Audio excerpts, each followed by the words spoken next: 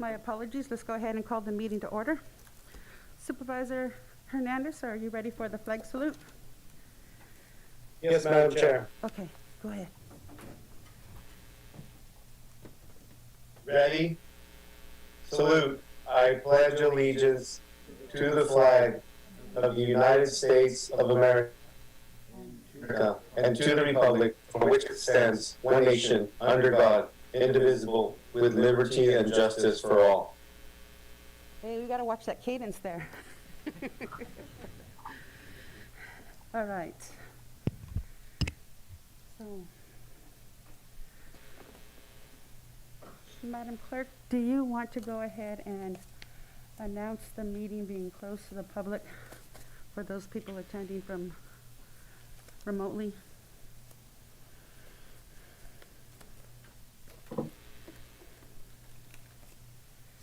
Yes, hi, good morning. If you're participating on Zoom and would like to make a public comment, you can press *9 or the raise your hand icon.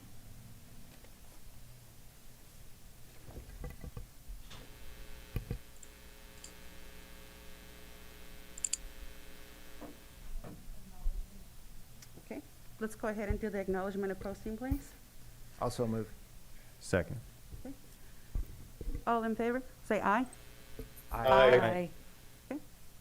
5-0, no one opposed.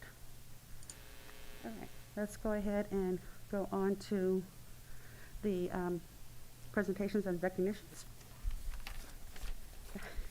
Yeah, this is with the Board of Supervisors, and there is a proclamation establishing February 2022 as Grand Jury Awareness Month in San Benito County. Is Peter the one that's going to be presenting that? Was it? We have it here in person, so It's your.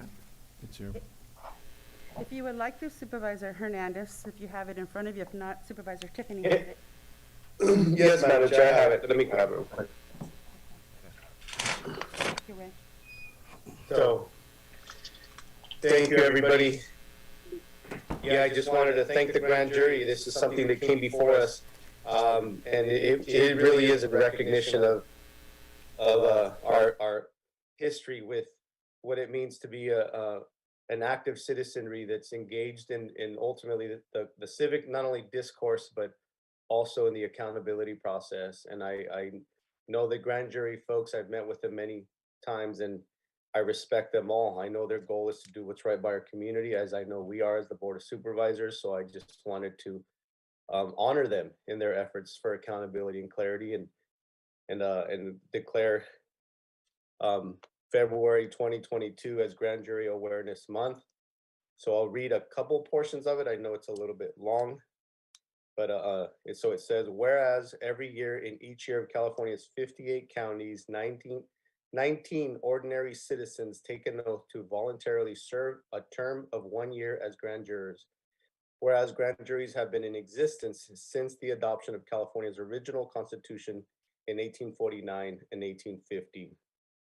Whereas grand juries conduct their investigations under the auspices of the Superior Court of California and have broad access to public officials, employees, records, and information, one of the most important functions of a grand jury is to review the operations of the officers, departments, and agencies of local government. And the last whereas I'll read is, whereas grand juries are charged with investigating and reporting on local governmental operations to assure that their responsibilities are being fulfilled legally, efficiently, honestly, and in the best interest of the public. Grand juries serve as a watchdog authority and are well suited to the effective investigation of local governments because they are independent bodies, operationally separate from the entities and officials they investigate. Now therefore be it proclaimed that the above proclamation was duly passed by the Board of Supervisors of the County of San Benito, February 2022, proclaiming the month of February 2022 Grand Jury Awareness Month. Thank you, everybody.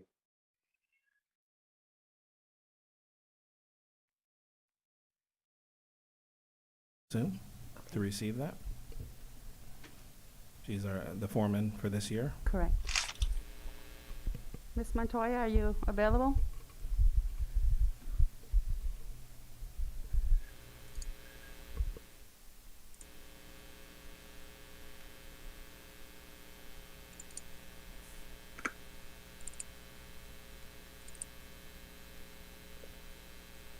Ms. Montoya, can you unmute yourself?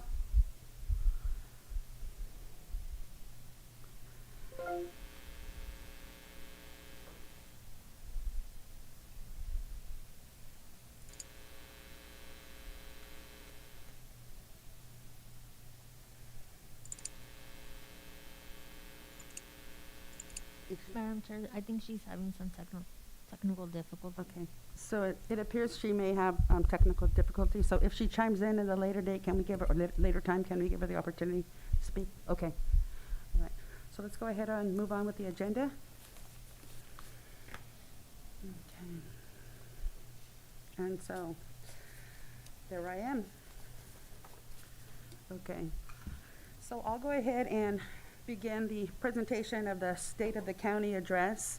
For those of you who were watching the meeting in January, you knew that I was not present. I did have COVID, and I'm not ashamed to say that.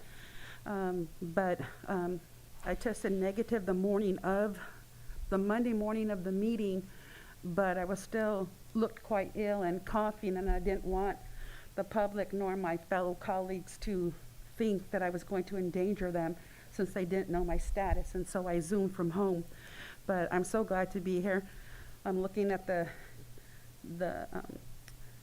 monitor there, and I see that so much has changed. I love the "In God We Trust." I love the emblem that was designed and created by Valerie Eglin, and it looks great. So thank you. Thank you for those that did all the hard work. As I give my presentation, it's a little bit lengthy, so I'm going to ask that you bear with me. We're going to be looking at the county priorities, namely a letter that went out on January 28th that dealt with the county priorities. The first of those were addressing the parks and the various funds that would be needed. The Riverview Regional Park to the tune of $14 million for complete build-out. And it's my hope that we secure the funds from the state and the federal government to be able to do that. Of course, we will also be working with our local partners, San Benito High School District, San Benito Health Foundation, and REACH San Benito. In addressing the parks, we'll also be looking at the issues of the restrooms for the public, specifically Veterans Memorial Park. The restrooms are outdated. They need to be connected to the City of Hollister sewer system, and the cost would be for demolition for the existing structures and construction of the new facility. We're looking at $3.9 million for that. In addition, the issue out at San Benito Historical Park has been an ongoing issue with potable water and restrooms. So we're looking to, if we secure the funding, $1.3 million to be able to accommodate that. The second issue that I wanted to bring to the attention of the board as well as the public, your public servants sitting here at the dais are working hard to address all of the concerns that need to be taken care of here at the county. Personally, I would like to make sure that we stay on the topic of addressing the affordable housing issues. And I know there's a significant population out there that wants no new housing, but we have to be realistic. We're a population of 65,000+, and there aren't enough homes for those of us who lived here. We have multiple families living in, multiple generations living in one family structure, overcrowding, it's unsafe, it's not acceptable for me. So I like to make sure that the county focuses on these areas where we can. If we have the land available, let's find a partner similar to Community Services Development Corporation and help promote more of the self-help sweat equity homes, similar to the 24 units that are being constructed out there at Southside Road. With these types of homes, I have firsthand experience where the owners of the property, the families come in and put in their labor as their sweat equity, so that allows the families to become part of the community, invest in the home, and it just makes for a happier Today's are environment. gonna need us. Do you wanna bring me a cup of coffee? Oh, Roxy, you've been unmuted. Did you want to give me a minute to finish my State of the, well, more than a minute, a couple of minutes to finish my State of the Union, and then you can go ahead and accept your presentation? Madam Chair, she's been muted. Okay. I'll take a cup of coffee too, by the way. The other item that I would like to focus on with regards to affordable housing is the ADU units, accessory dwelling units, where property owners here in San Benito can develop up to 2 units on their own personal property. The limitations are 1,200 square foot for the first unit and up to 900 square feet on the second. I would like for San Benito County to focus on doing something similar to what Monterey County is doing and putting on the website, is my property eligible for an ADU unit? Do I qualify for the square units, for the additional units, and how can I go about doing that? So I think this is a simple request.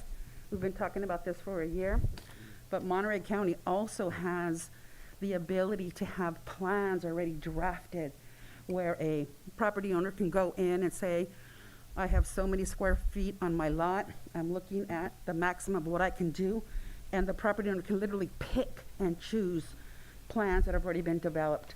Purchase, of course, but they're available, so there's no difficulty in the property owners following through with that device. And so I'm hoping that if it's the RMA department that will be dealing with that we can work on that, please.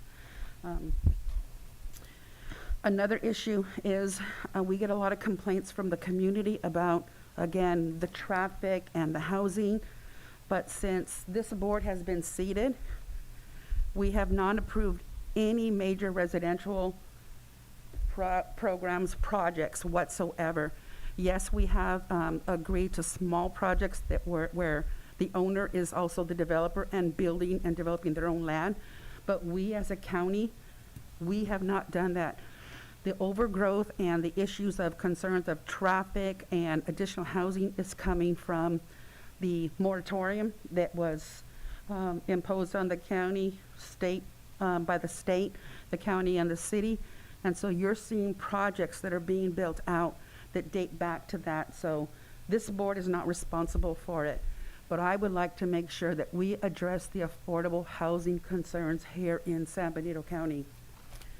And then going back to the letter from January 28th, I want to make sure that this board supports the vision for the tiny homes project and the goal to reducing the homeless population by 50% within the next 5 years.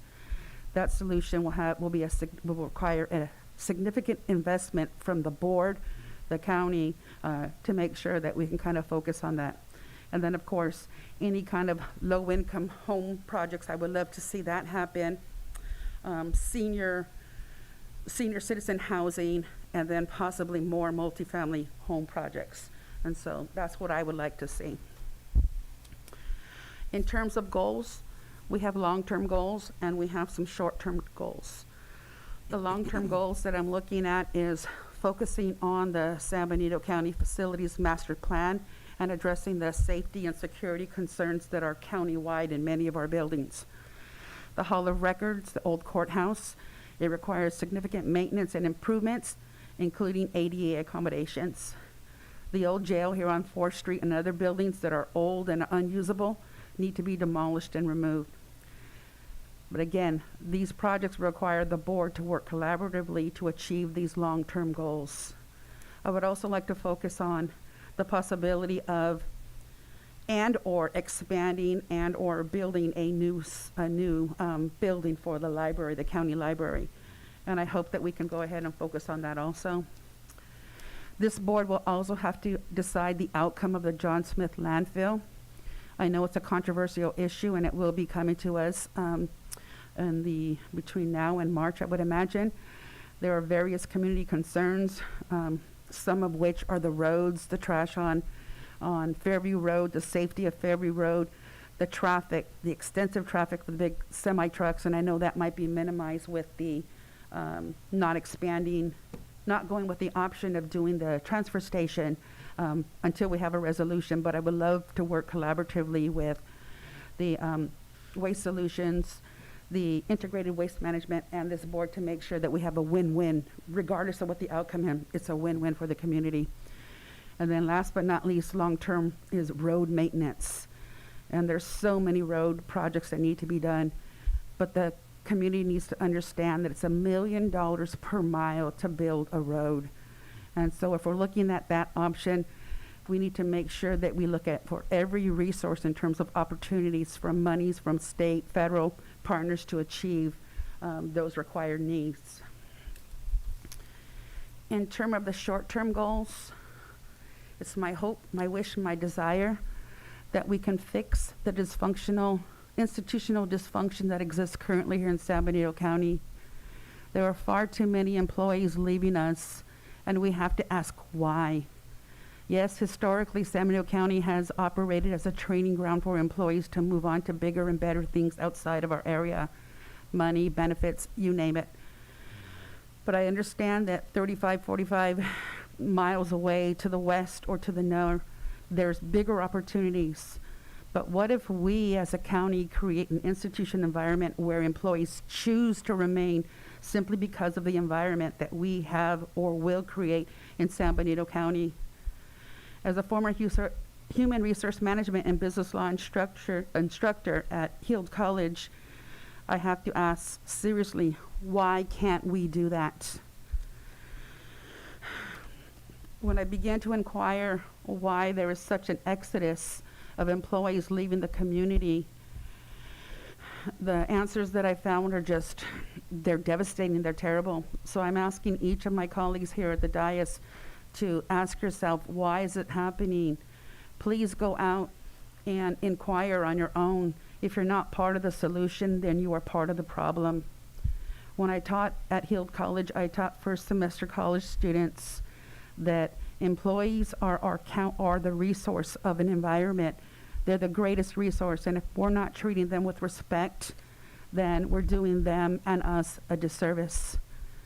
Each San Benito County employee is given an employee manual. It's our contract with the employees that we would adhere to a minimum level of professionalism. And as I reached out to various departments, I was finding that some of the departments are not adhering to those terms in the employee handbook. And that's sad to find that out. I would hope that the county could go above and beyond in all of our departments. However, I'm finding the disparity among departments whereby employees are treated unfairly, unprofessionally, and disproportionately, and it varies from department to department. We must remember our employees are our human resource.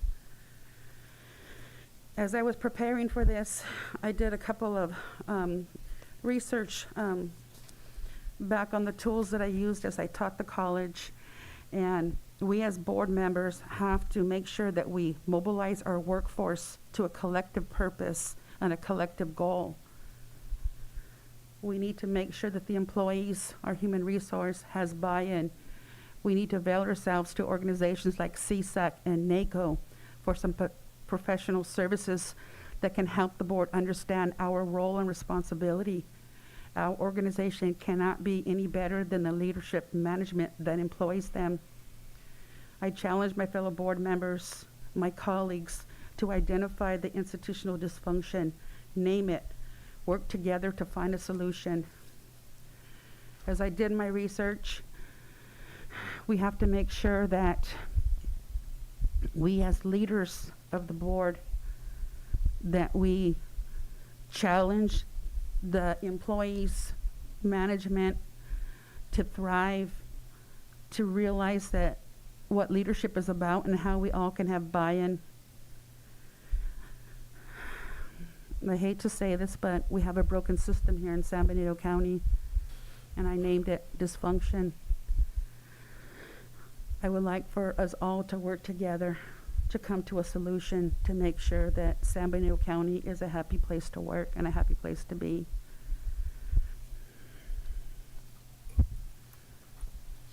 It is my hope that we as board members, we would be better than that is currently occurring in the county of San Benito.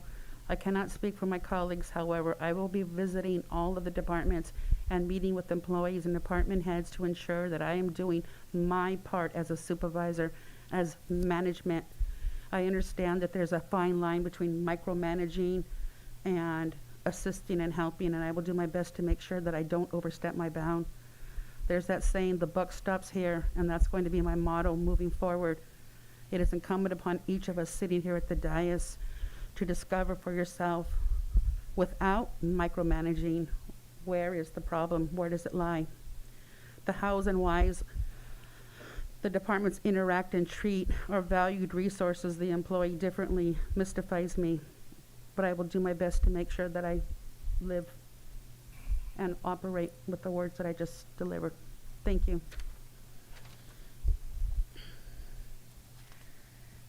Any questions or comments as to my statement?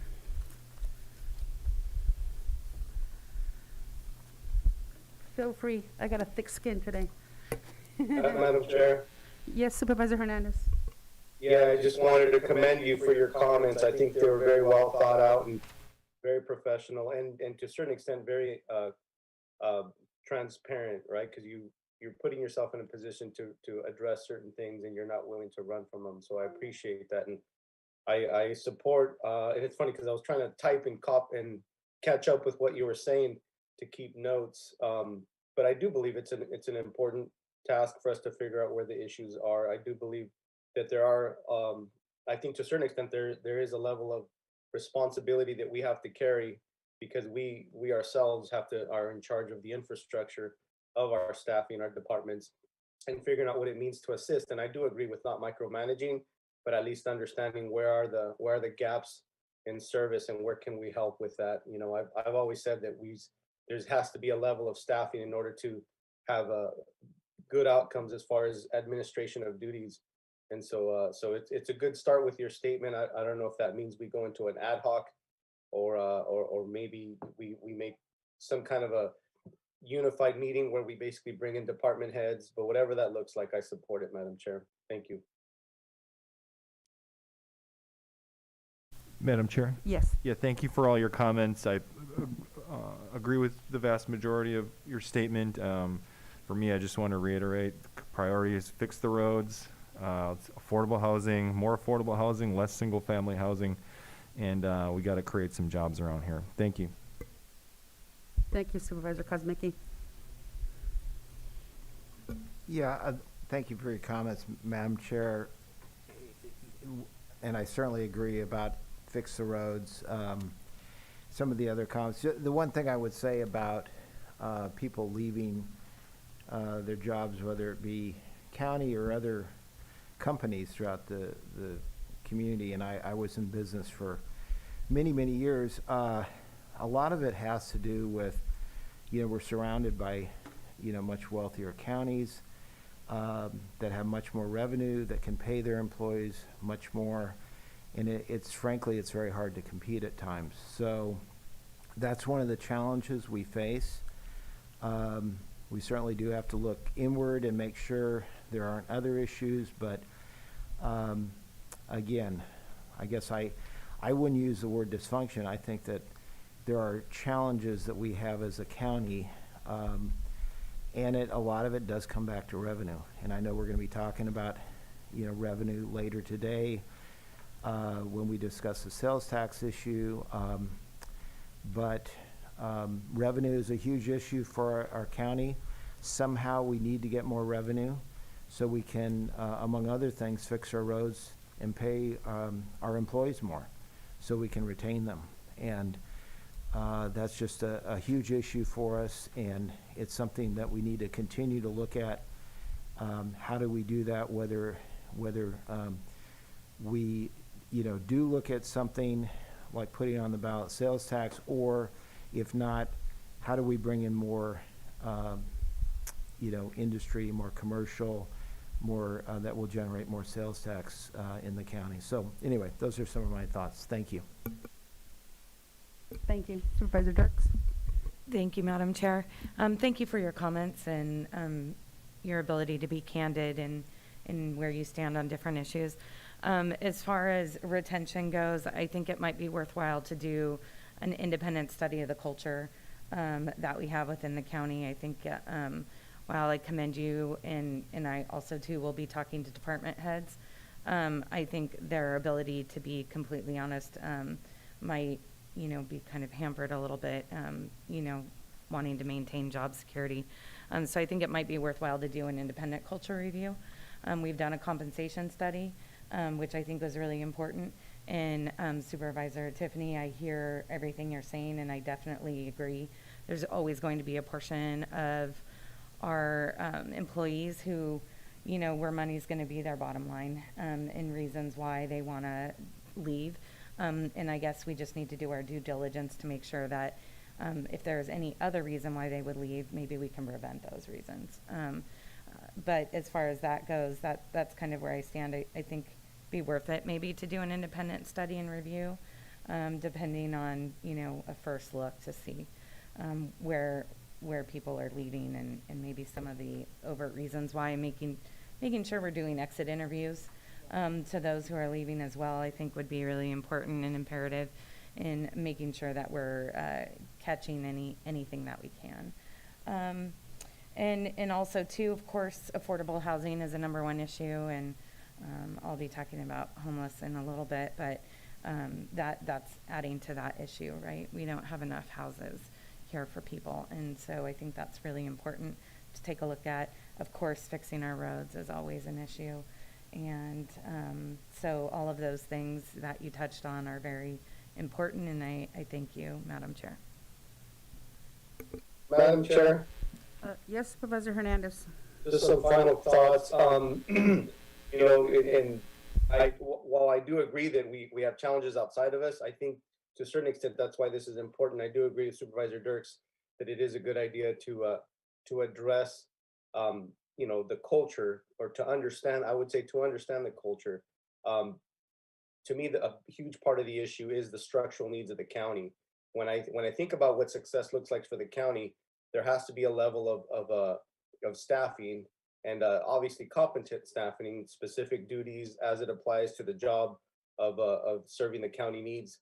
My point is that means that we have to understand where are we shallow with our staffing levels, and where we need to have a succession plan to support future staffing needs, right? We have to be able to plan for when people move on, so that we know that we have a bench to be able to draw from, to make sure that we don't have loss of service, because that's a big issue, right? We have Measure G money as an example, but we don't have the staff to be able to fix our roads, right? So we end up contracting out, and there's issues with that. So it's to me, a big part of what needs to do is addressing succession planning, which we have brought up through our last strategic planning meeting. I believe we're supposed to have one coming up pretty soon, but also making sure that we're addressing the structural needs of the county. What does success look like to be able to have all the duties necessary to administrate, right? Because we can't keep putting staff in a position where they're running 12 hours a day and think that they're going to be successful at doing everything necessary that their job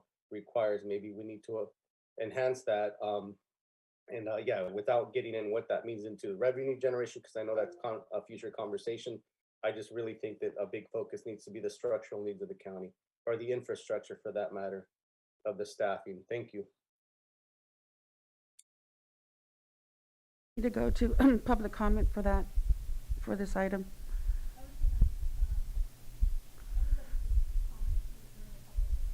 And okay, good. Okay, thank you. Let's go ahead and move on. Board announcement, department head announcements, sorry.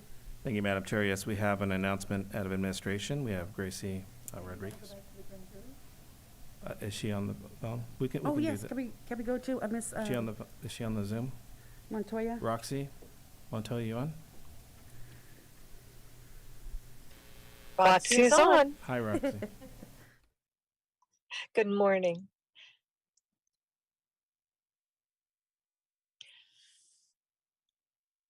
I would like to thank the Board of Supervisors for meeting this morning and allowing me to speak as a representative of we the people. That means the San Benito County Civil Grand Jury. And we are working for the people, and we do receive citizen complaints, and we also write our reports. So we hope that all people are aware of the grand jury, and in that I would like to announce also that I will be available this Saturday between 10 a.m. and 1 p.m. to meet with the citizens who would like to drop in and discuss what the grand jury does. And that meeting is at the upstairs conference room of the San Benito County Sheriff's Department at 2301 Technology Parkway in Hollister. And we can also note that the Superior Court website has citizen complaints on there, and that people may print those off and mail them to us at our private mailbox. That's P.O. Box 1624 in Hollister. And so I appreciate the ability to let the public know, and also to let the board know that we will be submitting our reports very soon and addressing some of the issues mentioned. Thank you.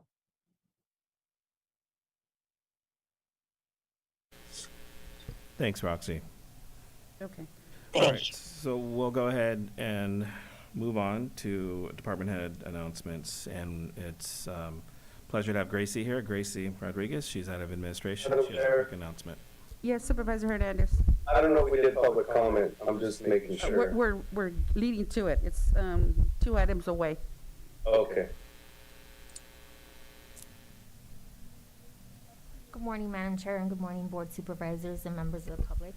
I just wanted to announce that the County Administration Office had applied for a grant that was administered by the California Office of Small Business Advocate. And from that proposal that we submitted, we were awarded roughly $81,000 to administer a grant program. Our team is hoping to proceed with next steps, but we just wanted to make that announcement. There will be more announcements as we progress through the program. Thank you. Thank you. We have another announcement out of our RMA office. We have Ariel here.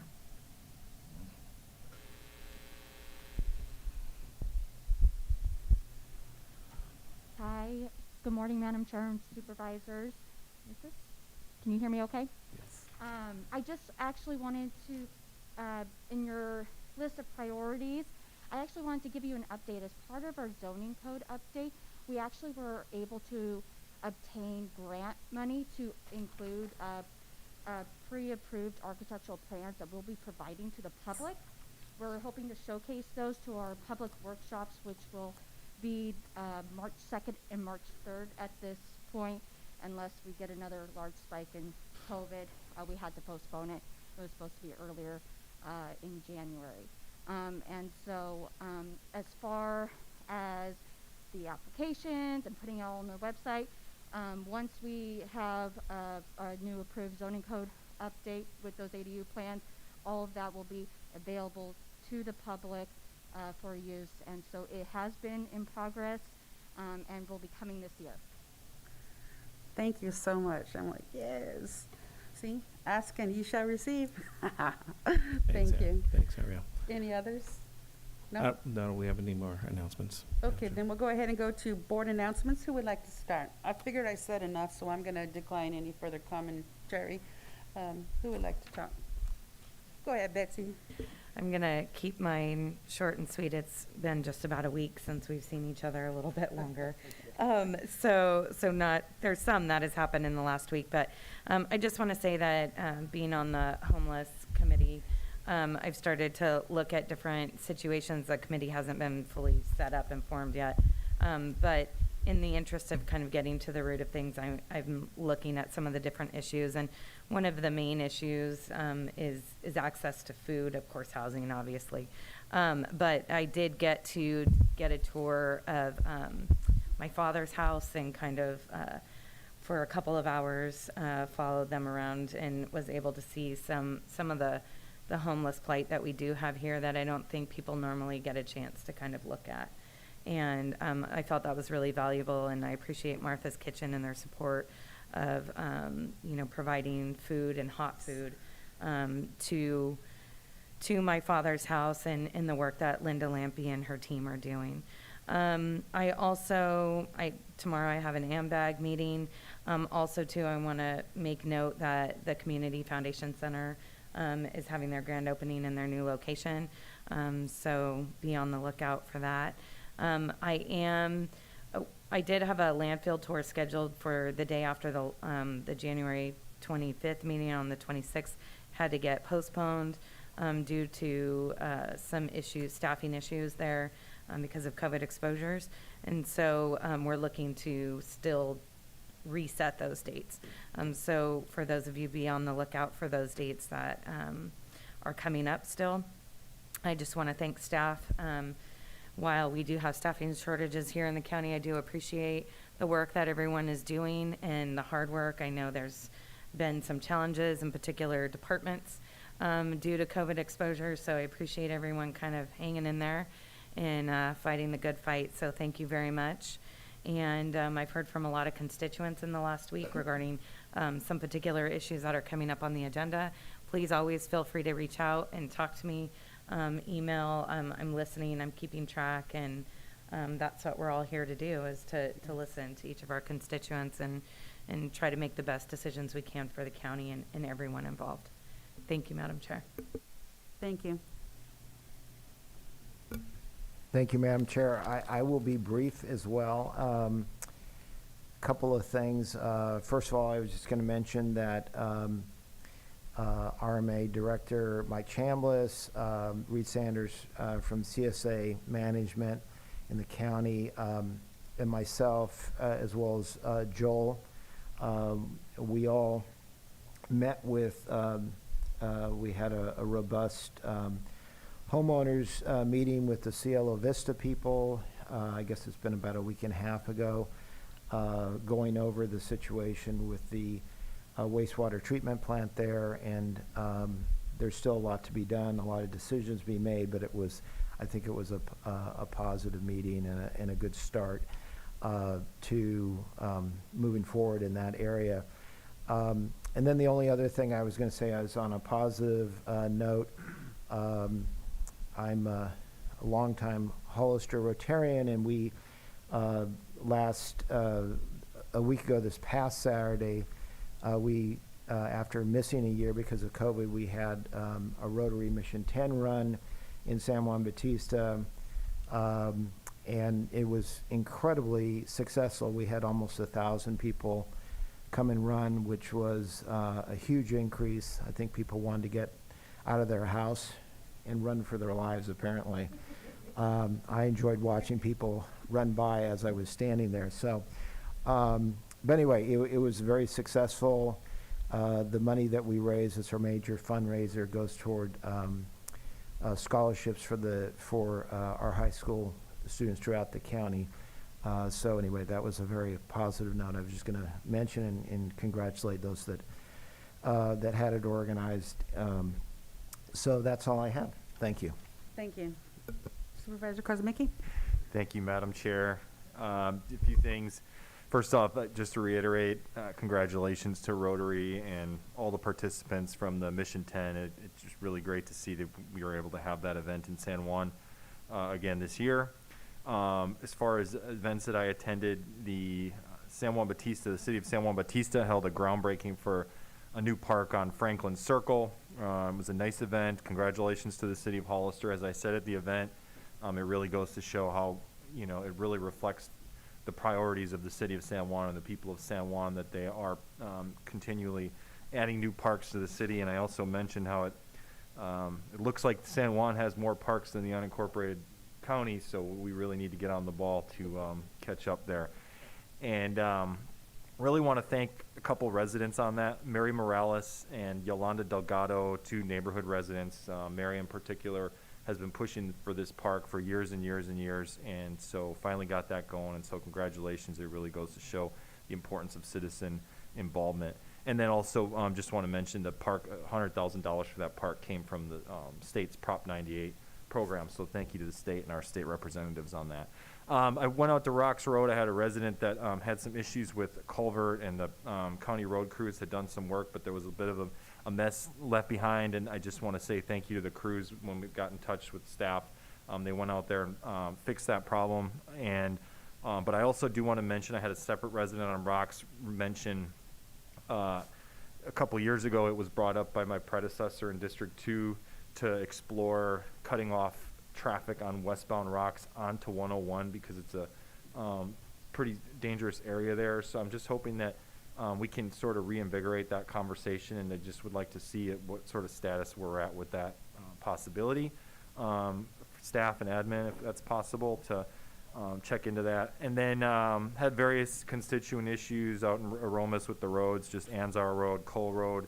There's some, a lot of traffic, a lot of speeding going on there. I did contact our sheriff, who was very responsive on that, and was going to be communicating with the CHP as well.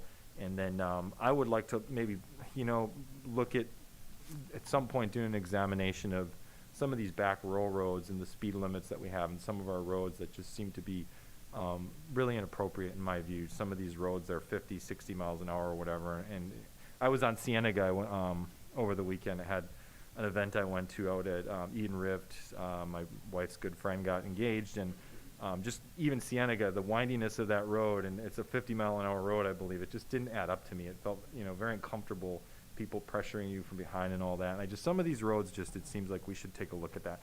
And then finally, we had a request from Regina Valentine, the newly elected SEIU 521 chapter board president, requesting that we have a moment of silence at the end of the meeting for Susan Petrie, who was in the SEIU family, she mentions, and she mentions Susan worked at HHS for over 20 years and dedicated herself to serving the community and supporting her coworkers. So I'm just hoping that we can honor that request and have that moment of silence at the end. Thank you. Most definitely. Thank you for mentioning that. Supervisor Hernandez? Thank you, Madam Chair. Yeah, I'll be brief. I don't really have a whole lot. We have an EDC meeting coming up tomorrow, or Thursday, and I made sure to mention that because of your comments. So it's definitely on my purview, and I would love I would love your input on that. And then the only other item that we had prior to this board meeting was we had a conversation with the Veterans Park teams. So, thank you to RMA Director Chambliss and Betsy Dirks, Supervisor Dirks, because we basically and the goal is ultimately us to make sure that we're getting input from the public. We have this big focus with the regional park for good reason. It's going to be an amazing thing for our community.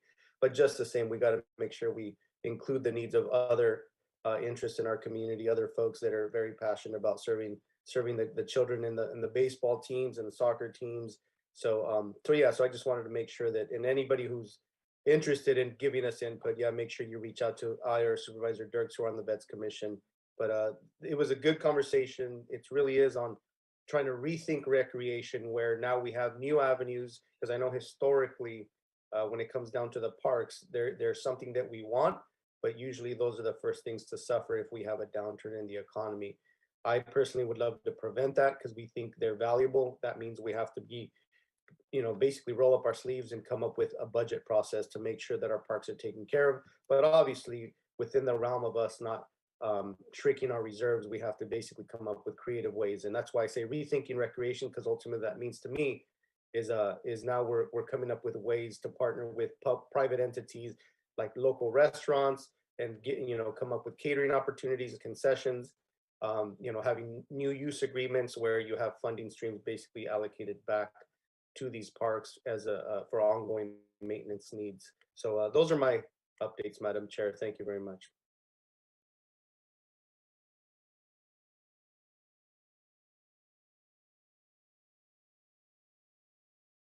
Wish to speak on items not on the agenda, please press star 9 or the raise your hand icon. Each speaker will have 2 minutes.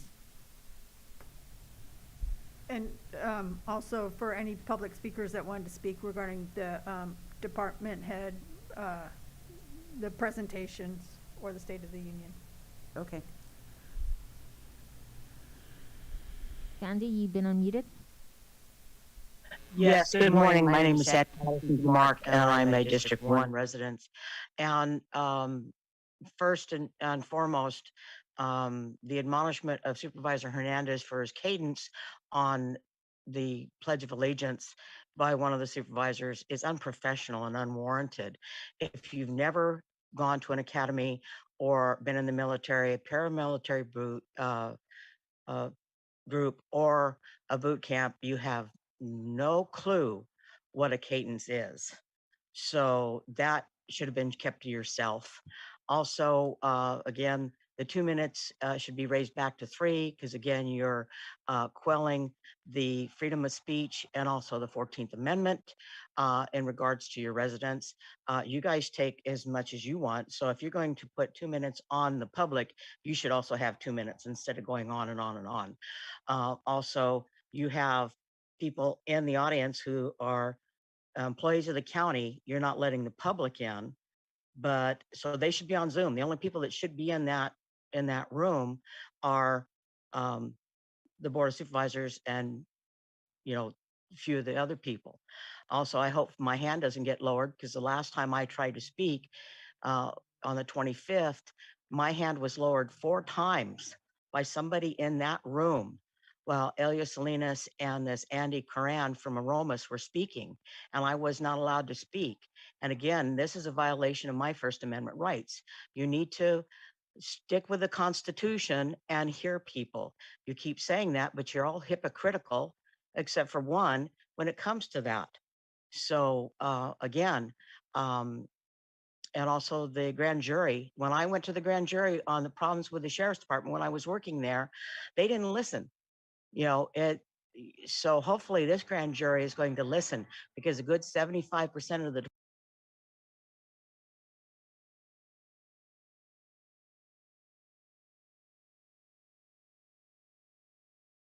For the record.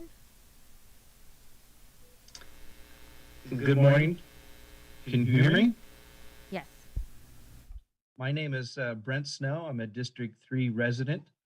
I'm pastor of Calvary Baptist Church and Calvary Christian School. Thank you so much for your service to our residents of our county. Today, I would just like to address the addition of In God We Trust to the dais wall, and just say thank you for that. I believe that is a positive development. And so there's just a long history of mutual support and recognition between people of faith and governing officials, such as in our county logo with the mission on there. And so I also have heard a positive comment from one of the supervisors on that as well. So thank you for that. This is a long tradition that goes back to the founding of our country and was there to bring our people together before God during the Civil War, during a very difficult time. And so that's all I have to say. So thank you so much for your time today.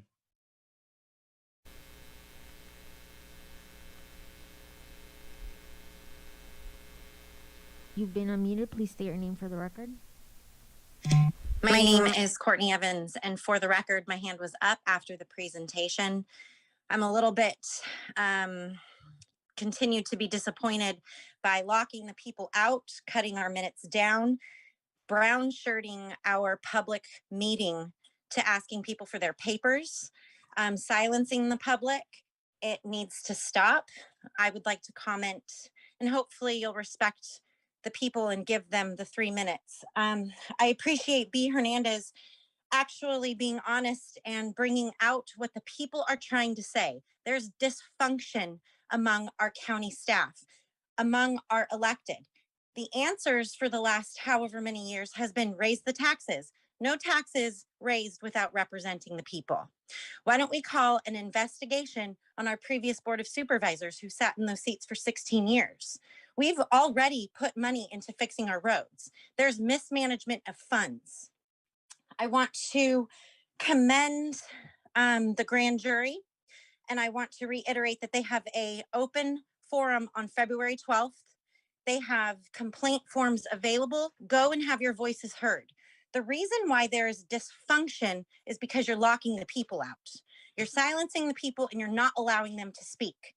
I call, like we did when we started Open SBC, for peaceful disobedience. Unmask your kid, go where you choose. We are the public.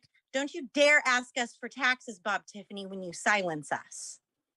You are there to represent us. We have been peaceful. People have been supportive. It is time to open the doors, listen to the people, and unmask our children.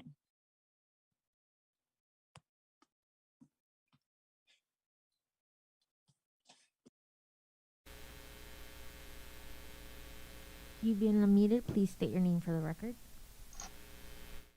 Hi, my name is Angela Curro. I'm a District 4 voter and the former Assistant County Clerk Recorder for San Benito County. I would like to thank the chair for her speech and her commitment to not only acknowledging the public facility issues and the employee culture issues, but supporting and hearing the voices of the employees. I agree mostly with her long-term and short-term goals. Supervisor Hernandez, I agree there has to be the culture of the county employees has to be addressed and a succession plan must be in place, or we will continually be crippling our county departments due to not having a succession plan in place.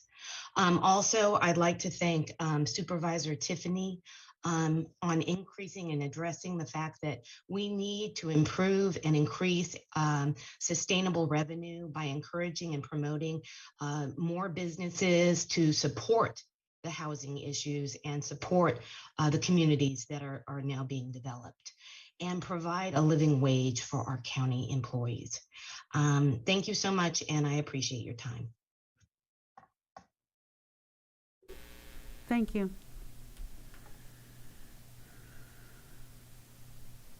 You've been unmuted. Please state your name for the record. Elia Salinas, thank you very much. Supervisor Chair B. Gonzalez, I appreciate the fact that you did bring up the employee culture. I have recommended to 3 supervisors that I spoke to over the weekend that there should be some type of a confidential employee communication or investigation, whatever the word is, so that they can open it honestly, they can speak honestly without fear of any kind of retaliation from their department heads on what is going on with the leadership, because there is a problem with leadership. I will, for years, I have been questioning the behavioral health department. I understand now that Mr. Yamamoto is retiring.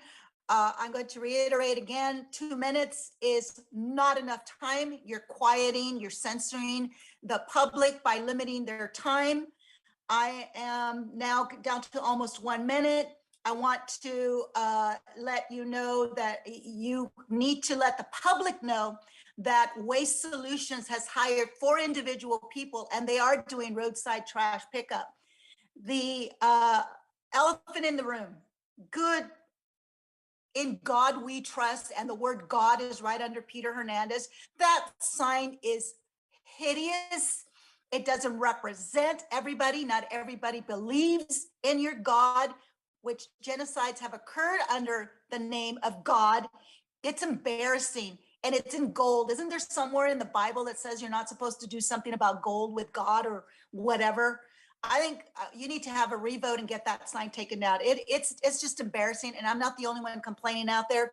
I sent it out this today, and there's people on Facebook, and it's just embarrassing, and it's going to have to be brought back and taken down.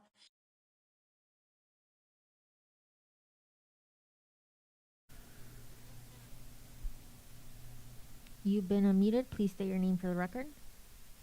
Good morning. My name is Loretta Avina, and it's nice to see everyone. I am here speaking to you. First of all, I live in District 3. I'm here speaking to you, and I want to thank Bob first, and then Colin and Becky. You guys are doing great jobs. I would like to address the fact that we still have unlicensed food vendors in the county as well as the city. Primarily right now, where I see them being prevalent is the corner of Union and Southside Road. I have personally asked if they hold a business license or a health permit, and they do not. This is a public health issue. where do they go to the bathroom? Where do they wash their hands? They're there all day. The last time I saw this, I did call the sheriff's office because there is no code enforcement officer on the weekend. And this was at about 10 a.m. And at 6 o'clock that same evening, the person was still there. So clearly no action was taken. We have laws in place. And when these people are allowed to do this, it really takes away from the good citizens of San Benito County and Hollister who pay their dues, who run a business. They have the proper certifications, the proper licenses to run their business. It's not fair to them. We need to do something about this. If we're not going to enforce our own laws, then please do away with them. It's not fair. Thank you for listening to me.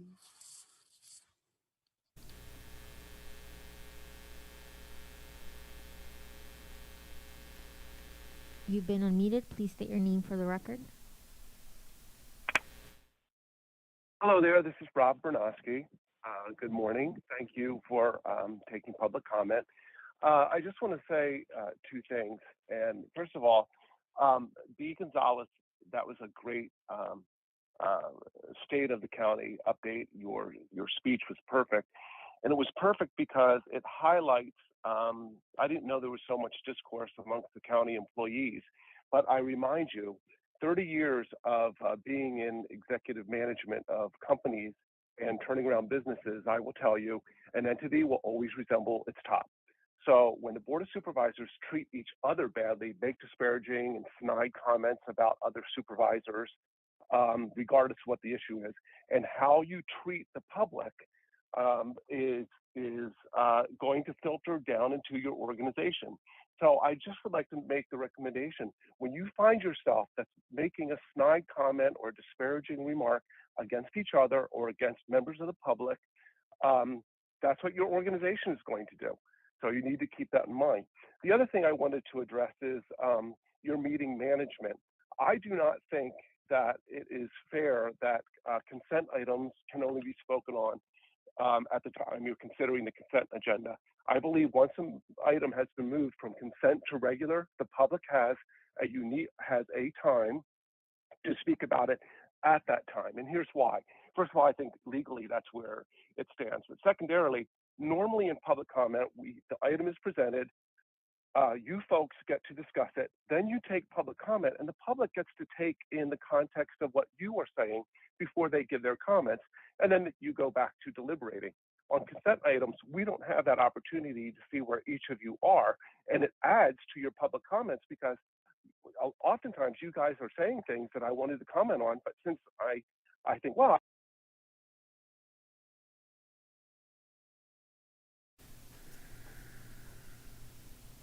You've been unmuted. Please state your name for the record.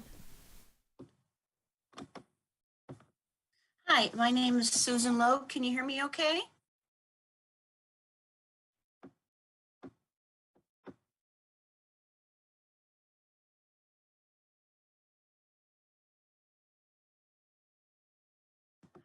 Hi, this is Susan Logue. Can you hear me okay?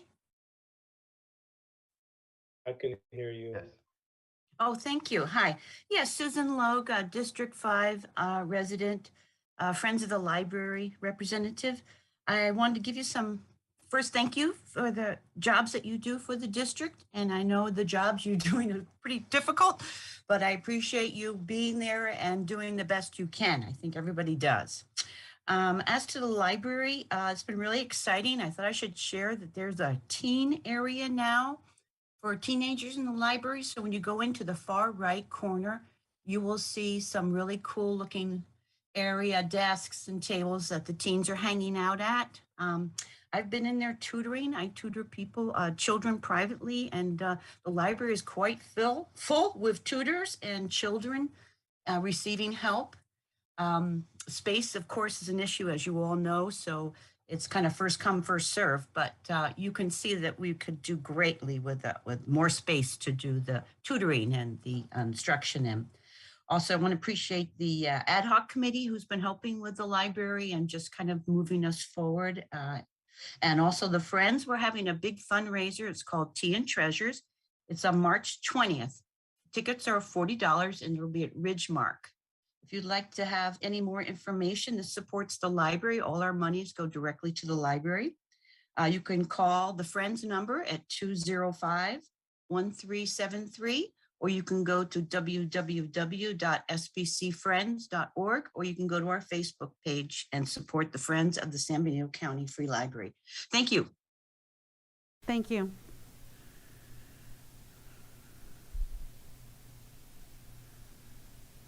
You've been unmuted. Please state your name for the record.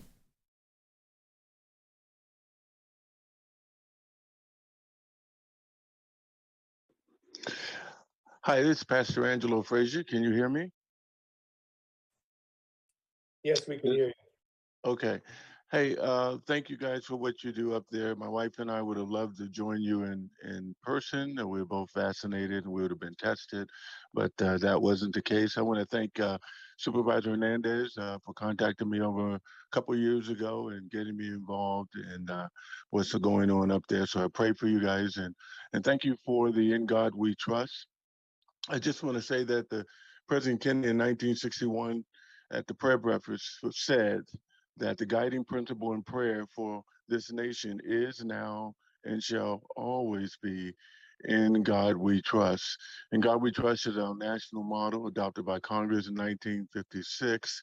So our money displayed in over 700 city and county chambers across this land, including 136 principalities in California.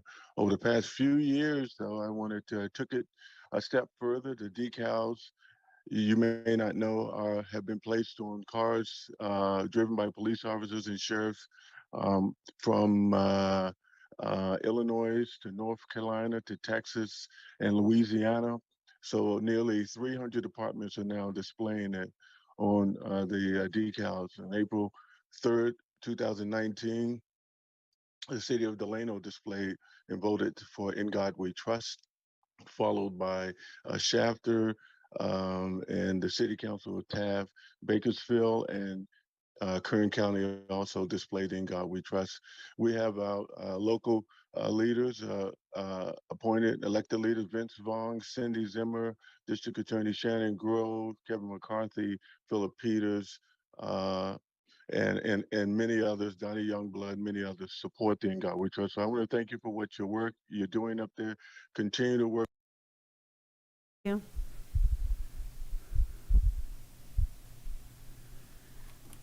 You've been unmuted. Please state your name for the record.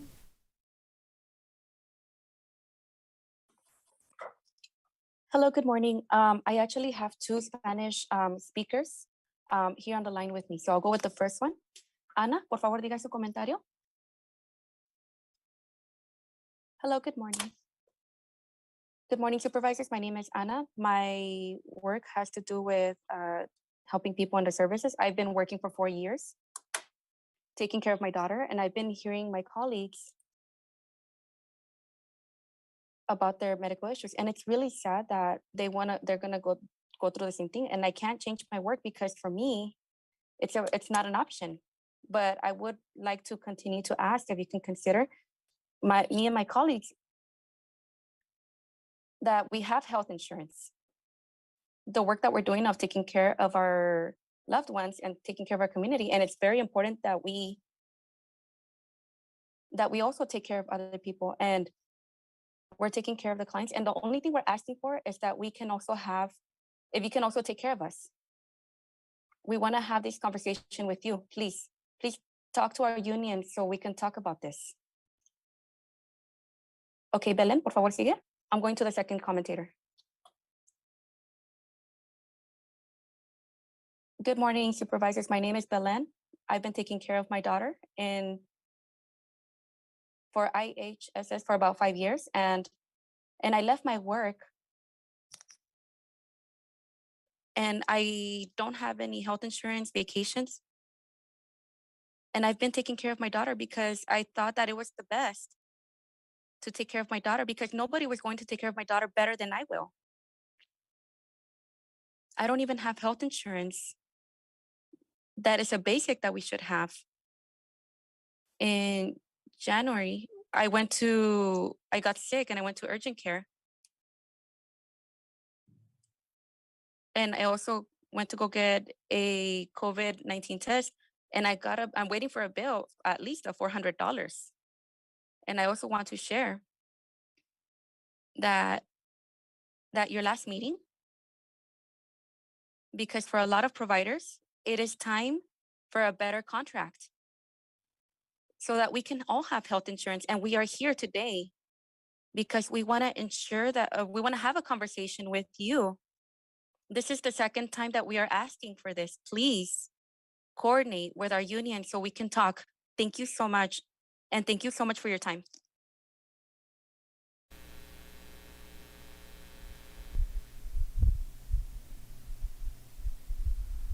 You've been unmuted. Please state your name for the record.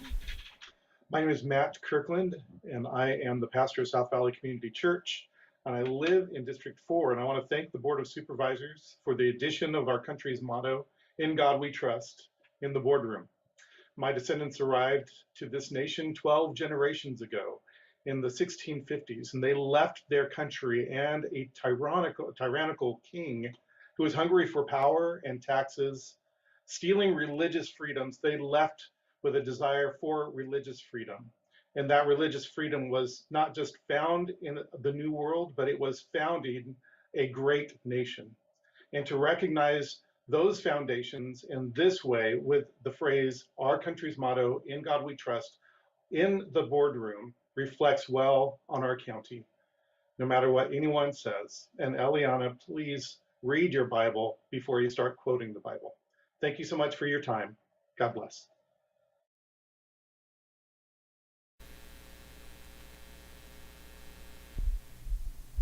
You've been unmuted. Please state your name for the record.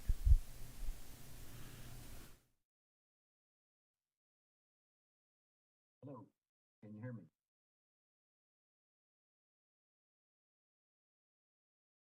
Hello, can you hear me?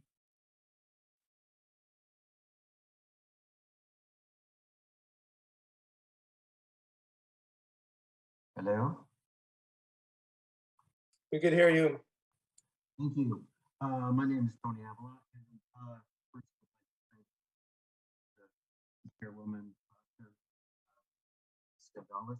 Thank you for the great statements that you made, and that you actually make a lot of us, a lot of the community feel welcome when we do have our comments. So thank you.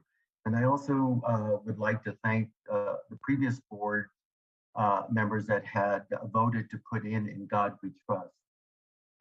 And now we actually can see that to fruition here, that the will of the past has come into play. And also the in God We Trust, as much as we may not think that it's a unifier, it actually is. The faith community is large here in San Benito County, and it's just to make that the board is willing to listen to the people and act. So again, I commend each one of you there sitting today for serving this community in our county. And we look forward to better days to come with the board members that we have. Thank you, and God bless, and have a great day. Thank you. You've been unmuted. Please state your name for the record. Hello, my name is Celeste. I'm just calling today to inform you that we need to open up the meeting to the public, and you need to give the people their 3 minutes back. So I know there's several times where Colin Kosmicki has said he wants to get home for dinner, but the 3 minutes is very crucial because it is our right, and everyone should have a voice and speak up.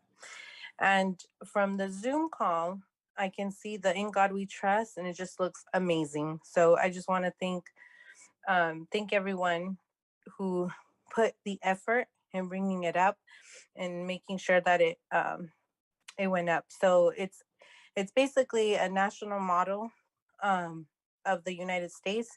So having it up in our city and county government is just perfect. That's all I have to say.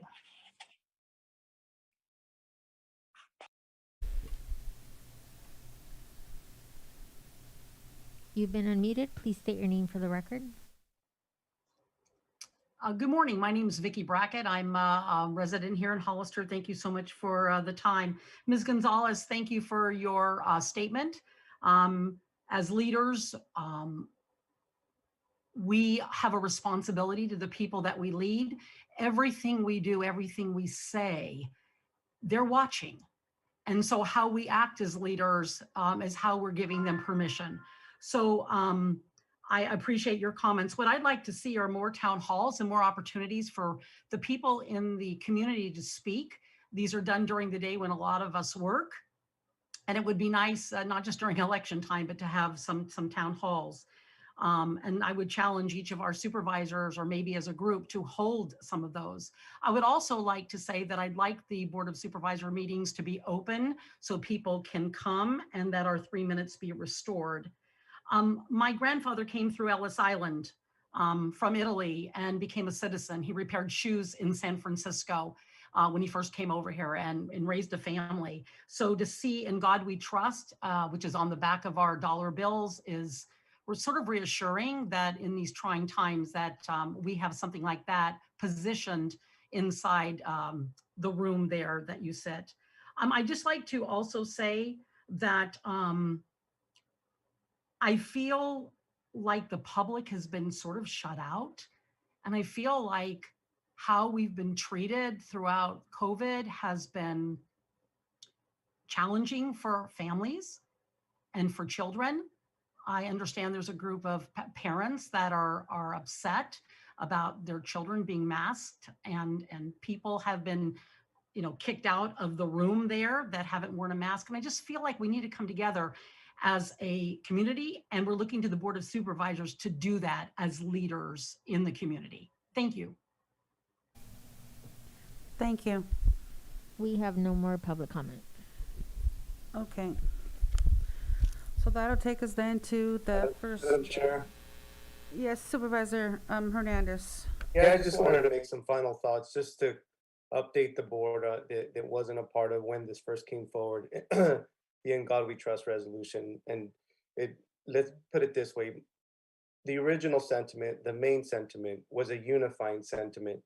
It really was to unite our country. And right now we're dealing with tough times, and I know that we have our differences, but I think honoring not only In God We Trust as a nation, but even as a community is so important because of those reasons. It was literally codified in the Constitution through our First Amendment by the right of conscience. I don't know how many people know that. The right of conscience intentionally Barbara was trying to make a comment, so give me a moment. Right. Yes. And I know that Supervisor Hernandez could make a brief comment on this. That doesn't violate the Brown Act, but by doing that, I know that other board members might also want to comment on that. So I wonder whether or not the board would prefer to hear that now or at a future agendized meeting. It's not on the agenda. Yeah, it's not on the County Council. agenda. This is Yeah. inappropriate. Yeah. And so Supervisor Hernandez, I'm going to have to cut that off. Otherwise, I'm going to open up a big can of worms and create a precedence that I don't want to go. I'm trying to stay to protocol. So I apologize, but we just need to kind of pull it back. Okay? Thank you, Madam Chair. Okay, I'm sorry. So let's go ahead and go to the regular agenda. Item number 1, our CIO. Thank you, Madam Chair. Yes, we have Sean Novak. Thank you for being here and presenting this particular item. Water Resources Association from for San Benito County is going to go ahead and give us a brief presentation on water. And I know we received some rain there a little bit, but we're definitely in a drought, and he's going to go ahead and highlight where we stand with things. So, Sean, appreciate your coming in down here and presenting. Good morning, everybody. Thank you Good for morning. having me. For those of you who don't know me, my name's Sean Novak. I'm the Water Conservation Program Manager for the Water Resources Association of San Benito County. We represent the city of Hollister, the Sunny Slope County Water District, city of San Juan Bautista, and also the San Benito County Water District as well. What I'm here today is to talk about our drought response more than anything, so let me get into that. Brief history of recent drought that we've had here in our state. You'll remember the large one we had from 2011 to 2017. In March of 2019, most of California was declared drought-free, except for a small little pocket in Southern California. Then in 2020, we saw drought expand. It got worse. You might all recall those horrible wildfires we had during that time, right at the start of the pandemic. Seemed like the end of the world was going on there. And then the water conditions continue to deteriorate into 2021. In April of 2021, the governor declared a drought emergency, and that's kind of where we're at today. For those of you who aren't familiar with our water system, we're very fortunate compared to some of our neighbors as far as having a little more diversified water supply. If you look at the top of that screen there, you'll see San Luis Reservoir. That is where water from the Central Valley Project that we get goes into that reservoir, and we pump it through the Pacheco Pass. You'll see that blue line right there going through the Pacheco Pass. Right about Casa de Fruta, the line breaks in two, or splits in two. One portion goes up to Santa Clara County, the other one comes down into our county, follows roughly along Fairview, down Airline to Union, fills up San Justo Reservoir, and terminates in San Juan Valley. We also have a reservoir way down in South County, Hernandez Reservoir. There's not much in it right now. We haven't had much rain this winter, as you know. That is used to capture water off the highest point in the county, San Benito Mountain, about 5,100 feet in elevation, and the surrounding watershed. That is the headwater of the San Benito River, so we can regulate the San Benito River from there. And the reason we like to do that, you'll see those little black pumps on the side of the river there. That's for Sunny Soap, City of Hollister, and San Juan Bautista, because that water helps percolate into our groundwater basin and helps recharge it. So that's a very important piece of infrastructure, as well as Piscinas Reservoir, which is filled from a canal, the Piscinas Canal, which branches off the San Benito River into Piscinas Reservoir. Our third point of our water supply is the City of Hollister's, the reclamation plant, where we have a recycled water project down there. Wastewater is clean, sanitized, and treated, so it's good to use for agriculture and landscape accounts. There is a pipeline that goes from the reclamation plant out towards the airport, so that helps with a lot of farms that are out there. So we have three main water supplies that we utilize here. Our groundwater basins are super important, especially right now when we're in drought. You can see there on the right-hand side, all three of our local reservoirs that are inside the county only hold 43,000 acre-feet of water combined. Our groundwater basin holds 500,000 acre-feet. And for those of you, I throw those terms around, an acre-foot of water is 325,000 gallons approximately. So that's a lot of water, and that helps us through dry times like we're experiencing now. I put San Luis Reservoir up there just for comparison's sake. You can see that it holds 2 million acre-feet when it's full. So we have a quarter of that capacity right here in our groundwater basin. I want to show you how much the rains that we got in December helped our situation. This is the drought monitor that monitors drought across the country. You can see California in November, the end of November, it's deep red and maroon color, which is exceptional drought and extreme drought. We got that rain, and you'll see at the end of January, most of California was still in drought. It's severe drought, but not exceptional or extreme drought, so that helped us a lot. I don't know if I can, let's see if I can get this to zoom. There we go. This is what tells the story right here. If I can bring that in. If you look at these are all the major reservoirs on the State Water Project and Central Valley Project. That green line indicates the historical average for January 31st. You can see the blue line is what water is in there at that date. So we're well below our historical average as far as water stored, and that's what is of concern for our imported water. We're already told to expect a zero allocation for ag. Still hasn't been decided what we're going to get for the cities or municipal and industrial. So what are we doing? Well, right after the governor declared a water emergency, all the agencies that I represent, we all got together and we decided to invoke stage 1 of our water conservation plan, which is the water shortage contingency plan. That's contained in the urban water management plan, which is updated every 5 years. The plan calls for, in stage 1, it's strictly voluntary. But as you can see, it mostly focuses on landscaping. And the reason why, if you look at this next slide, in residential water use, landscapes use almost 54% of residential water use, even more in the summertime. So we figure landscaping isn't critical to everyday living, whereas especially right now in a pandemic, we need water for sanitation purposes, we need it for cooking, we need it for cleaning, we need it for all types of purposes for us every day. So the reason we focus on landscape, and especially turf, is turf uses a lot of water. I'm not against turf, I just want it to be practical and functional. You need turf if you have animals or kids or like to entertain a little bit. What I object to is people that have turf that they just roll out for decoration, don't really use it. Here in California, you see a lot of people don't really use their front yards. Very few people use their front yards, and you'll see turf out there, which makes no sense to me. You can see 500 square feet of turf uses approximately 750 gallons of water per month, or 9,000 gallons per year. So my agency, we're trying to promote more appropriate plants for our climate and rainfall totals. Our rainfall on a good year, on a normal year, we get 11 to 13 inches of rain per year. And turf can use up to 60 inches of water a year. So that means you have to supplement your irrigation system by that extra amount, which not only does it use a lot of water, it can cost you quite a bit. In the height of the drought that we experienced in 2011, 2017, in 2014, 2015, the governor called on everyone to reduce water use by 25% compared to pre-drought levels. So we unrolled a turf program to help get us to that point. We had a very good response. We had over 100,000 square feet of turf removed. That resulted in about 1.8 million gallons of water being diverted from turf irrigation each year. We've also had something help us in this regard. The new homes that have been constructed in our area since 2010 have been subjected in the Model Water Efficient Landscape Ordinance. My office reviews the landscape plans for the new homes to make sure that they follow these guidelines. Once the landscape is installed, we go out and make sure the plans were followed.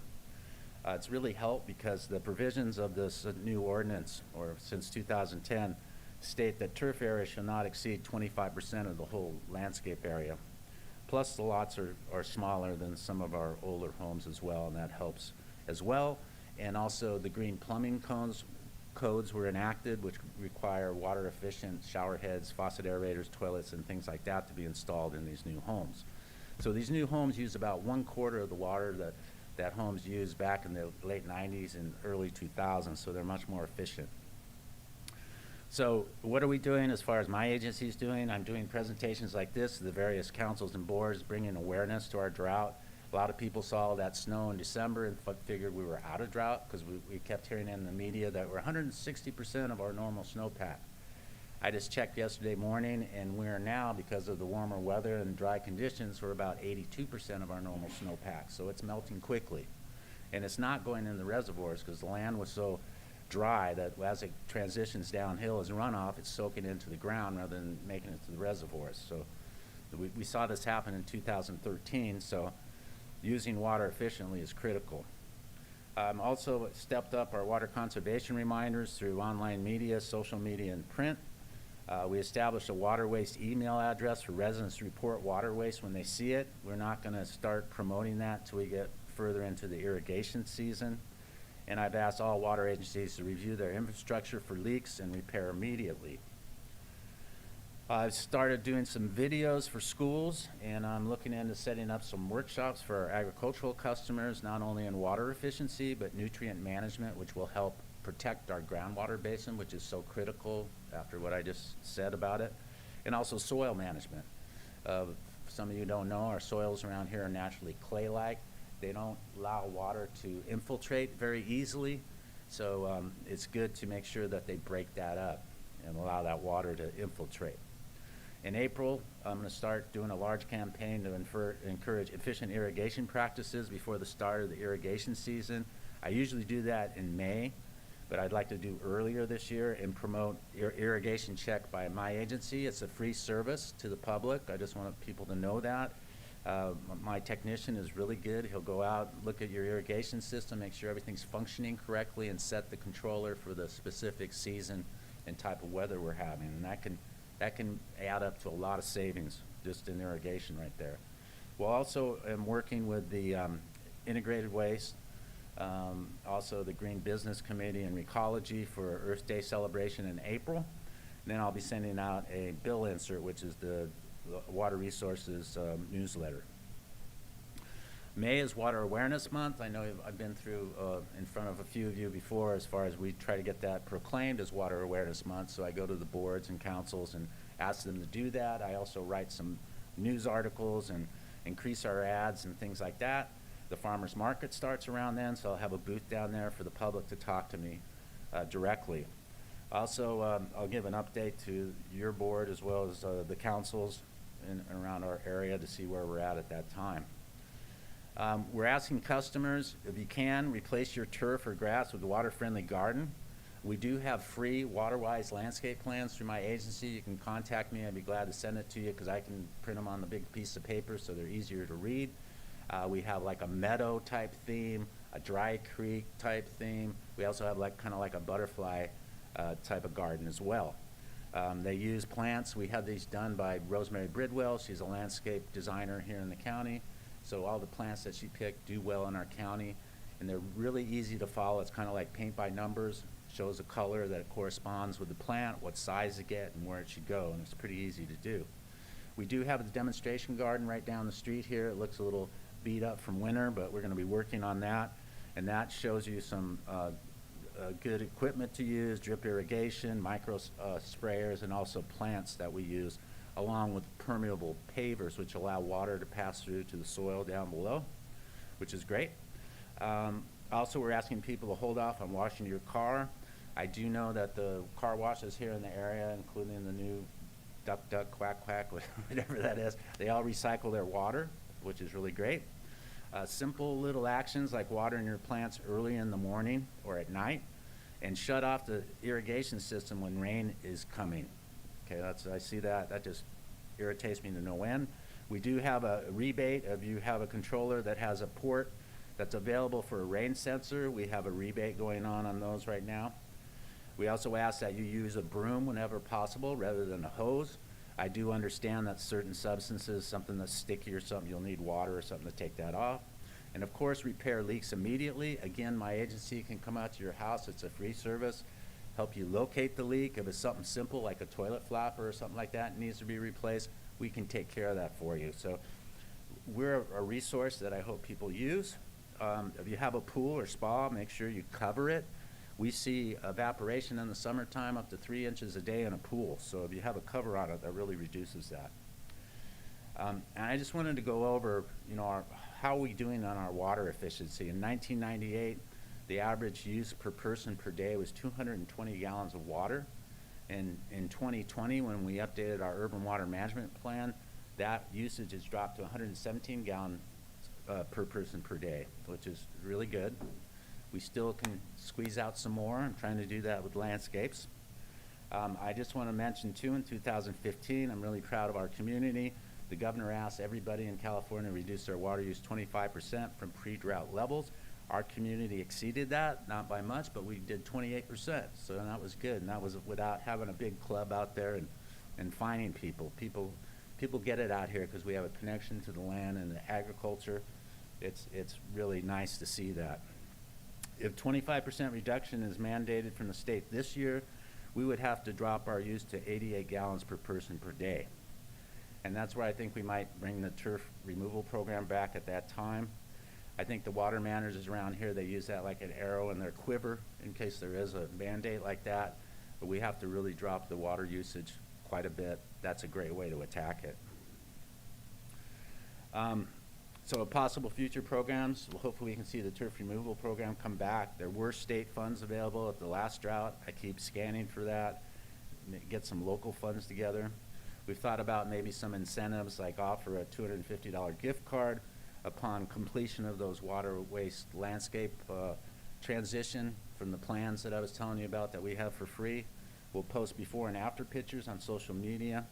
I do know the city in Sunny Slope is working on a leak notification program where people can get messages on their phone if they see an unusual spike in their water usage. We are seeing technology that is coming up to speed here where people can get notices on their phone, hey, your house has a leak, and you can actually shut down the water main from your phone. That would be very helpful, especially if people have property outside the city and can't get to it right away. And then little things like use of recycled water for construction and or dust control instead of using potable water.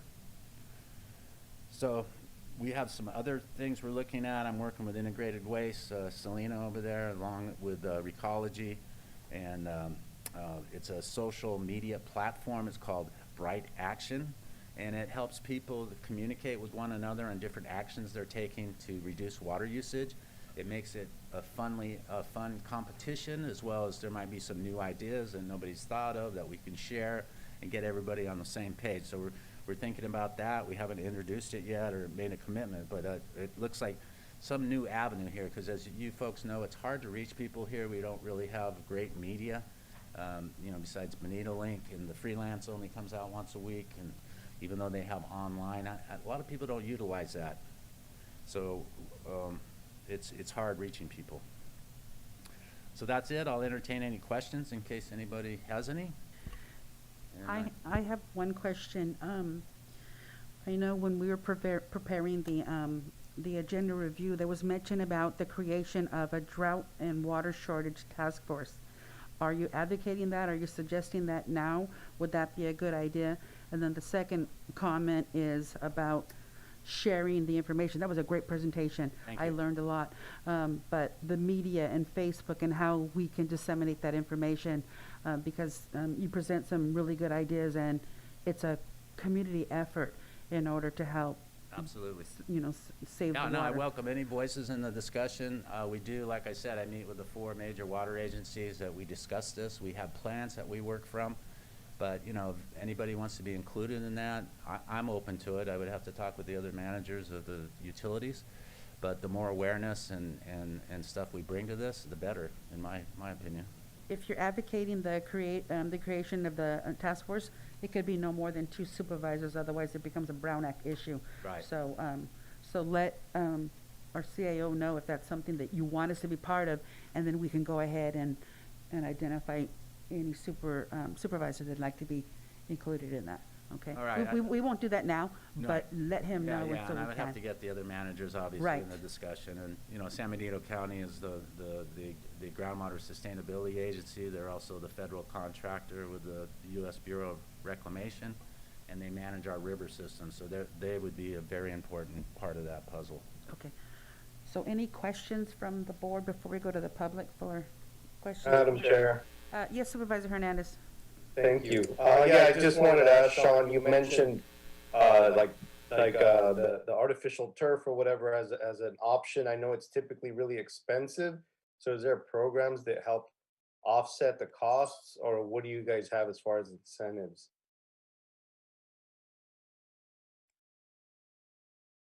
I'm not very, how can I say, supportive of artificial turf.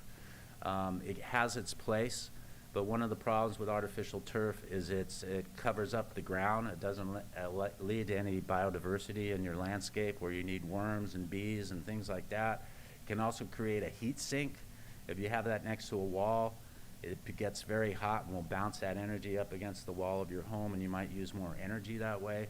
Plus, it has a life of its own. I've read places about 20 years, 25 years, where you might have to pull it up and put it in the landfill. So it does have its place, like in medium strips and things like that, but I prefer people to use drought-tolerant plants that attract bees and all kinds of good insects and things like that, even rocks and gravel. But yeah, we had a turf removal program. I'm hoping that we can get some funding for that in the future, and the state had a program through the Save Our Water website. So I think if this drought intensifies, you'll start to see some movement that way. Okay. Well, so on that note, so what you're saying is, because from what I've heard, when it comes to watering your lawn, and those are the things that make water consumption go up really fast, right? Especially if you're not managing the way that you're using your water. So what, you have solutions to address that? Because when it comes to residential use, I think that's what you mentioned was the highest use. Yeah, well, again, we have a service where we can come out to your house. There are some tricks around here. Some of the homes that are up on hillsides, in our clay soil, the water runs off rather quickly. So we like to do what's called cycling, where you have several start times on your irrigation controller and only have it run for maybe 2 minutes. Let it rest for an hour, then do another 2-minute run so that water can soak in. It's also, this is why I work with integrated waste, because compost, you get compost in your soil, break up that clay and allow that water to infiltrate better. So that's why we have a compost giveaway coming up here. I don't know the exact date, but I know the county does that, and that's very helpful in that matter. We can also look at your irrigation system, make sure it's running efficiently. A lot of people have what they call mixed heads, where they have one head that distributes water at a higher rate than another head, and there's no way to have a uniform distribution of your irrigation system when you have that, so we can make those recommendations and make sure your system's working efficiently. Thank you, Sean. Any other questions? Thank you, Madam Chair. You were talking about agriculture. That's a big part of my district. How much water is ag using right now? Because I thought I heard you say that there's going to be 0%, or there could be 0% set aside for ag. Is that accurate? Yeah, that, when we say zero allocation, That's what I that mean. means zero water coming from the Central Valley project. Okay. That's why our groundwater basin becomes so important, because then ag pulls from that. Okay. The problem with that, as you know, is our water quality isn't the best. Right. The water comes from South County up to the North County. This used to be all under the ocean millions of years ago, so it picks up salts and stuff naturally, mainly magnesium and calcium. It comes into the urban area. We add to that with our water softeners, and then, of course, ag adds to that, too, with some of their products that they use. But, you know, ag is as you know, is a very important part of our community. Yep. Thank goodness for ag. Right. But we use about 40,000 acre-feet of water in our county each year. 30,000 goes to ag, approximately. So it uses a lot. But, you know, ag's a different animal than residential. Mhm. They use probably some of the best stewards of our land are in agriculture. They know how to use water. When you're driving around the county, you'll see new yellow pipes that are out in the fields now. Those pipes are much more efficient than the old aluminum ones. They connect better, so you don't have the leaking that you had out of aluminum pipes. They're using what they call wind fighter spray nozzles. You might see them, they have little like covers on the top of them that go with the wind and protect the spray pattern, so make sure that that water goes directly on target rather than onto roads and things like that. So ag is doing their, when I first came to the county, you still saw furrow irrigation where they would just flood a field and things like that. Now you drive through the county, it's mainly drip and micro spray. You don't see any of those old practices. Some of the other practices, they're making the berms bigger for the plants to grow on. Used to be much narrow when I was a child. And the thought there is it keeps moisture in the soil so you don't have to pre-irrigate as much. So ag is doing their part. But the thing about ag is that they have left, it's not like residential. If we have leftover water in residential, it can be used for something else. In ag, they'll probably plant more acreage. So the key there is to use water as efficiently as possible. Thank you very much. You're welcome. Any other questions? Yeah, Madam Chair? Yes. Thank you. Well, I guess you had a lot of potential volunteer practices. I was just wondering, at what point do we consider some mandatory conservation mechanisms? You know, it seems like some of them are just prudent practices we should be following. You know, the landscaping in particular, with over 50% of the water is through landscaping. You know, for me, residents should never be allowed to knowingly water their sidewalks, for instance. Right. Farmers should never knowingly water the roads. These things do happen, and in the roads in particular, because that creates additional wear and tear on the roads, and it kind of increases that expediency of the roads deteriorating in particular. So I don't see a reason why we shouldn't require at these days, especially when we're on the, you know, we're in a drought and we're almost in a crisis level here, why we shouldn't require restaurants to provide water only on request, like in San Juan. You know, I go to Jardines and you have to ask for the water. Why, or hotels, you know, being required to at least offer the option for the towel reusage. These just seem like simple solutions that really wouldn't hurt anybody. Mm-hmm.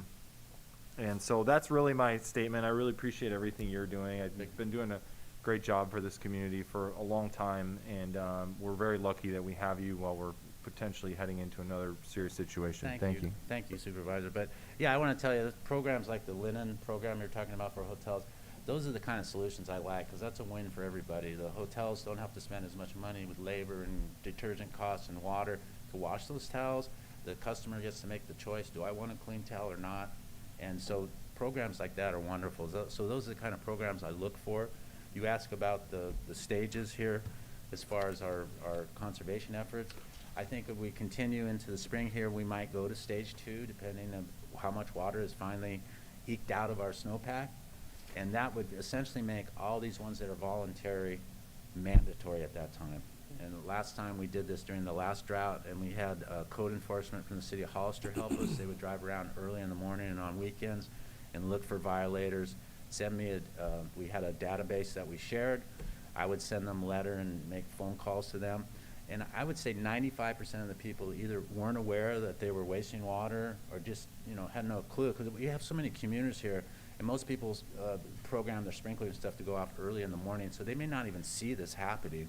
And I think most of the time people were like, oh man, I'm glad you brought that to my attention. We sent a technician out there to help them with it.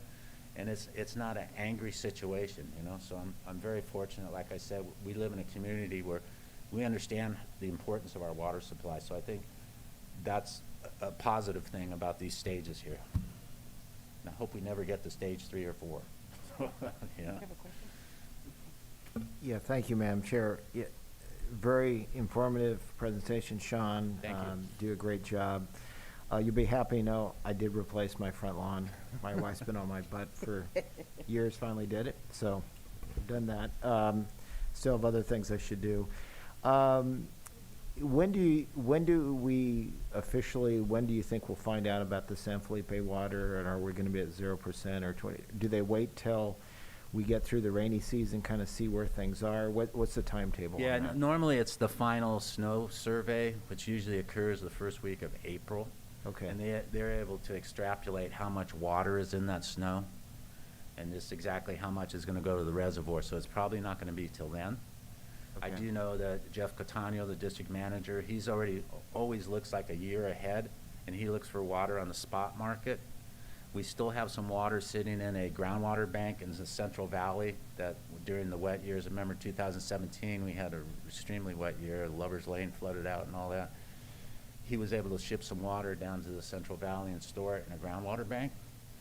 And so, he does have a little bit of wiggle room there, but, we just need more storage for our water here in the county. And so they're looking at some different things like aquifer storage recovery, where during a wet year, you could pump it into the aquifer, maybe in the North County where the water table's up high, and then be able to extract that during dry years.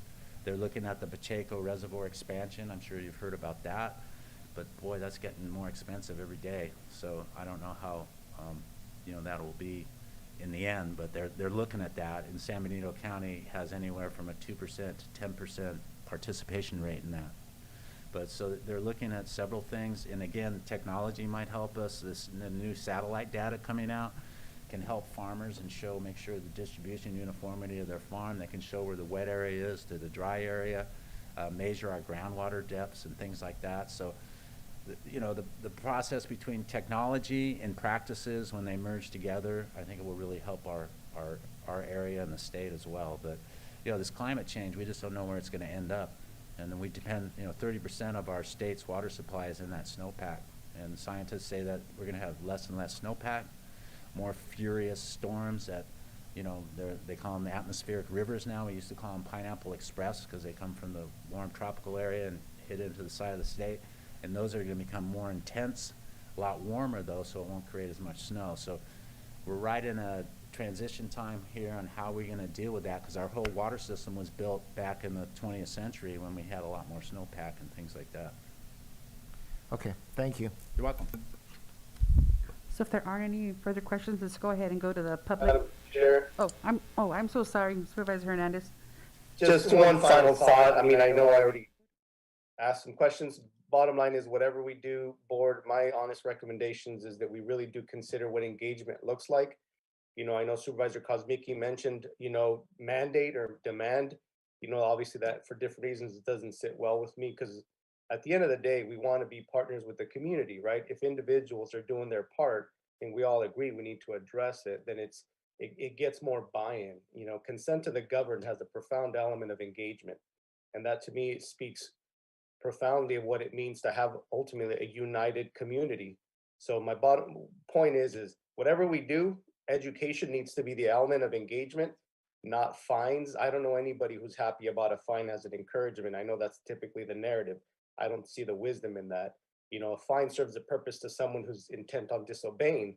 That's one thing, right? But for the sake of actual engagement, you know, we're limited. We're a community with limited resources and limited staffing to implement whatever we want. That by default means we need to learn what it means to work with our community, not tell them how to, you know, not try to find them into compliance. Those are my final comments, Madam Chair. Thank you. Where everything was mandatory. We had over 250 contacts with the public during that time. Not one time was anybody fined, because we recognize that too, that outreach and working with the community members in a cooperative manner far exceeds any type of, you know, fine or anything like that. But, you know, I've been in this business a long time. The only tools I know to get to change people's behavior are either incentives through rebates or the price of water, education, as you mentioned, or legislation. So I don't know any other tools to work with in that regard. Madam Chair, I just want to clarify, I never said anything about fines. I certainly I was thinking the same did not thing. go Yeah, down that we're not road. It taking didn't come fines out of yet. my mouth, Let's so not thank start you. on a negative note. Yeah. Well, let's go ahead and go to the public then, and you may have further questions from them that you may choose or not choose to answer, depending on the details. Go ahead. Members of the public who wish to speak, please press *9 or the raise your hand icon. You've been unmuted. Please state your name for the record. You will have 2 minutes. Thank you very much. My name is Vicki Brackett. First of all, I want to make a quick statement, and then I do have a question for the gentleman if he'll answer that. When you started your meeting today, Ms. Gonzalez spoke so eloquently about leading by example and trying to find out what employees and public were feeling. And then Supervisor Kosmicki, you have just illustrated once again the heavy-handedness of government and not being a servant leader to the people that you serve. So I think this is inbred inside some of the Board of Supervisors, that you're not servant leaders. And if Ms. Gonzalez really feels the way she does, I would hope that she would talk to the fellow supervisors so that the attitude toward the public would change.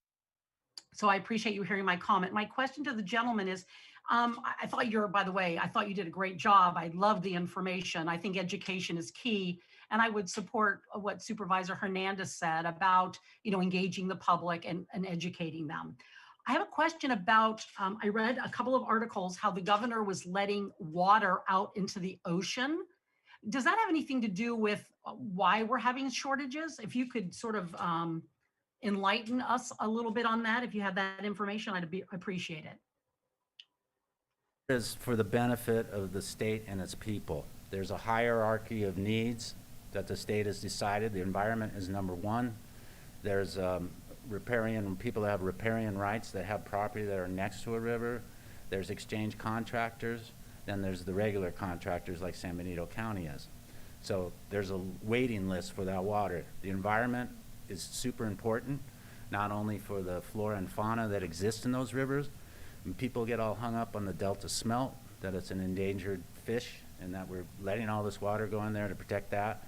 But one of the other main reasons is we don't want that salt water from the ocean to come into our freshwater supplies up in the Delta area. So you have to have a flow in the river to push that water back out to sea. So that's something that never gets talked about, but that's a very important issue about having water in the rivers as well as the environment.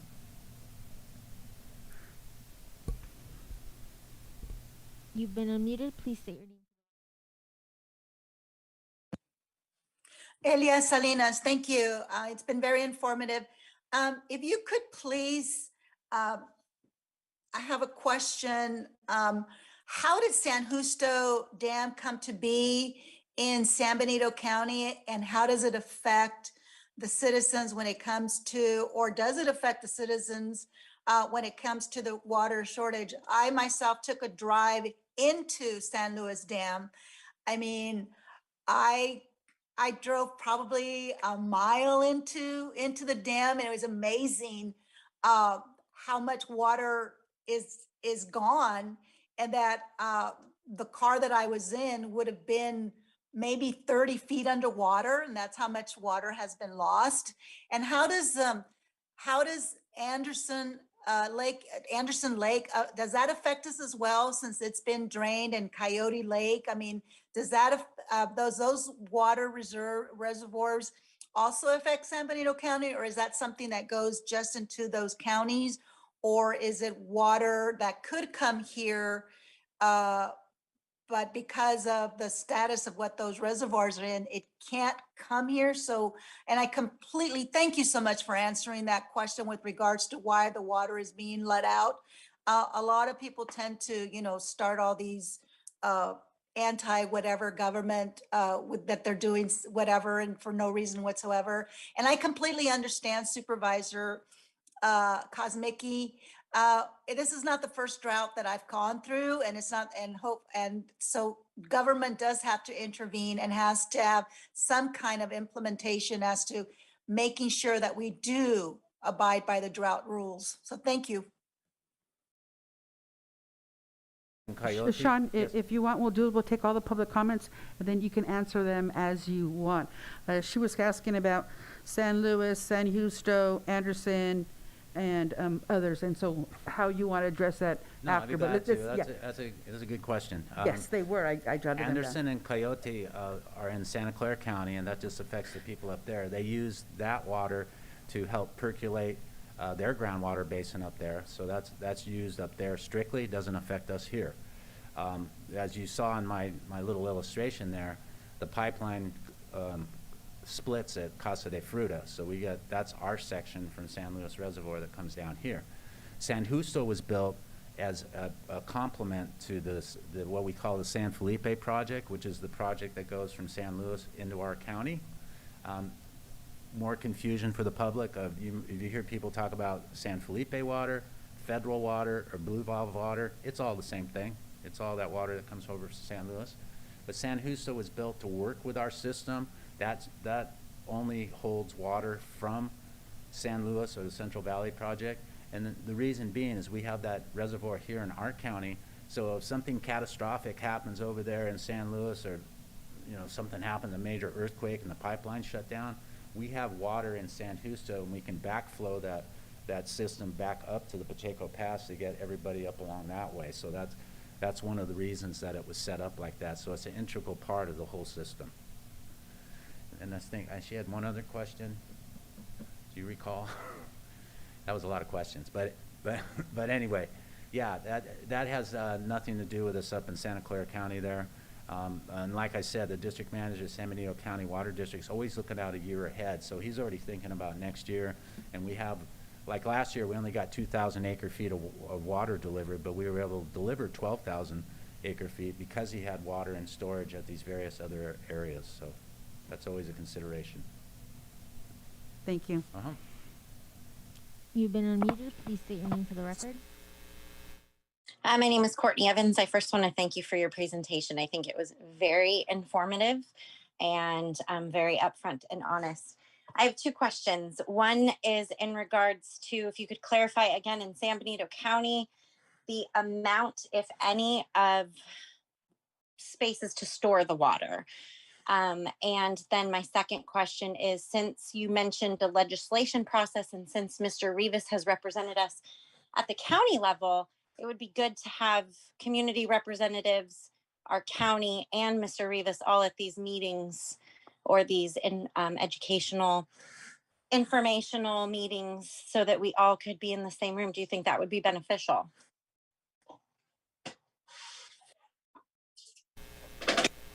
And then I'm sorry, the rest of your question was that you wanted to know about, Yes, storing water. Okay, storing water. Yeah, San Justo is just, like I was saying, is only for Central Valley Project water.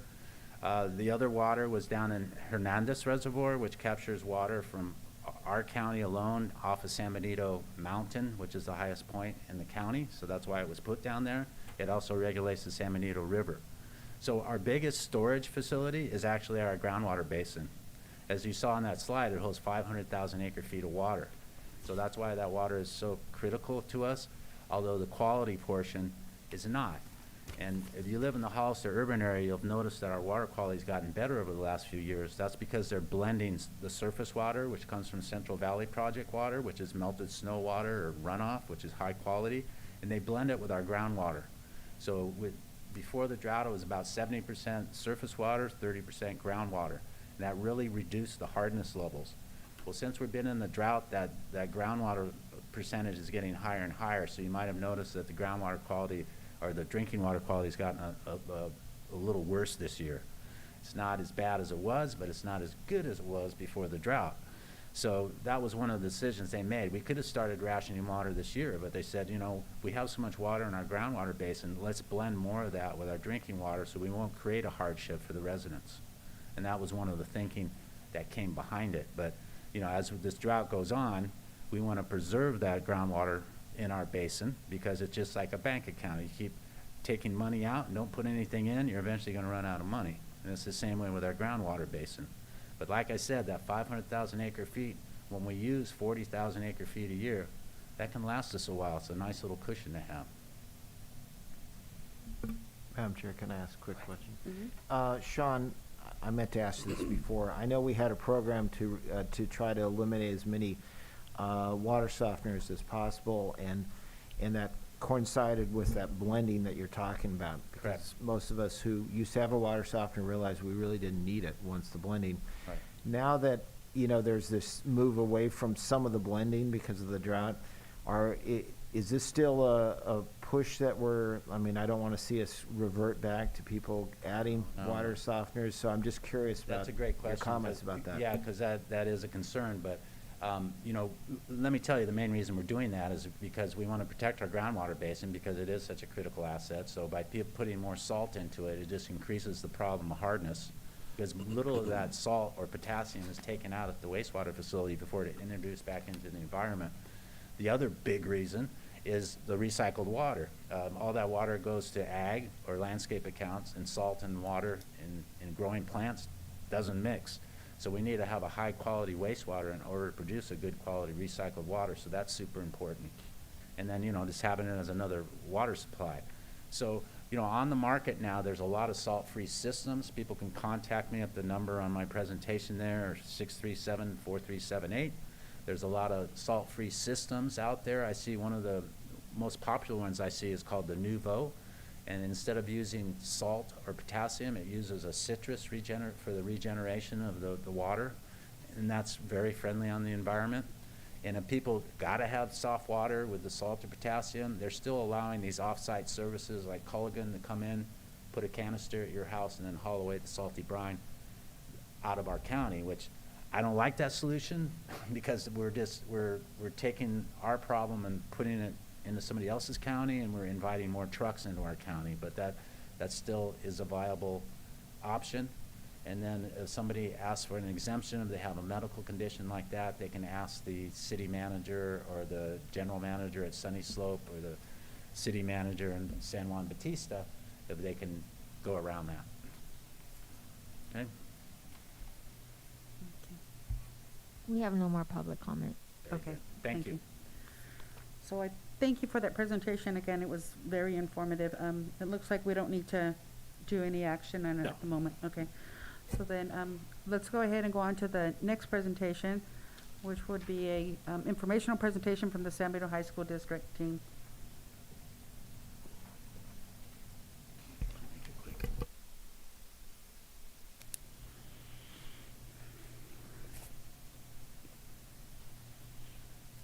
We'll wait for you, don't worry, no hurry. You guys were patient for me this morning. Thank you. Well, good morning, Madam Chair and Supervisors. It's an honor to be before you again. Sean Tenenbaum, Superintendent of the High School District. Thank you so much for having us with us this morning. I do have my team, Jeff Small, Financial Advisor, Board President John Corrigan, and our wonderful CBO, Roseanne Lascano here. We'll move expeditiously and efficiently through the presentation. I'm confident that you've all had an opportunity to go through that. And again, I wanted to thank you for all your support and for being here this morning.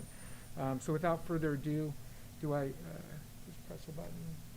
Let's see. Oh, there we go. Oh, perfect.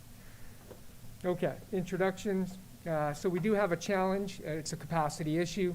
Right now, we're looking at a capacity that is a little over 3,400 students on campus, and we are growing expeditiously through the last few years. And many of you know that with your students and or children, relatives, etc. But our objective and why we're here today and why we've been working with the Intergovernmental Committee, the City of Hollister, and residents, community members, is to work collaboratively to ensure that we have adequate funding for a new high school in the coming years. How do we address that challenge together? Through that collaborative forum. The agenda this morning, we do have a little background. Jeff and Roseanne will walk through the funding, residential development, and then ultimately moving forward. So a little bit of the background. I mentioned earlier our school capacity. Our CBEDS number, which is in October, is the official number, was 3,423, and we're hovering just over 3,400 right now. And so we look at our current projections. Again, these are very fluid. We have had a lot of housing growth, a lot of people moving in from different sectors, as you well know. So some of this is, again, a projection. Roughly about 237 students over the next couple of years that we are currently projecting. One of the things that we had shared previously was what a new high school could cost. And so when we look at this slide, these are 2020 dollars. Projection somewhere in the neighborhood of 123 million. And where would those funds come from? So we broke that up into 3 specific categories. The first one in gray is level 2 developer fees. Again, that's a projection of what would be coming to us as a revenue source from residential housing developments, et cetera. And then a potential state funding from the state of California of 36 million. That is dependent on a statewide facility bond. And then lastly, taking a look at the shortfall of just over 73 million, and how would we make that revenue up to build that second high school. Jeff and Roseanne will take over the next piece, and we'll run through that. So, Jeff.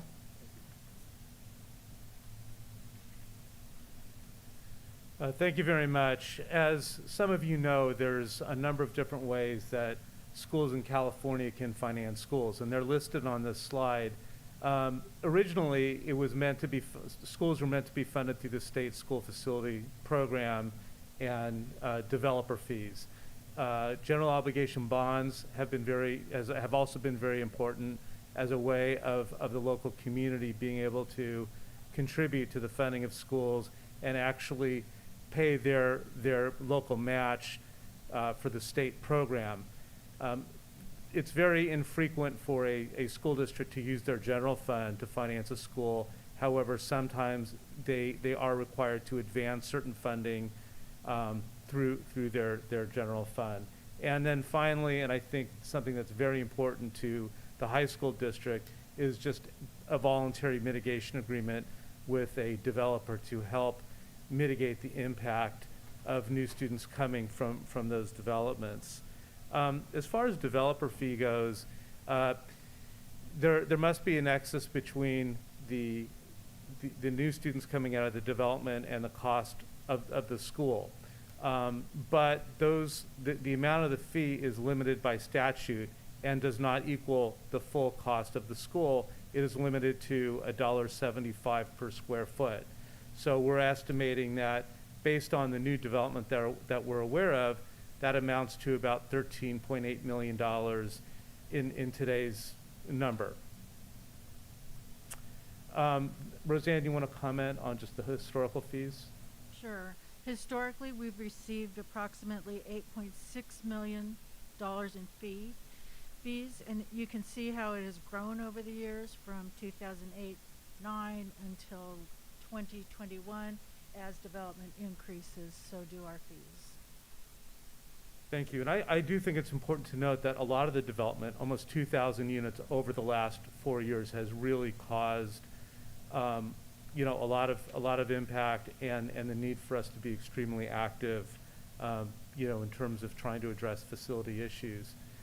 The state school facility program, it's a really good program because the state is issuing statewide general obligation bonds.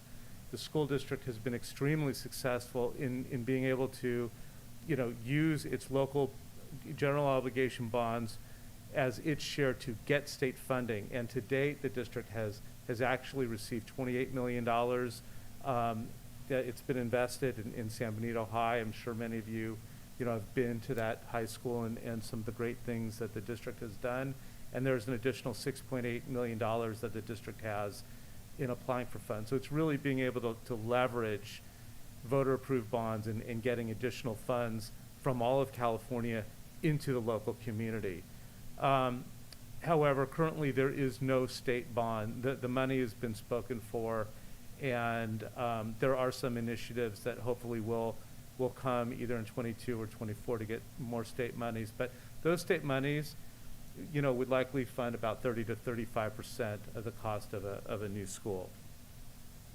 So finally, local general obligation bonds. This is a way of creating that local match. The district has approved, and voters in the district have approved approximately $100 million in bonds that were spent on modernizing and expanding San Benito High School District. And currently the district, they've issued as much of those bonds, they've issued their full authorization, and in order to get voter approval and have more bonds, they're at the upper limit of their bonding capacity, so a waiver from the state would have to be required. But the district has been a very good steward of its money, and you can see on this slide, the district has about $96 million of bonds outstanding. In California, the tax rate is limited to $30 per $100,000. So there's two different bond measures that would allow a total of $60 per $100,000 as far as a tax rate. The current tax rate on both measures is $40. It's well below that $60. And I think one of the things that's important to say is that the district has been able to issue that full bonding capacity and still be well below that maximum tax rate. So San Benito High has done a great job in being a fiscal steward for the community. Our general fund is approximately $50 million, and it's meant to pay the day-to-day operating expenses of the district. And approximately 81% of that goes for the teachers, for personnel, teachers and principals, custodians, secretaries. So most of it is tied up in personnel. So we talked a little bit about mitigation agreements, and frankly, San Benito High is very active in seeking out partnerships and working with folks, and certainly working with developers in terms of getting some sort of voluntary agreement to assist in the funding of new schools is very important. And that funding can usually comes in one of two ways. One is a payment of a fee in lieu of that $1.75 and hopefully generate some additional income. The second is creation of a community facilities district, which I'll talk about in a minute, but that simply provides an ongoing source of funds paid by the homeowner to help construct a high school. There are things that a developer gets in return for this. Sometimes, maybe they're not paying for the fees up front when they pull a building permit. Perhaps they're getting off-book financing, for improvements that they would otherwise fund.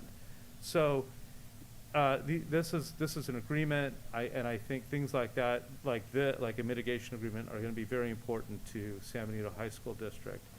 And the county's familiar with the community facilities district. When it comes to, financing fees for a project or capital improvements, it is very common for a developer and a city or a county to enter into community facilities district to help public finance those fees. But essentially, it does take initiation, typically by one or more landowners, very flexible taxing formula, and you could it could be formed by a school district, the county. There's the SKIP program. That's just, I don't want to get too much in the weeds, but there are other public authorities that are frequently utilized by developers to help form these districts to advance fund fees paid to a public entity or capital improvements required by a developer when building a subdivision. But they should all work within a tax rate threshold. It's very important not to, overburden your community, of course, so homes are affordable. Basically that tax revenue could be used for public facilities. So as we move through the presentation, one of the things that we really wanted to touch on with the Board of Supervisors this morning is, and you face this every meeting, this is a known commodity. It's a known aspect of what you're grappling with and finding solutions is, as our community continues to grow, so are we. And those needs, whether they be public infrastructure, roads, amenities, parks, recreation, libraries, all of those go hand in hand with school districts. And so we've maximized literally our 70-acre parcel. And that's what we're functioning off right now. And we continue to find creative ways to find solutions. But I wanted to really reiterate that as we've been out in the community and we see the growth, we're continuing to grow alongside the community as well. So when we take a look at Without Another High School, and we've been tracking some projects over time, Jeff and his team and others have been really instrumental in helping us take a look at an estimate of roughly 4,700 new units over the next 2 years. And again, that's a fluctuating number, as there's approvals, there's not approvals, et cetera. But we look at our capacity challenge as our greatest challenge moving forward. Jeff?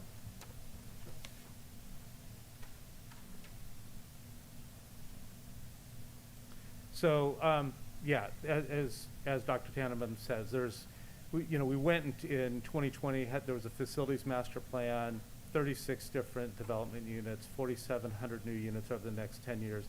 That is really what is causing the big push for that second high school, because if the high school is basically operating at near capacity. So it's not the question of a new development, it's just any new additional students at this point is creating that overcrowding. And something that I know has been very important, and I've heard about it today, is the need for affordable housing and housing in our community for, homeless people and lower income people who are really struggling for housing.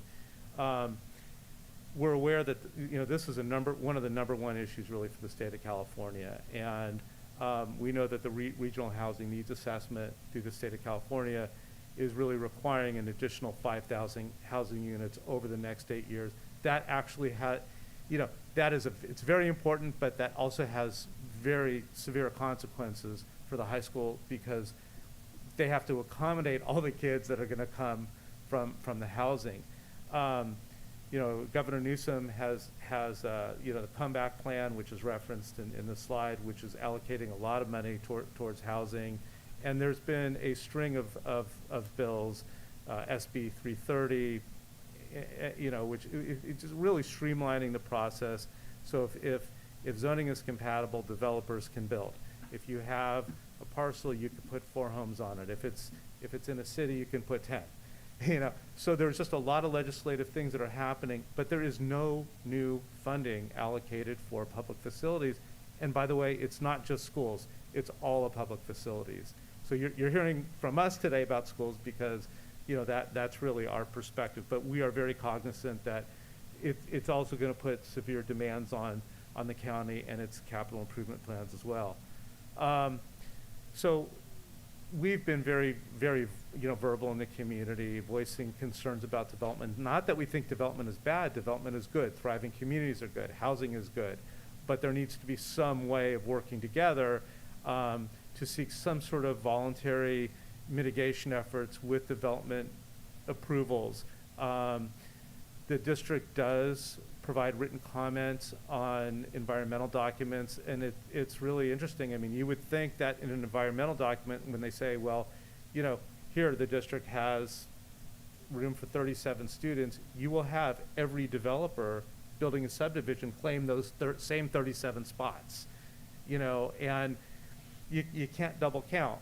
But for purposes of CEQA, it happens, and there's other issues too, and I won't belabor it, but We think it is really helpful as the land use agency when a proposal does come through, that there is an opportunity for the school district to meet with the developers. And I must say, the county has been excellent. The RMA, your regional management division, has been very helpful in help facilitating those conversations with applicants, so we can just sit down and talk about it, because it's not just the school district problem or the county problem, it's really everybody's problem, and we are really trying to partner and work together. And you've been extremely supportive, and I just want to compliment your agency for that also. We've been very involved in the City of Hollister's general planning process, whether it's participating in the small group discussions or, working with the advisory committee.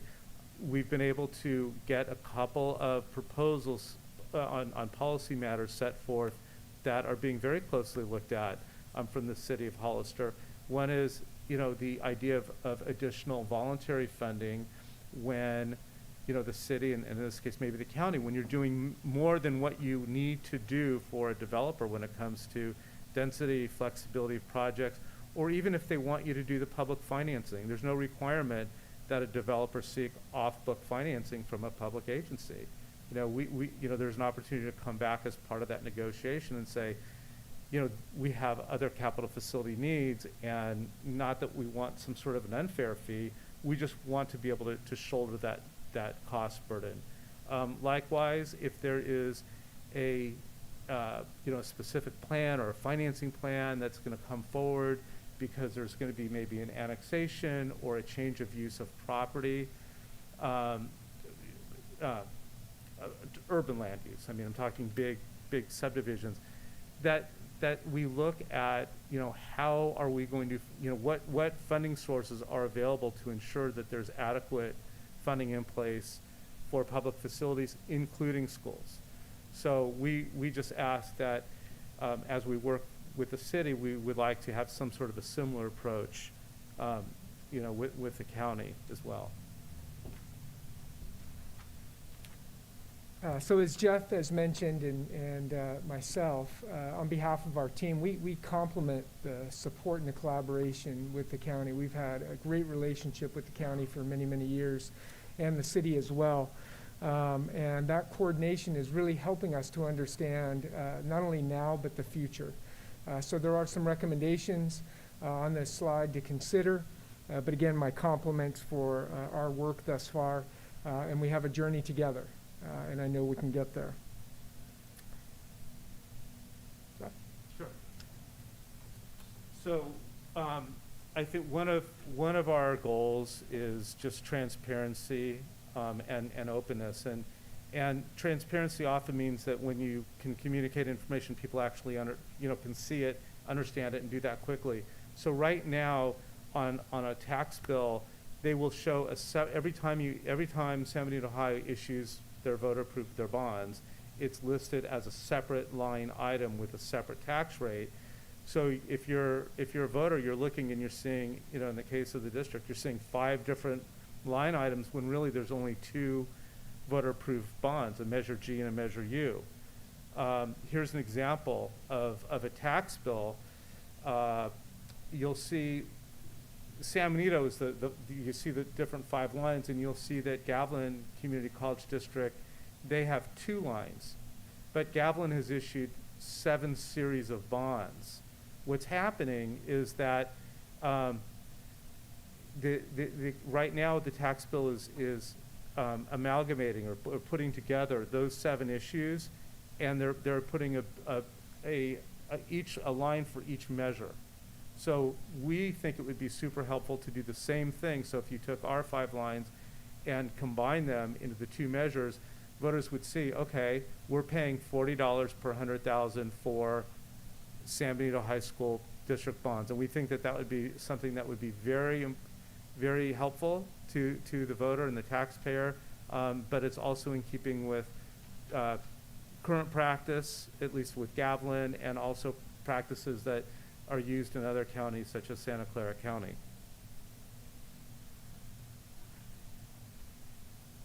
Okay, so kind of to sum up why we're here today, our school's full, right? We're at capacity. We were growing at 30 to 50 students a year, and then over the last few years, it's been more like 200 to 250.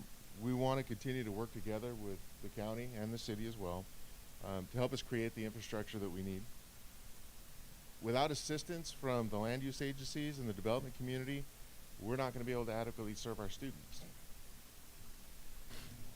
So the recommendations that we'd like to leave you with for your consideration would be to ensure that the project and environmental documents include an accurate picture of the school capacity, to Jeff's point about the 37 open seats being counted multiple times.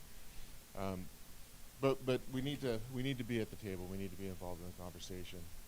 We would hope that you could adopt approaches to school facility mitigation, similar to what's proposed in the City of Hollister's updated general plan. We'd like to see included in that granting development incentives for projects for developers that are willing to voluntarily provide additional funding for school facilities. The requirement to have a specific plan, financial plan or similar document as a precondition of project approval that will help identify a means for funding all public, not just schools, but all public facilities, whether it's police or fire or library, whatever it may be. And then condition environmental approvals and encourage developers to use CFDs to fund school needs and require a meeting prior to any land use action. And we really look and hope for your cooperation on that. And then finally, to consolidate the bond series, we get more calls and questions about the confusing nature of the tax bill. Twice a year, we get all these calls because we have 2 bonds and we're listed 5 times. So. And on behalf of our team, we really appreciate the time this morning. We know you have many issues and challenges and things to consider in your day and in your agenda. We really appreciate it greatly. If there's any questions, please feel free. Okay, yeah, don't step away yet. So are there any questions from the board? First of all, thank you for the presentation. I know that on social media there was some concern about the second high school and just the various conversations that erupted as a result. But do the other supervisors have any comments? Yes, I'll go ahead and questions, and then we'll go to public comment. Yeah, I'll jump in first. A couple questions. First of all, what's the mechanism, and I see a little bit here mentioned with the city as far as incentives, but you talk about voluntary mitigation agreements with developers. What's the mechanism for it to be voluntary? Because I understand, again, we cannot, I think many people don't realize, some residential development is built, why are we not charging enough to cover the impact for the schools, for example, or the roads, and yet we're limited by what can be charged.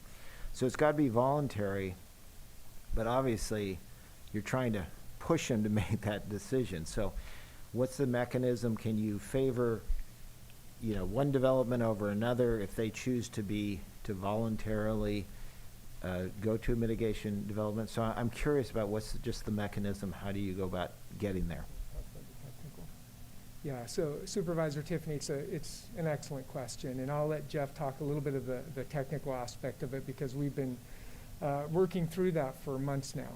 Is really what is the mechanism is the support from the county, the support from the city, everybody working together for public infrastructure, and creating a culture where as developers come in and they want to propose a residential development, that there's an understanding that schools, school districts, public infrastructure, roads, libraries, parks, recreation are all part of the solution. And so when we look at this, it's a culture and a paradigm shift as well as a technical aspect. Jeff, if you want to talk a little bit about the technical. I do want to be somewhat careful about how I answer your question, because there's a lot of strategy, I think, that is certainly involved. But what I can say is we cannot force a developer to enter into a mitigation agreement. By law, they are required to pay their statutory fee, whether it is sufficient or not. Everybody agrees even the development community, that it is not sufficient. A level 2 fee was supposed to pay for 50% of the cost of a new school. We're expecting $14 million and 1,600 kids.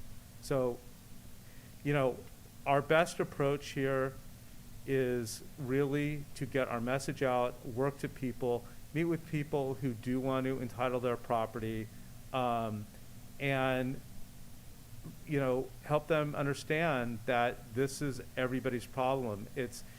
If you look at how schools are funded, it's going to have to really come at some point at that local level. And so we're very hopeful that through good strategy and through partnership, we can explain the case. And I think one of the comments you made, Supervisor, about fairness, in order to raise the funds that are needed, we actually need everybody to participate.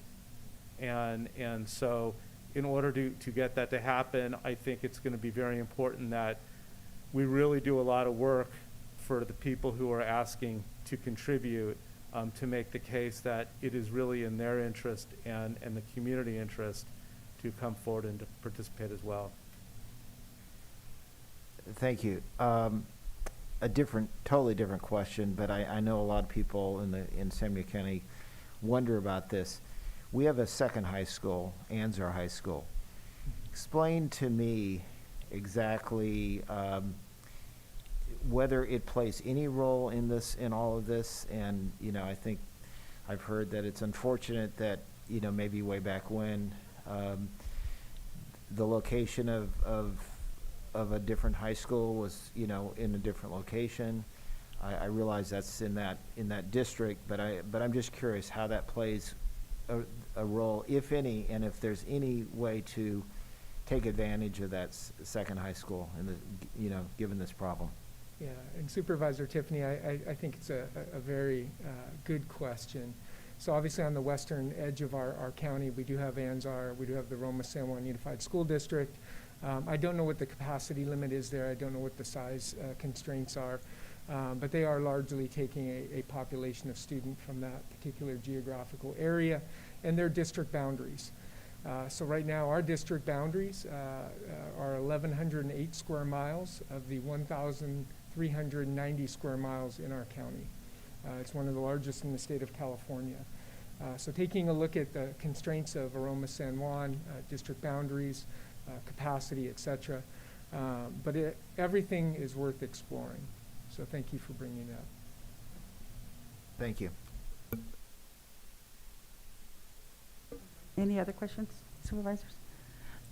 Oh, no, I do, yes, ma'am. Okay, go ahead. So the 100, and some of this might be repetitive from intergovernmental, which I said on, but I just want to make sure the public hears some of this.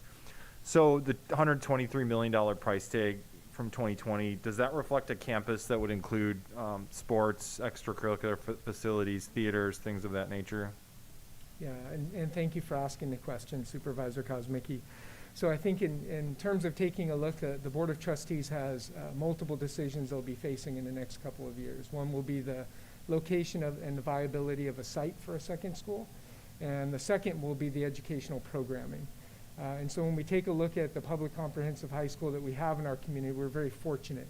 You know, we're very fortunate for the community support through our bond measures in replicating our school today, if you will, with the different athletic amenities and or physical education amenities, career technical education buildings, science buildings, et cetera, the list goes on, would simply not be possible. So what we would need to work with the trustees is how do we start the educational programming around a key concept? And that could be a niche type opportunity for the community. And so we're exploring everything from a semi-replication of what we've done well for the community and our services to a complete niche type of a school that may serve a lot of our students and constituents in a different manner. And so when we look at, and I'll give you one example, Supervisor Kosmicki and supervisors, would we replicate the aquatic center and or football stadium and or athletic stadiums? Those are things that we would not replicate in the beginning. That may come in time over generations, for example. There are many communities where there's our shared facilities between multiple high schools.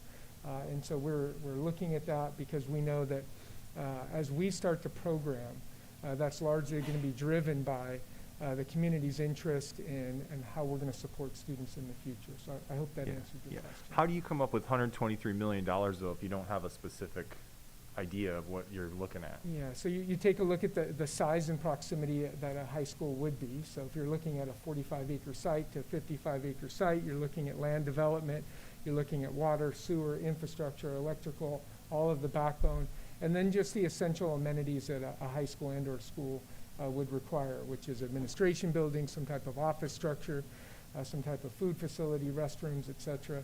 And so we're looking at a square foot cost for construction as well as soft costs that would be involved in that.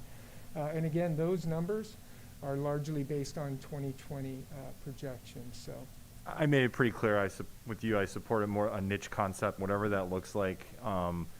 Can you guarantee there will not be, this is a sensitive topic for the public, there will not be sports facilities that we just spent a lot of bond money on sports facilities? And can you guarantee there won't be sports facilities at the second high school at the outset at least? I think that'll be a decision for our trustees as we move forward. You'll be part of that educational programming, I'm sure, Supervisor Kosmicki as well as the supervisors. But remember, San Benito High School District was founded over 125 years ago, and it's grown over time. And tonight I'll be presenting to the board a little of our history and chronology in terms of the amenities that we started with and then we eventually grew into. So there is an evolution for every high school. And what we start with, whatever that date may be, 2026, 2025, hypothetically 2027, in 25 years, it's definitely going to evolve and grow.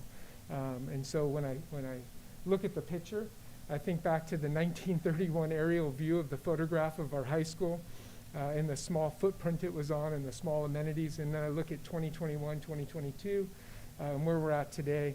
And we've done a fantastic job of adding amenities. So I think, in terms of that, we'll grow over time. Thank you. And we're going to have time for comments later. Yes, but we wanted to go to the public first. I'm good. Thank you. Okay. Thank you. Madam Chair. Yes, Supervisor Hernandez. Yeah, I had a question, and I don't know if this would be to, it probably would be to RMA, but I know that the RENA update requires 5,005 homes within the next 8 years. So what does that mean in developer fees for the county? And what kind of developer? Well, I guess the kind depends on the project itself. So how much developer fees would we get from the 5,005 houses? Can anyone address that question? Mike on the line? Yeah. Mike? Yeah, sorry, we had to promote me to panelists. Thank you, Supervisor. I don't have those numbers off the top of my head. We can get them put together and I'll make sure to email them out to the entire board. Please remember, out of that 5,000 number, that currently the county is projected to receive 700 homes. Okay, well, but in general, can you ballpark a cost? I would hate to do that in this forum. So let me get those numbers to you. I'll get them to you as quickly as I can.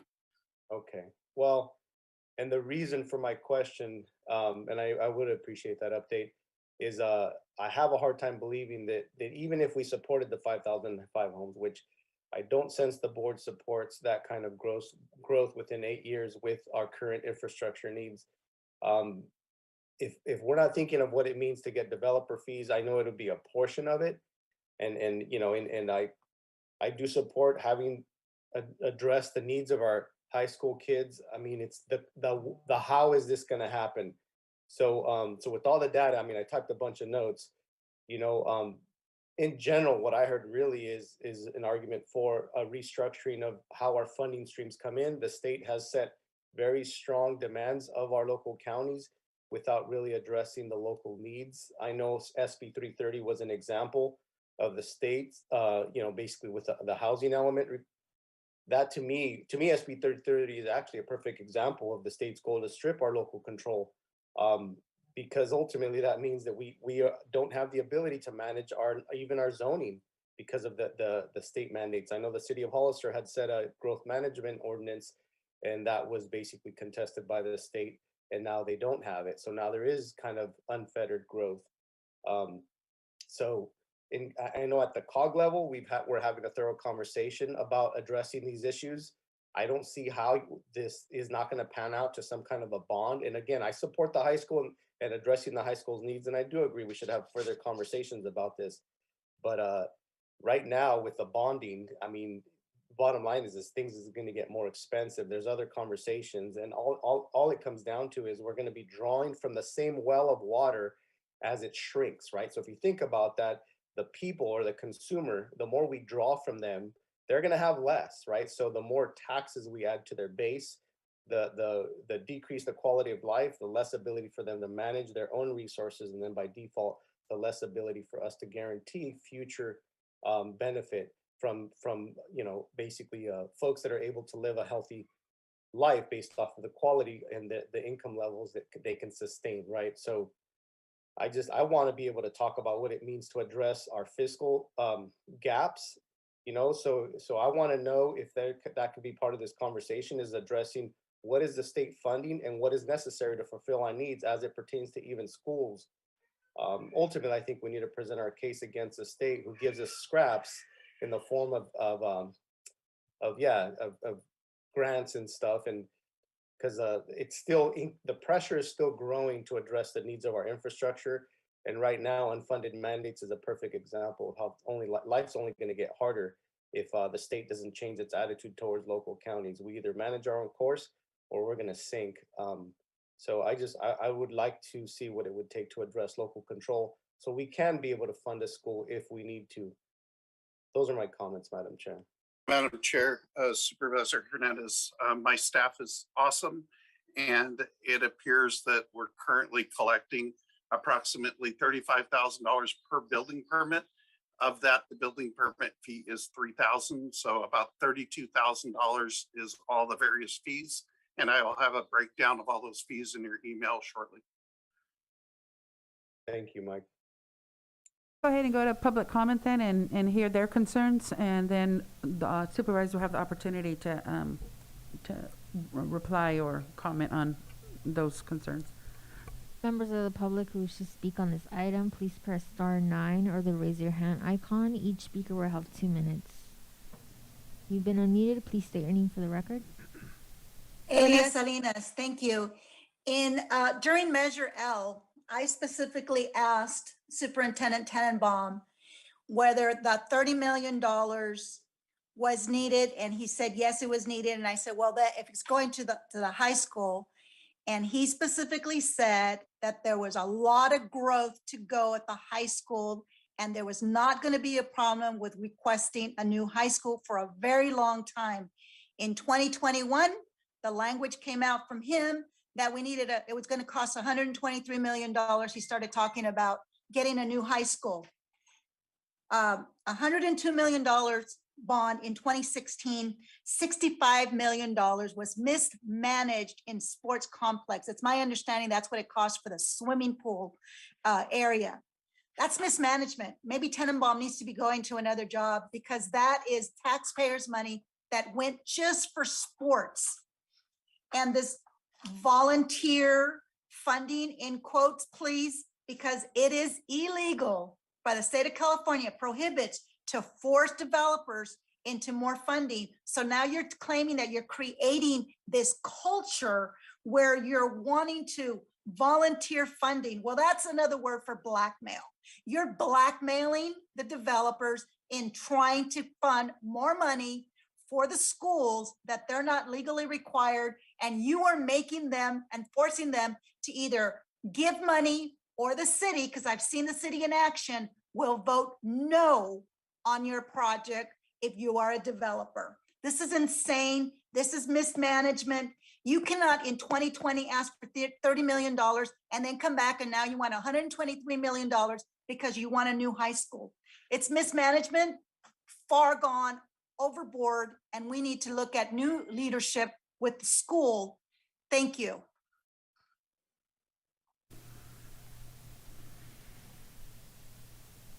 You've been unmuted. Please state your name for the record. My name is Courtney Evans, and I would like to agree with the previous speaker.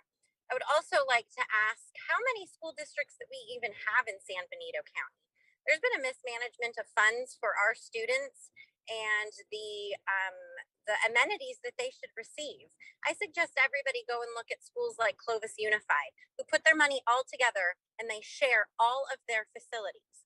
We've had issues with parents and clubs trying to use facilities like the football field or the baseball field, and they are denied or even charged to use the facilities. I would say that we have a very common ground right now in San Benito County where the taxpayers are locked out. Sean Tannenbaum is not open to the public. John Corrigan is not open to the public, but yet you're asking the public for money. You're asking to build a high school that's less than, so what kids get to go to the better high school than the other one? Why can't we just talk about having one school district in San Benito County? There's lots of conversations that need to be had with the taxpayers before you sit up here with locked doors and ask us for more money and you cover your face like a coward. Everyone has been afraid of Sean Tannenbaum. And I would suggest opening up to the public and letting them speak freely regarding asking them for more money. Thank you. You've been unmuted. Please state your name for the record. Hello, county supervisors and representatives of the San Benito High School District. I appreciate the time. This will be the hardest public commentary I've made because I do have the highest regard for the district, high school district, and Dr. Tannenbaum. My kids got wonderful educations there, and it continues, from what I could see. So thank you. But I just want to go on record. I cannot see this community supporting any new taxes or any new bond measures, any new specially formed district that's going to add to our property tax bills. I'll gladly bring my property tax bill to the next meeting and show you how many lines I have it. The Bernoskis are tapped out, and my read on the community is they pretty much are too. I would ask that if this is going to be continued, ask for what the other options are. Could we do more portable trailers, even on a different piece of property that was an annex campus that would be far cheaper? Or, again, Dr. Tannenbaum made it seem difficult to do something with Anzar. No, we could very easily do, a territory switch from part of the San Benito High School District to San Juan Aromas' school district, or any other district that, might be better suited to have a high school to relieve some of the pressure off of the San Benito High School District. I don't disagree that we're growing, but as Sean had pointed out, Dr. Tannenbaum had pointed out, 125 years you could have been planning this, right? So let's not act like it's a crisis now. We've known this was all coming, but let's look at all the alternatives that a reasonable person, if they were spending their own money, would consider. I want to add a new room to my house, but the Bernoskis can't afford it, so we're not going to, right? So anyway, thank you very much. It concludes my comment. We have no more comments. Okay, we'll bring it back to the board. At this point, it was an informational presentation that we are receiving, but if you have any comments that we'd like to add, go ahead. You can do so at this time. I'm looking at the clock, and this will probably be the last item that we hear before we break for lunch, because I know we want to hit it at 12 o'clock. So not to hurry you, but this will be the last item before lunch.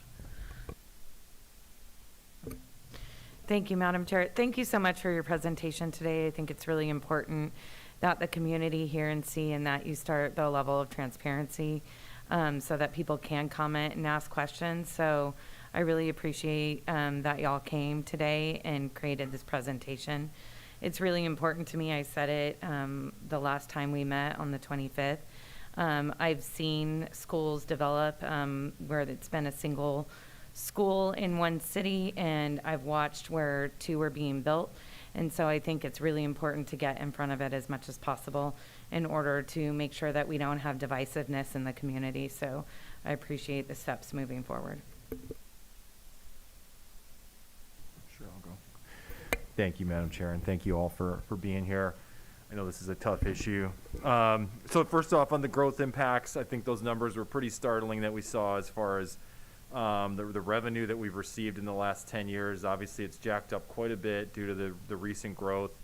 I saw the estimated 4,700 units. That, I think that's, to me, that when I've looked at the numbers, that's a bare minimum to me. It kind of depends on how you're viewing these homes, where they're at in the entitlement process. I'm of the belief that number is much, much higher than that, so I would be prepared for that. It's just another eye-opening reason why this county, and maybe this runs contrary to your mission, but why this county does need a growth cap on single-family housing, at least until we catch up with infrastructure. Developers should be paying the utmost possible in development fees. However that happens, under the law, whether you call it voluntary or somebody call it blackmail, whatever we need to do to get the most out of these developers, we should be doing, or they shouldn't be building, period. So I've been very clear on that. I feel strongly about the shared facilities aspect. If you're even going to be considering a second high school, the taxpayers have already made a significant historic investment in athletic facilities. I'm a sports guy, okay, so I don't, I understand the value of sports. I was the football coach at Anzar High School for a few years. I get it, but I've been pretty open about this. The new campus, if there is one, should be a magnet academy of some kind so that families have a choice between the two. Lastly, the pet peeve of mine on the athletic facilities, for the most part being closed off to the public. I would be just very frank. I think you guys really need to work on that. I think it would go a long way to gaining trust from the community if you found a way to open up some of those facilities to the public. I understand, there are instances where the wear and tear could be a problem on the turf and things like that. But the taxpayers, I don't know what the exact number, I haven't looked at them in a long time. Somebody said 65 million. I know it's in the tens of millions of dollars that was spent on sports facilities. It doesn't look good when, you do these bonds and put in all these sports facilities, lock those sports facilities, and then come back for another bond, saying we need another high school. When I grew up in the 80s and 90s, it was very common, just commonplace everywhere, and at least where I grew up, that the high school field was open. I could go play on the field. I could go run on the track. I could, go use some of the facilities. You guys have a lot of really nice facilities over there, and I don't, it shouldn't just be exclusive to the student body. Obviously, there's going to be limitations there, but those should be opened up. I was open at the time. I was, editorial board of the newspaper. You all know how I felt at the time, I'm pretty sure. I warned the community about this. I didn't support the second bond because I was concerned about turning around and using it on a lot of flashy athletic facilities, and the district did that. And I have to say that there is a lost trust there with the, I talk to people, and that dialogue is out there, that is a very serious impediment for this district going forward if you're going to try to build a second high school. I would really keep that in mind. I took my kid in the summer to the pool. The pool is a good example. Most of the community doesn't know about the summer program that's going on there. I know it's run by Samio Aquatics and all. Taxpayers paid millions and millions of dollars for that pool, and I'd like to see have more of a community pool approach, like you see in Gilroy and Gilroy High, Christopher High. We should be more in line with that as opposed to what it is now, which is there's more of an exclusivity, frankly. My kid is 13 going on 14. He was the only child at that pool. I just happened to know about it, so we needed stuff for him to do in the summer. He was literally the only child at that pool. We would go 3-4 days a week. He would swim for an hour. It was all the same people that would go. It was almost like a club of people, and so that, to me, that really is a problem. And I am also curious about the arrangement with San Benito Aquatics, just to be really frank. As a local resident, I would like to know what sort of revenue San Benito Aquatics is gaining out of this arrangement, again, because it's a community pool, and it seems to me that San Benito Aquatics is getting more out of that than the taxpayers who paid for it. And then I'll finish up here, but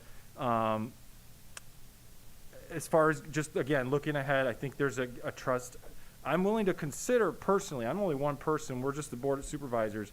I think you really have to be careful about how you move forward. I think you should absolutely guarantee in writing that there's not going to be athletic facilities in this new high school.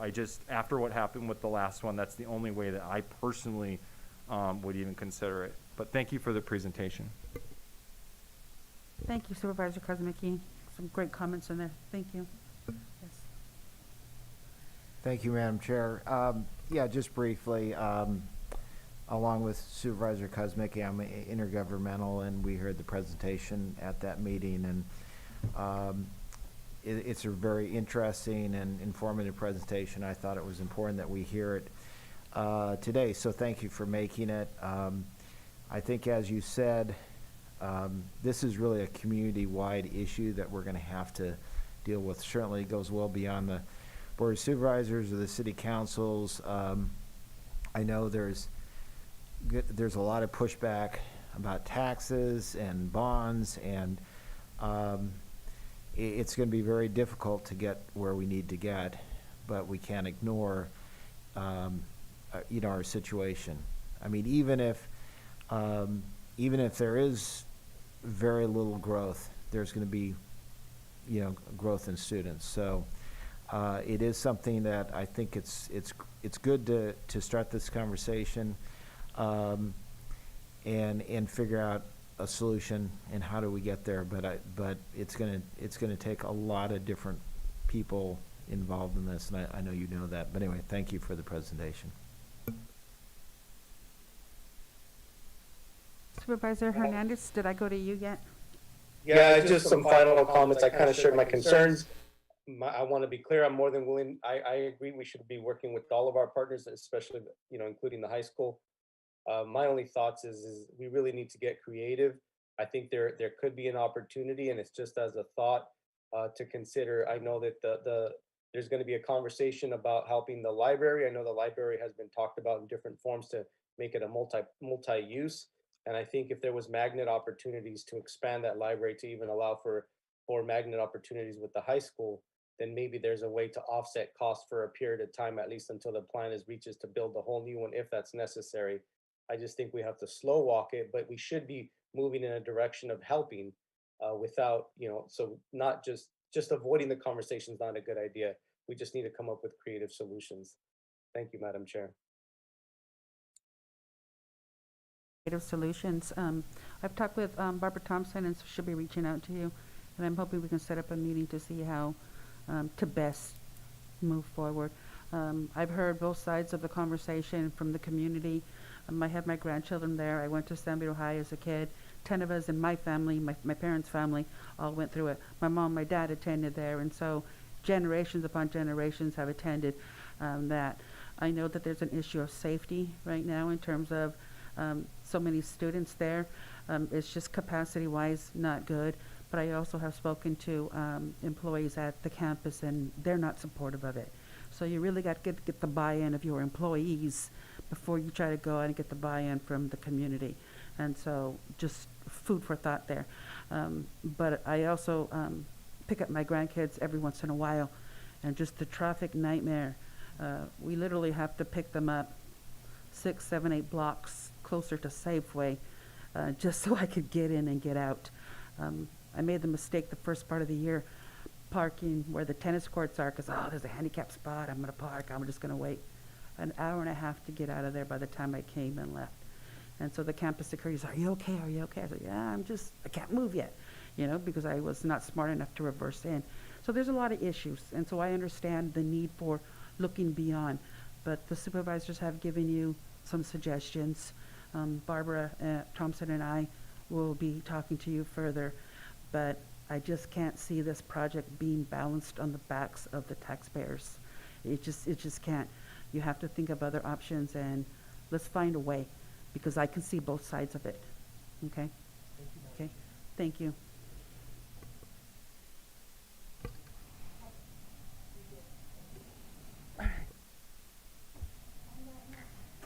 Go ahead and report out what will be covered in the closed session.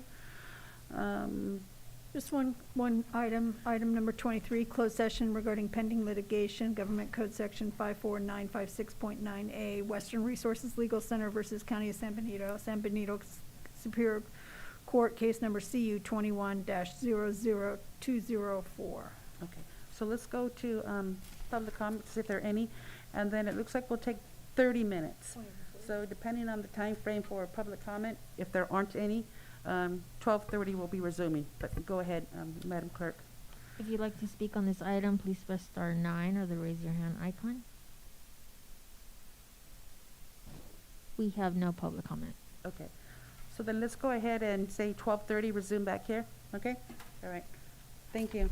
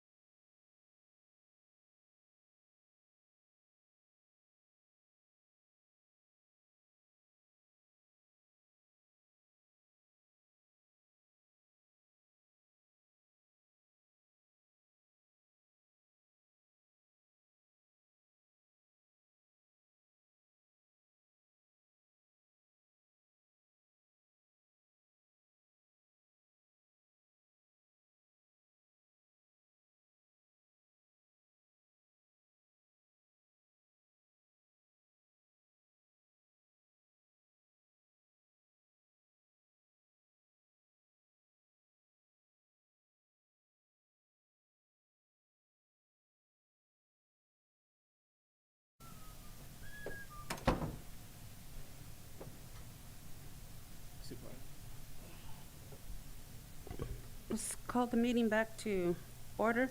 Was there anything to report out from closed session? No reportable action. Okay. So then let's go ahead and move on to item number, oh Lord, it's 1 o'clock and we're only on item number 3. 3. Okay. That's yours. Yeah, thank you, Madam Chair. So this particular item was an item that came out of the Economic Development Ad Hoc Committee last year, and we've been working on this. There were some questions that we submitted to the state to verify a tax throughout the county, and we did receive positive results with that. So today there's going to be a presentation made by Dulce Alonso, our management analyst, and she'll be highlighting some of these things. And provide, basically requesting input from your board and providing staff direction. Dulce? Thank you, Ray, and good afternoon, supervisors. Like Ray mentioned, we have been working with Economic Development Ad Hoc that included both Supervisor Kosmicki and Supervisor Bob Tiffany. We were tasked to come up with various solutions that would assist the county generate additional revenue. And one of the options we are exploring and for your consideration is if the county should move forward with a potential tax measure in November of 2022 election. So with that, I'm going to share my PowerPoint presentation. Can I share?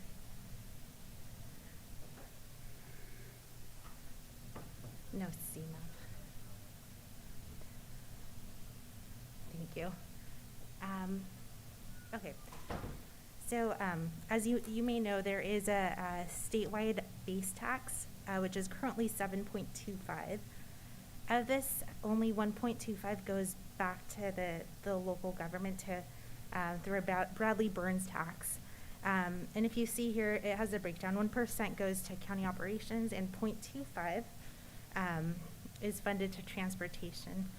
And here you'll see the breakdown of what the state gets and what programs it's purposed for.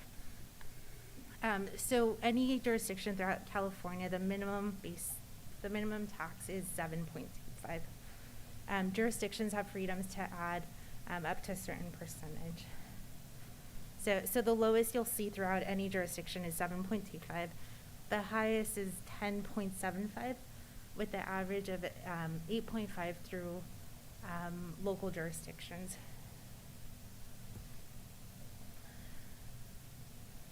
Okay, so what is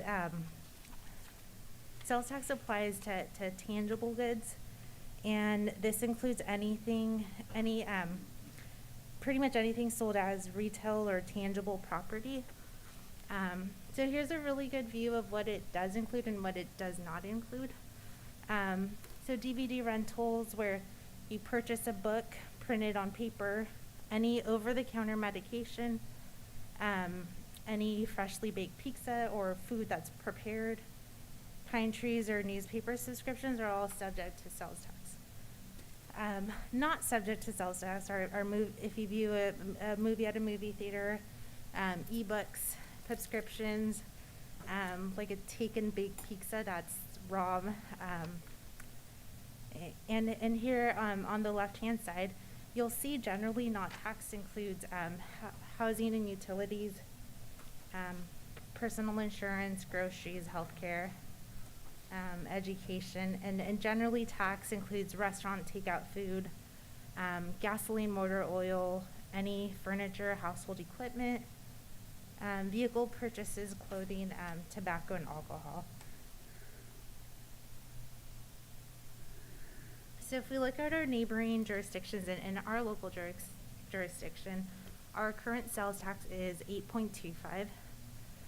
This includes our base, which is 7.25, and then the 1% from Measure G.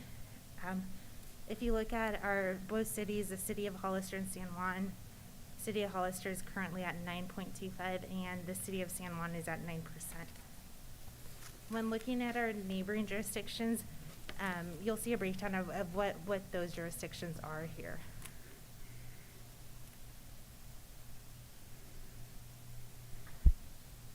So we reached out to HDL to get estimates and trends on what a potential 1% sales tax measure could generate for our county. So currently, in the unincorporated area, we receive approximately 3.2 million in tax per year. So if we were to move forward with a 1%, we would get approximately 3.3, bringing our total tax generation to approximately a little over 7 mil.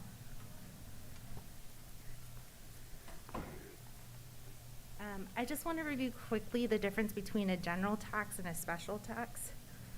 And these are two options the county has the option to move forward with.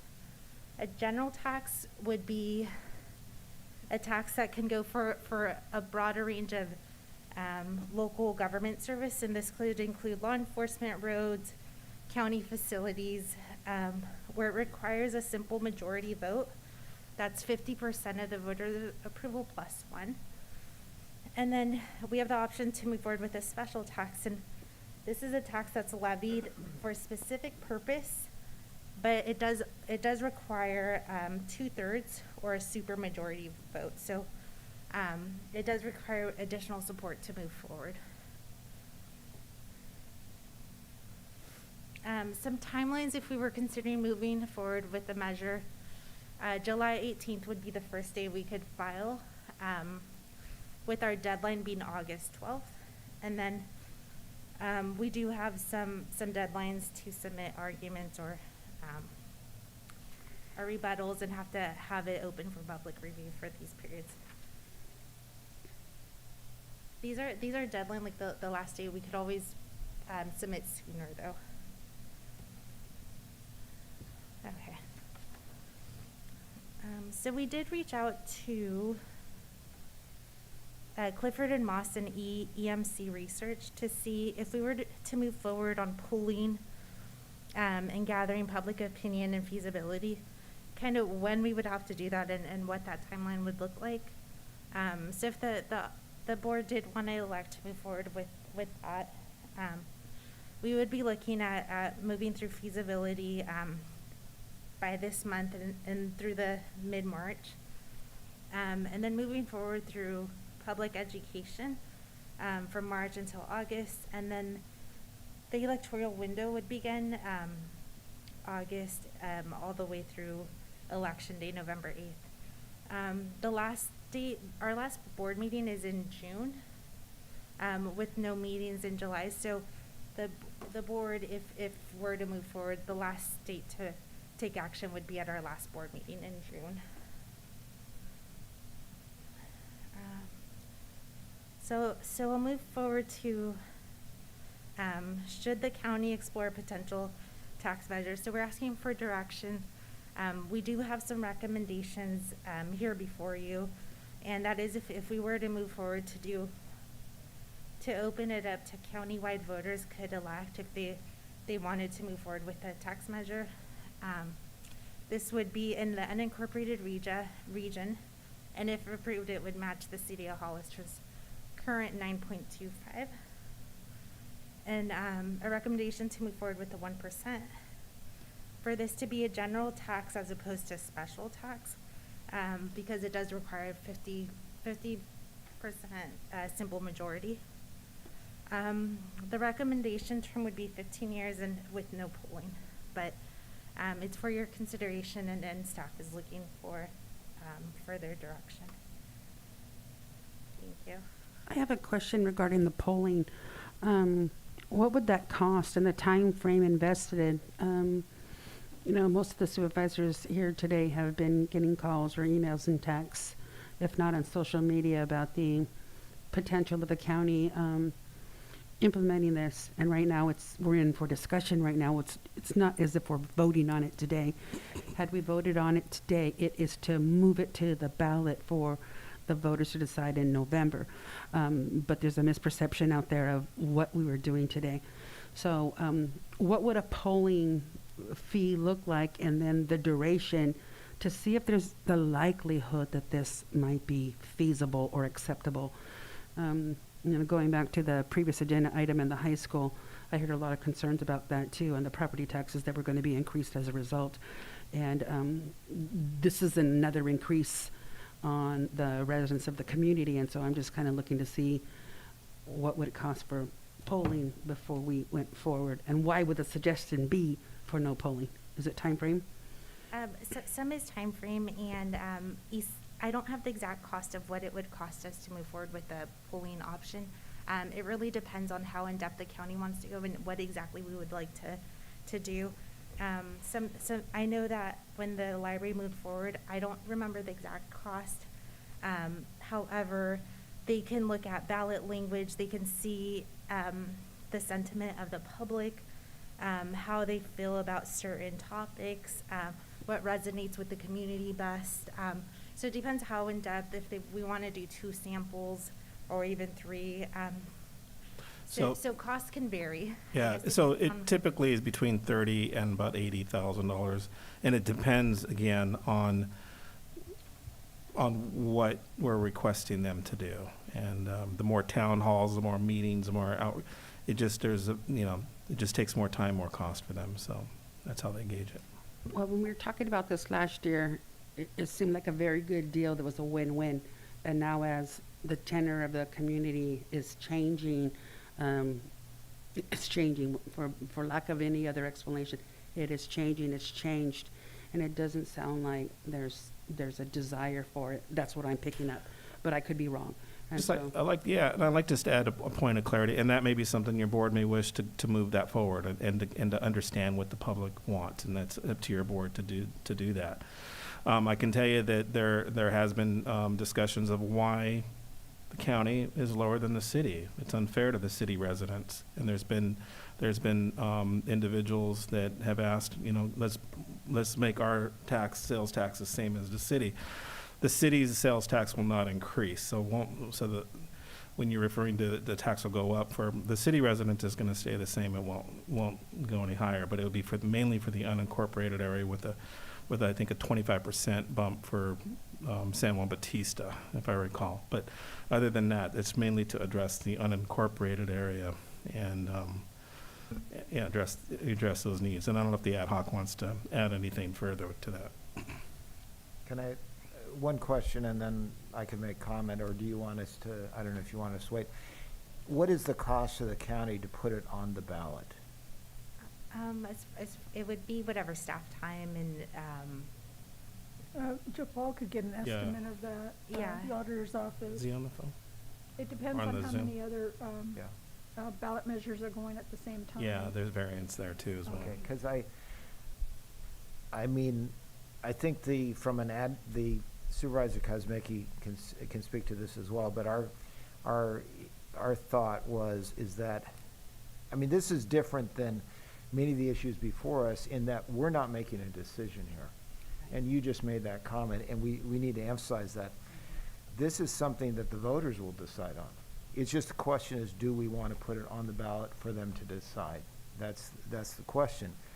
So as far as spending $30,000, $40,000, $50,000, $60,000 to do a poll, when the concern here that we're trying to get more revenue, and obviously expense is a concern, that's where I have an issue, is spending money on something that maybe you don't have to, and I'm not sure what it's going to tell us if we feel, we want to move forward. So anyway, I think that's where we could do a poll, but often those polls are, as we've seen in the past, they're not all that accurate, frankly. I don't know, Supervisor. Yeah, Kosmicki, no, maybe thank you, can speak on Supervisor it. Trippy. I mean, I think the thinking was, the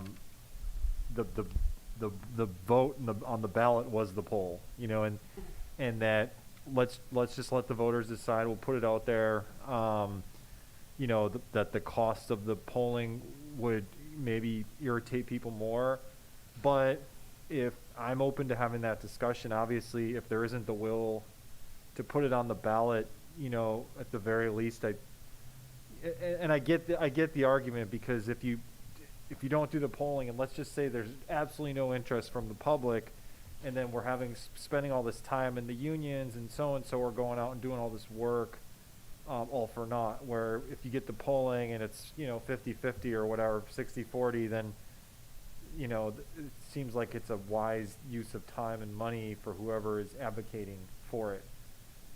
But, just telling by obviously the sentiment that we're hearing, and I don't necessarily think that necessarily reflects the wider community. We just don't know. People that tend to be the most irritated and oppositional are the ones that are going to reach out and call you. We're not going to get too many calls from people that are excited about the sales. They might vote for it, but I just doubt we're going to get those calls and emails. So that was the thinking, though. Just put it on the ballot, see where it goes. Don't really have a position on it. I'm not going to be involved advocating. I know there are limitations with that anyway, but I don't plan to. I just want to hear from the voters. If you want it, you want it. If you don't, then we're going to continue moving forward with the revenue that we have and try to find a way to do all these things we're trying to do. Yeah, and as Supervisor Kozbicki just said, it as long as people understand, this came out of it's just one thing that we looked at as something to consider, because we were looking at how do we bring in more revenue to the county. And I don't think the average person, and they shouldn't, I wouldn't expect them to understand. I certainly didn't. But the average person does not understand how little revenue this county gets. We get 11 cents on the dollar from property taxes. We have very little sales tax that we get. And yet, I suspect a lot of the same people that are saying that they don't want to see even us put this on the ballot to vote on a sales tax are the same people that don't want to see us have any commercial node development, or they don't want to see this, or they don't want to see that. We're a business. We have to have revenue come in from somewhere.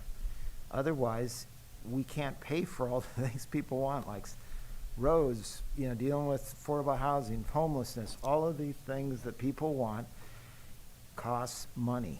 It's a business.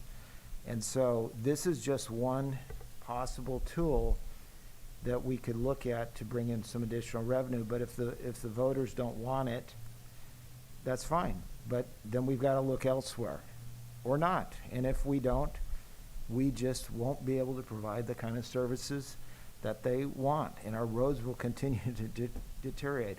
As long as people understand that, I'm okay with that. But they need to understand that's what we're dealing with. And just to add on to that, with the roads in particular, we discussed at the ad hoc level, is that it's really important to keep in mind that Measure G, everyone kind of points to Measure G. Well, what was Measure G for then?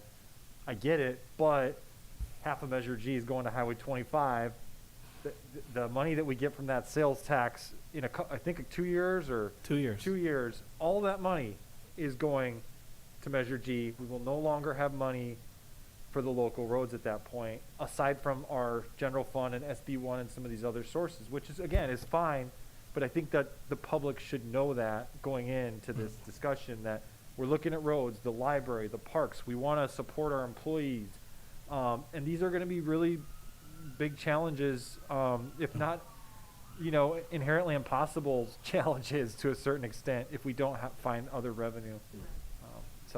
And then to add to what both supervisors are saying, another thing we did look at, the city of Hollister in 2016, they passed a 20-year tax measure, the 1%. And it was I believe it was close to 66% of the voters supported that measure. So part of choosing not to move forward with the poll was kind of evaluating all the information we had before. And when you look at it, it's a way to not disproportionately tax one particular group. It's countywide. It's an even 1%. So I could understand that. I just needed to ask about the polling. So if there are any other questions from the supervisors? I just want to make a comment that all my questions have basically been asked at this point. Okay. So I don't want to, drag it out any further. But I think all of those things are really great. And I just want to say one more time that we're not voting today on a tax increase. That would be on the ballot, and that would be something that all of the voters would decide on. Okay. So let's go ahead and go to public comment.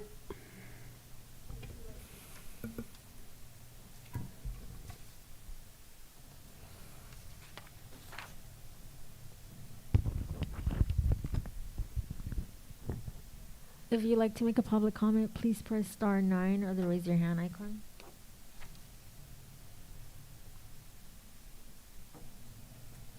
You've been unmuted. Please state your name for the record.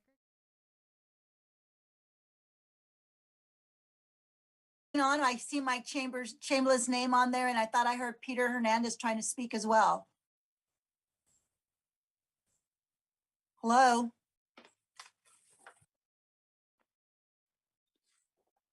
Can somebody answer me, please? My time is running. Oh, good Lord. Okay, so tax right now, it's not something popular. I mean, we got the gas in prices, we got the food increase, prices in the food. I don't understand, how is it unfair to the citizens of Hollister that they don't live in the county, so they have a 1% more increase? We have SB1 money and we have Measure G money, and please do recall that in 2016, when the city of Hollister was waiving the roads, the police, and the fire, that's how they got their tax increase. People always want to vote to get the roads fixed. They want more police and they want more fire. And what happened? We still don't have enough police, we still don't have enough fire, and the roads don't get fixed. It's not something that's popular right now. No, you're not voting on it, but you will be asking staff to giving staff direction. Think very carefully. I think you should accept the presentation, and I think you should go out and you should do a little bit of surveying on your own to see, because this is a really, really hot topic. And we just had the school earlier, and it's hard to swallow another bond and another tax measure. So I don't see this happening, and I would hate to see the county spend money on a measure that would not be successful. Thank you.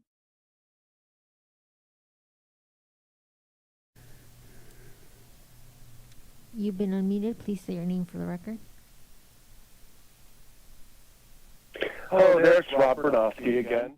I just want to, give you one comment is, please do not treat people who may be against this and are promoting being against this as lesser than those who you are more aligned with.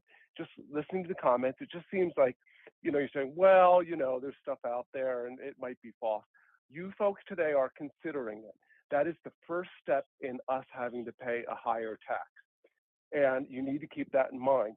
And if you really are concerned about us, then why don't you have me and some of my friends let us suggest or approve the wording of any polling that you do so that accurately reflects what would actually happen.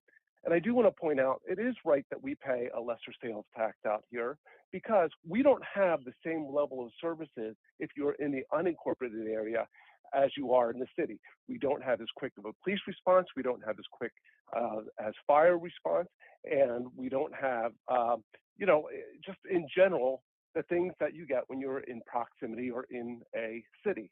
So please take that into consideration. So the other thing is, and if you are sincere about how you feel, then only allow the people that are subject to the tax increase to vote on it.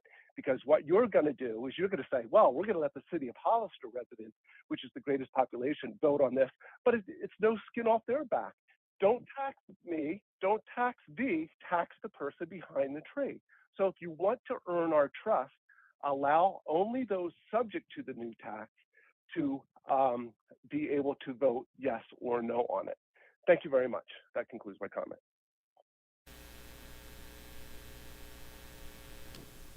You've been unmuted. Please state your name for the record.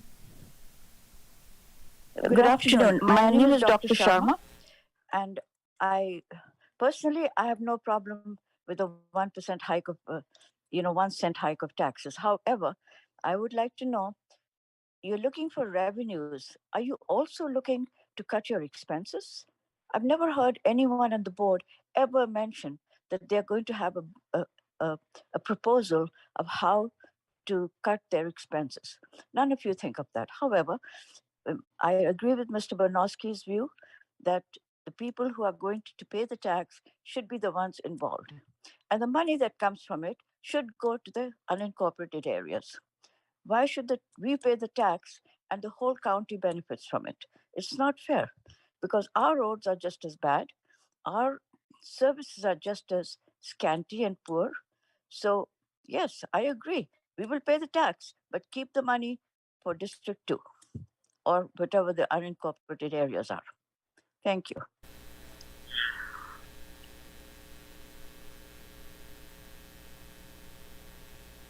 You've been unmuted. Please state your name for the record.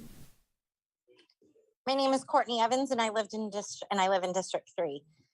Again, I think it's the same common issue, right? No taxation without representation. You have those doors closed, and you're asking for more money.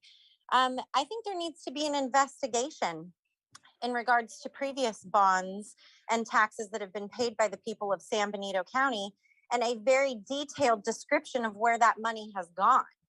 My parents had moved here in 85 when I was young. I went to Spring Grove and San Benito High School, and it seems like the same conversation keeps happening. And then the Board of Supervisors change, and then we keep having the same conversation. So maybe we need to look into the financial management of our county. Maybe we need to keep the doors open and continue to open the conversation with the people. Don't shut the people out. Don't ask for more money, more taxes to solve the problems that management and previous boards of supervisors had failed to complete. Other counties get it. Other states get it. They're managed better. And so we need to have that here in San Benito County. Open the doors, open the conversation, let the public be involved, and then we can solve some of these issues that we have. It's like the definition of insanity, having the same conversation over and over and over again, expecting a different result. The issue is the management. The issue is the financial planning, budgeting, and spending. Thank you. Thank you.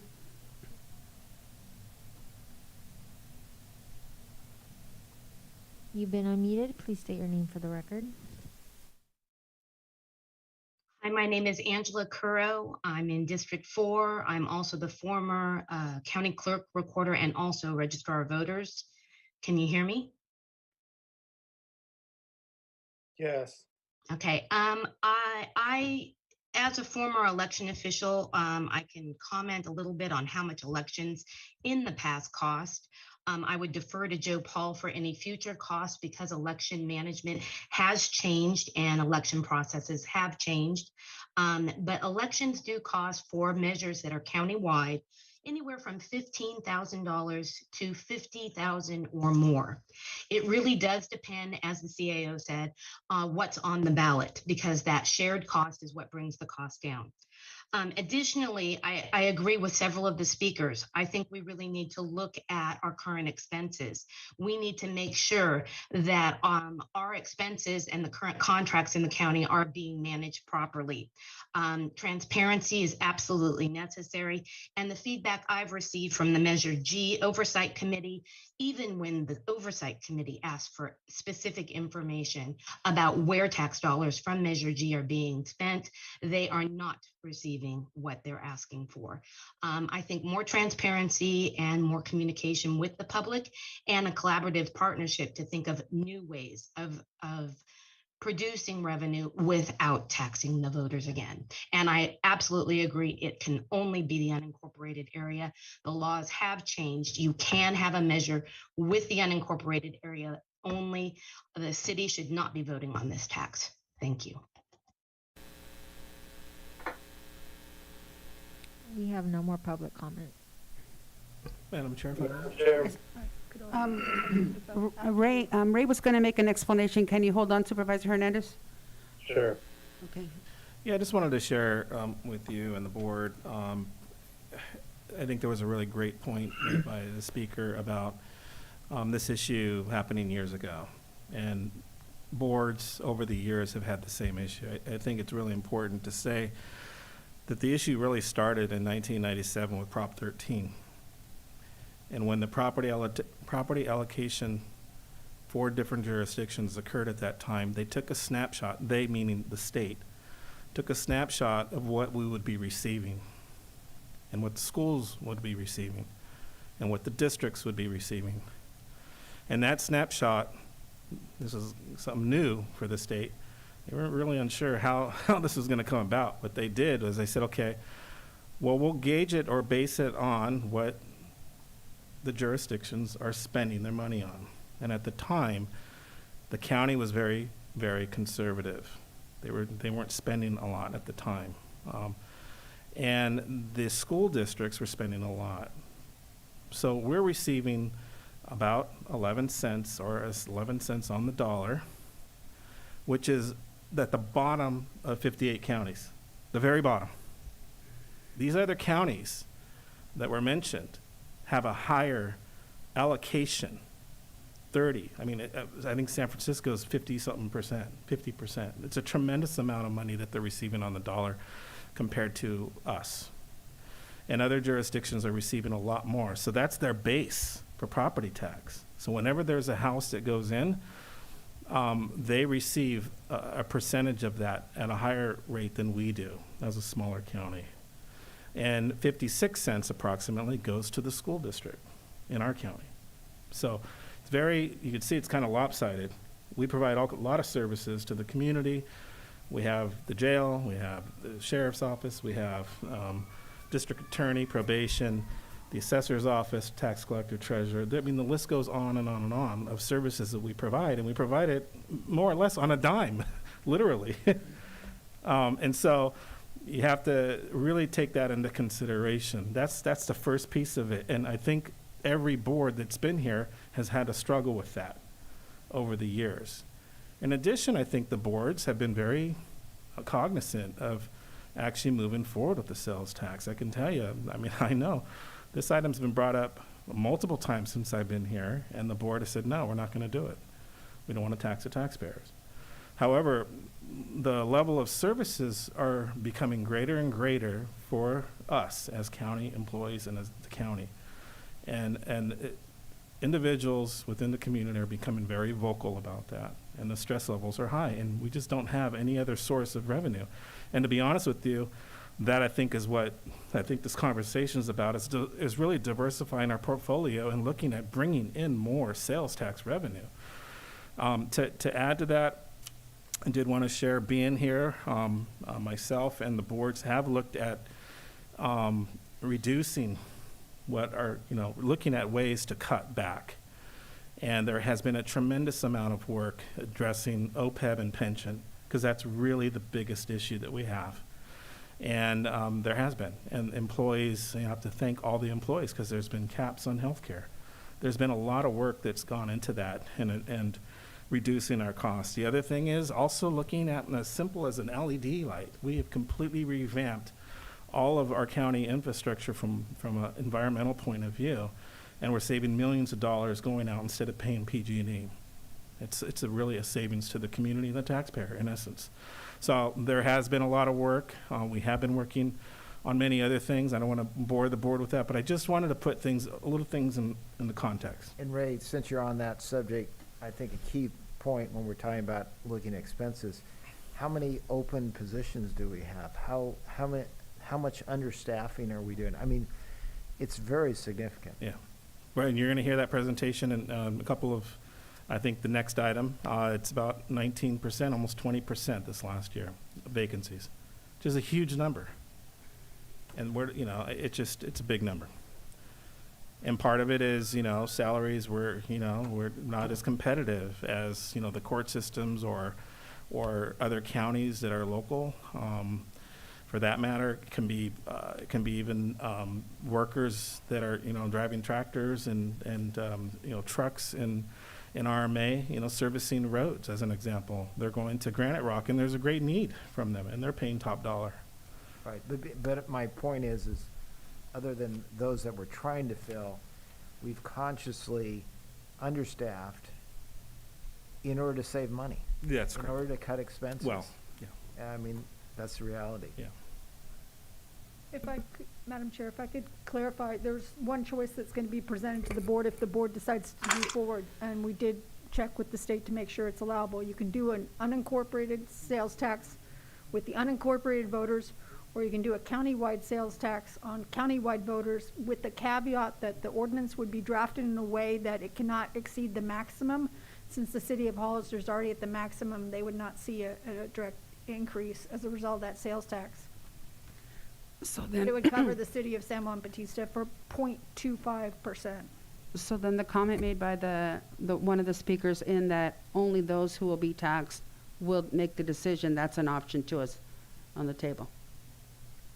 That is an option. Okay, okay, But, I just, But Madam Chair, if I may, let's be Madam realistic. Chair, I've been waiting, by the way. He has been. Go ahead. I am so sorry, I forgot. Go ahead. Thank you, Madam Chair. So I had just two simple questions. Is what is the end in mind for use of these funds? Because we're not really talking about what the end goal is. And then the other question is, what is the funding base of the neighboring jurisdictions? And, CAO Espinoza alluded to it with San Francisco at 50%, but that's property tax. I know there are counties that have a diverse portfolio, like Monterey has tourism funds, right? So it's not just tapping into the same resources. So can someone answer me those two quick questions? I believe there was a slide that we had that actually specified, I think this is what you're asking for, Supervisor Hernandez. We'll put the slide up that actually outlines the breakdown of our local jurisdictions on tax. There you go. Is that what you're referring to? I was referring to that, but it's the bottom line is we're talking about revenue, so not just taxes. I'm actually talking about other funding streams. That's why I mentioned Monterey County. So just in general, there's other counties that have different ways that they're generating revenue, and it goes to some of the comments not only from the public, but I think even of this board. Because the hard part is we get into general terms, and I'm not saying it's intentional, but it definitely is true because revenue is money, right? It's relative. But my point is what is the when I'm thinking about revenue, is it net, right, after costs, or is it just, hey, we're just trying to come up with more ways of making money, and it's not considering the totality of what it means to what is the cost of running the county, and what is the actually capacity of the public? And I know that was kind of mentioned with bonding, but my point is there's a lot of layers to what that means, and just tapping into, like I said, the same well of water for new revenue is really not consistent, right? Or it's like trying to rub two pennies together to create a nickel. It just doesn't work that way. But I wanted to just can't touch on a couple quick points and why I think this is just bad timing. In general, I think a consumption tax, which is what we're talking about, is not bad, but it's relative to the quality of life that our community has, because people can, basically they're only getting taxed when they're spending money, right? So there's a nuance to that. But the bottom line is we just had a conversation about bonding, right? We're not talking capacity just yet. I think that's definitely something that needs to be figured out. The shutdowns, that's actually had an effect on our economy, right? The inflationary cycle that we're dealing with right now, gas, food, rent, all those things went up. The cost of unfunded mandates stressing on service levels, and roller coaster effect of the outside forces pressuring our local county. Supervisor Kosmicki had just mentioned Measure G. I agree. We had funds that, or we have funds that now is going to be slowly but surely divvied out. And as it divvies out, especially as the cost of inflation increases, the actual net revenue with interest, right? Because this is something that you're borrowing against, you're eventually going to have less money to actually do what you set out to do. So there's all these layers. And, especially when it comes to a ballot measure, that's one of my concerns. We've dealt with this before with pork as an example, with the Strata Verde project, where it all depends on the true education and engagement of the public so that they're not being sold the bill of goods that they really are not sure about, or they're voting in support of it and they don't fully understand the implications of it. So to me, the last and honestly final element is public trust. I really think it's at an all-time low. I think if we really want to do this right, we have to engage the public in a way where they start to trust us more. And I think then we'll start to have a better conversation about what it means to generate revenue, right? And something that is consistent with the actual ability of the public to pay for it, right? So, because that's what we're talking about. So for all those things, I couldn't support moving forward with a tax. I just think this is a really bad time to do it. Thank you, Madam Chair. You had a Yeah, thank you.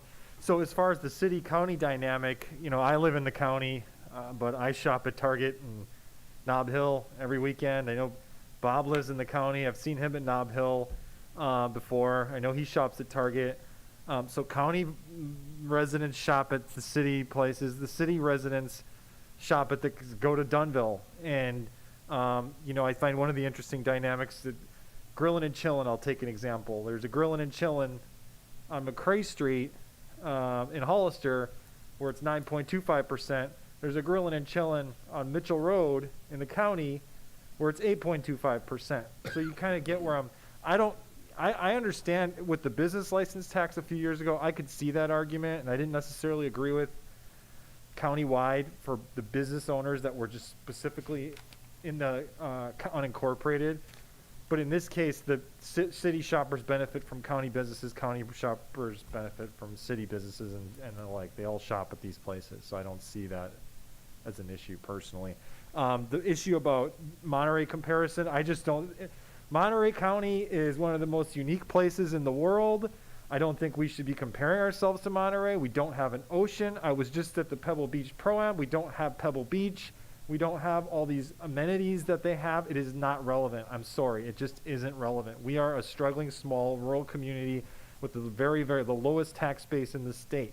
It is not relevant. We don't have the tourist attractions that, I'm sorry, Pinnacles just doesn't draw right now. Maybe we're not doing a good enough job promoting it, but we don't draw enough people to Pinnacles and the wineries to support the services that people want. So if people want the new library and they want the roads continuing to be fixed once Measure G switches over to Highway 25, if people want more parks, if people want more public safety, these are, you have to have these things under consideration. Again, I'm not saying one way or the other. I'm just saying at least we should explore giving people the option of whether the majority of the residents, mind you, I hear the people that are speaking, I appreciate their concerns, I share them to a certain extent, but it would be nice to get the wider public's view on this, not just the people that are upset about it. And maybe we do the survey then. Maybe that is worth the investment of going out and seeing if it's, you know, worth spending the next 8 or 9 months of our county resources and other advocates pushing for this. Thank you. Madam Chair, Yes. let me clarify. Okay, just to be clear, so what I mentioned with Monterey County was more specific to really, and actually I do agree with you, Supervisor Kizmiki, you actually made my point. It's like comparing a person with a fixed income versus a community that they have a diverse funding portfolio, and if one of them falls flat, they're not going to be homeless, right? They're not going to be, they're going to have a way to basically address, you know, they can pivot. And San Benito County is the fixed income county. That means until we're creating new revenue, we're by default tapping into the same folks for more money, which means we're impoverishing our locals for the sake of what we're trying to do. And I think that's kind of like bad form. We got to build ultimately a successful business, like Supervisor Tiffany had mentioned, in order for people to buy what we have to sell, not the other way around. Thank you, Madam Chair. Have we gone to the public for the specific item? Yes. You already did. We did, okay, I just wanted to make sure. Okay. Can I ask a question? Yes, please. Sure. Thank you, Madam Chair. This question came up, it was one of the speakers, and then there was a follow-up. So if, just for clarity, if we were to go forward at some point to decide that we wanted to put this on the ballot, this would be for a general tax, which is a majority. I'm assuming that that's what we decided as opposed to a special tax. But just for, bless you, just for clarity, the money that would flow into, that would come from this, that was from the unincorporated areas of the county, that would come solely to the county. That's great. And it would be, it could not be earmarked, legally, it couldn't be earmarked for specifics, but it would go in the general fund, and it could be spent, and it would be spent on county, the unincorporated areas of the county, whether it be the roads in unincorporated areas of the county, or the sheriff, or, anyway, maybe you could touch on that. Yeah, no, exactly right, and it's a general purpose, so that's 50+1 is what we're looking, what was kind of being discussed. You can do a specific tax, then it becomes more specific, and it's a higher, the vote has to be 2/3 vote, so. But one thing that we could consider is doing a spending plan, having a group of folks come in and meet, or we do outreach and maybe look at where our needs are and discuss it with the public. It's just an option. It's just so it's entirely up to the board. I mean, we can do a lot of things with this, and it's up to you what you want to do. Well, it's just that, I understand, I mean, no one likes taxes, but they particularly don't like taxes when they don't feel, they think it's just gonna go into a black hole, and it's not gonna really address the services and the issues that we're raising. So I get that. Right. But the tricky thing is to make it very specific, like Measure G was. Right. It's it's gotta be a, super majority, well, not a super majority, it's a two-third, I think Supervisor two-thirds. Cosmic, So, yeah. in order to get that, which is a very high bar, but, I think Supervisor Cosmic and Supervisor Hernandez had mentioned this. We have a lot of issues. We have road issues. We have staffing issues. We have many issues that we have to address. And Supervisor Gonzalez had mentioned earlier, with regards to staffing. I mean, we need more staffing. There's a huge burden on employees. I mean, we're taking on 2 or 3 roles at times, it feels like. I know myself, I can say that from my own personal, work, but I just think that it's just leaving it as a 50+1 gives a little more flexibility in putting the money where we need to put it at. The board can, and if you so choose to, put it in a specific tax, but then we'll have to really consider where's that going to go and how's it going to be spent, and that's up to your board. And we haven't looked at it recently. Some counties have made the differentiation between a special tax and a general tax by having an advisory measure, which isn't legally binding, but it's kind of informally binds a future board, so that sometimes in the past, and we could look at this as far as the sales tax transition and use tax. So you do a general tax, and then you have an advisory measure. Should it be spent for X, Y, and Z, and that kind of informally, not formally binds a future board to try to spend it the way that the public wanted.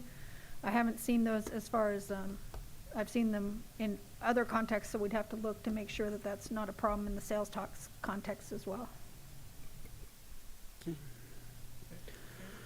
And Madam Chair, I think it's really important to, and again, I do have to emphasize, I'm not being disingenuous here. We've had these conversations. If people don't want this sales tax, we'll take on the challenge of trying to provide those services that people want without it. But it's really important to understand that the city of Hollister has a 9.25% tax, and the unincorporated has 8.25%. So to me, it just from a practical perspective, we should have done this years ago, frankly. It should have happened when the city of Hollister went to the ballot for its sales tax measure, just to see if people were okay with it. And if they weren't, then we would have known, we could move on. We wouldn't have this conversation every year or two. But I think that needs to be underscored, that city of Hollister, people were just basically making our tax in line with the city of Hollister's tax, and it seems fairly practical to me. But again, it's up to the voters. Thank you. Go ahead. Thank you, Madam Chair. I think also too that it makes sense if we were to move forward with this, that we do just have the people who would be particularly taxed vote on that tax. That makes sense to me. I think with the sentiment that we've heard today, I think it would be really important for us to find out whether or not it's worth the effort to put it on the ballot, the time, energy that it would take our already kind of taxed staff. And so that is something that I would want to look at, and I'd like to know that the cost of putting it on the ballot as well. I feel like we can't make a total decision until we have some of that information? Dulce, did you get an answer on that? I reached out to Joe Paul, and Francisco actually said it would cost anywhere between 20 to 50,000 to get on the ballot, depending on how many other measures would be on the ballot. So anywhere from 20 to 50. Thank you, and thank you for putting the report together too. I really appreciate the time and effort and energy that went into it. And also Joe Paul's on if any further questions. Madam Chair? Yes. If I might, I know this presentation and potentially for giving direction to staff, I might suggest that we delay a decision to get, further input from the public, but also to tie down further some of the expenses we're talking about, whether it be for putting it on the ballot or for doing a poll.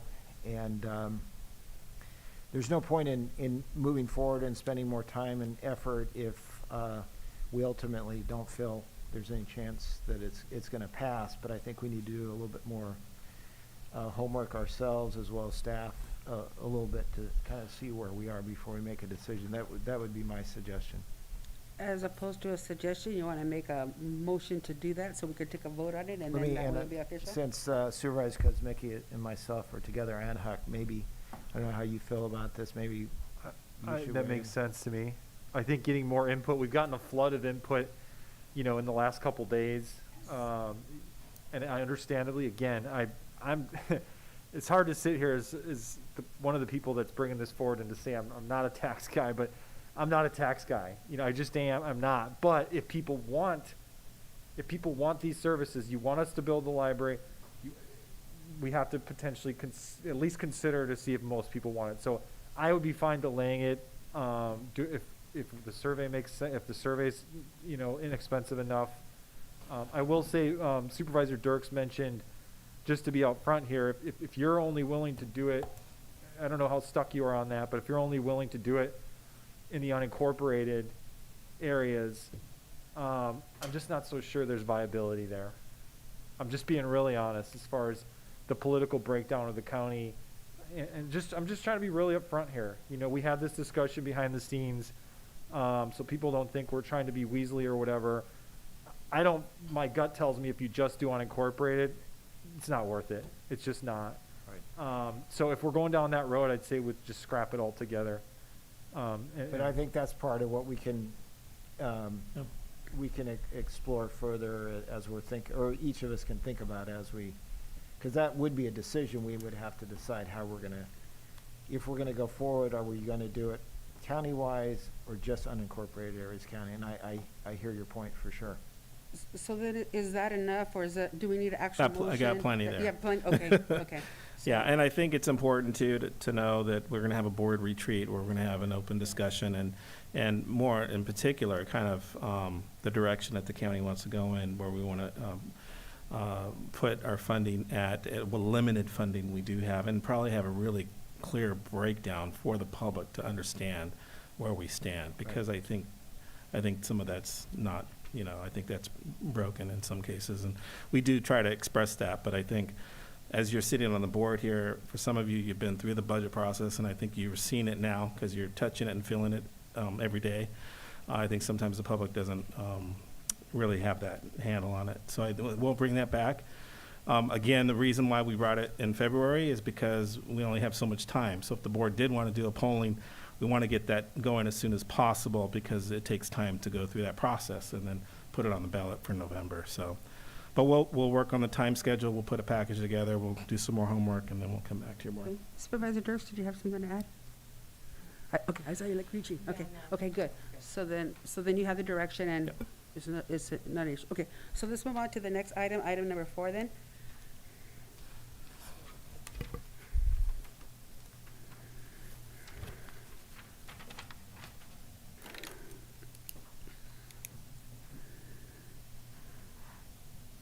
Good afternoon, Madam Chair and fellow supervisors. Ariel Goodspeed with San Benito County Planning Department, and I'm bringing back again the home occupations and rural home enterprise for some discussion points today. So again, for anyone that's joining the conversation for the first time today, I just wanted to again really highlight that we already have a home occupation rural home enterprise that is just an opportunity to simplify and fine tooth. It's not legalizing nuisances.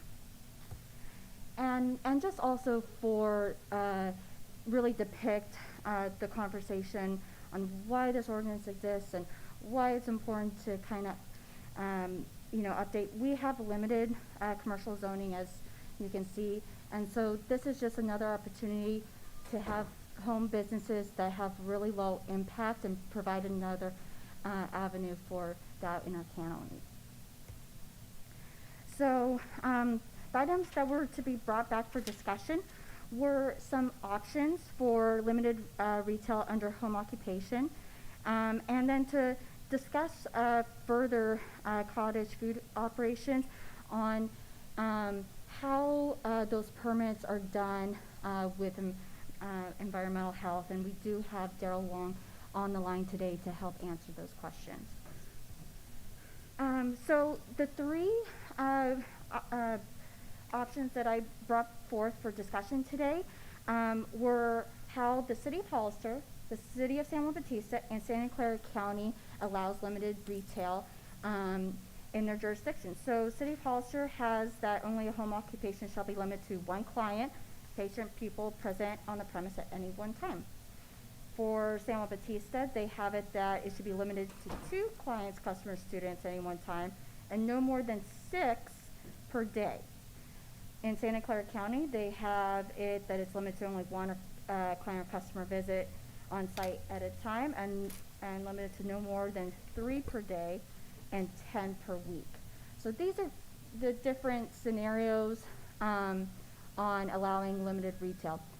Also in my research, I found that there are many jurisdictions around us that don't allow retail. So it's for discussion on how other jurisdictions could permit this. I'm happy to actually pause and open it up for discussion with the board, or we can do it at the end as well.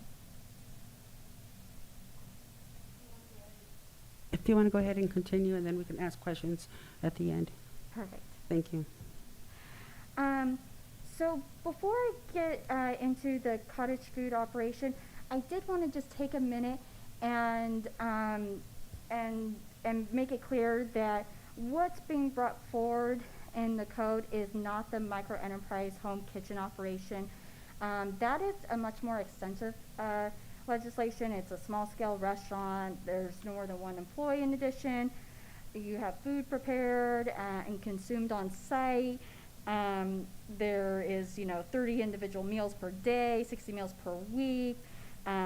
Direct sales only, no catering or wholesale.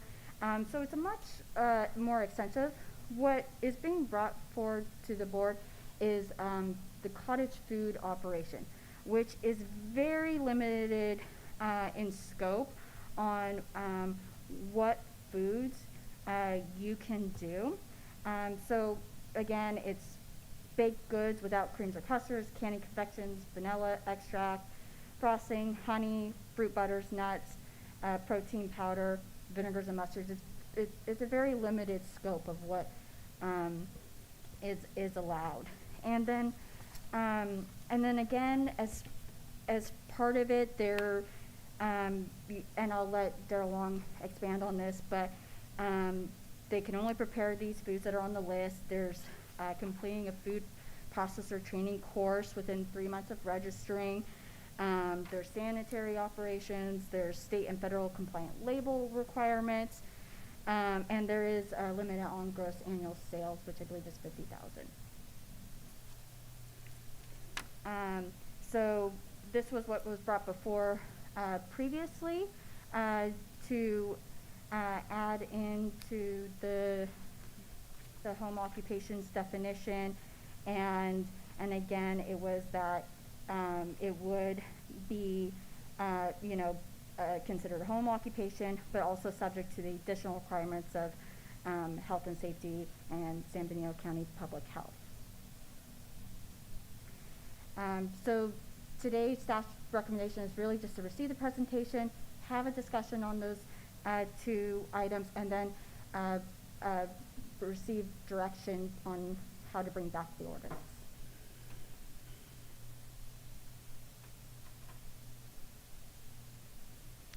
Is that the extent of your? Yes, thank Okay.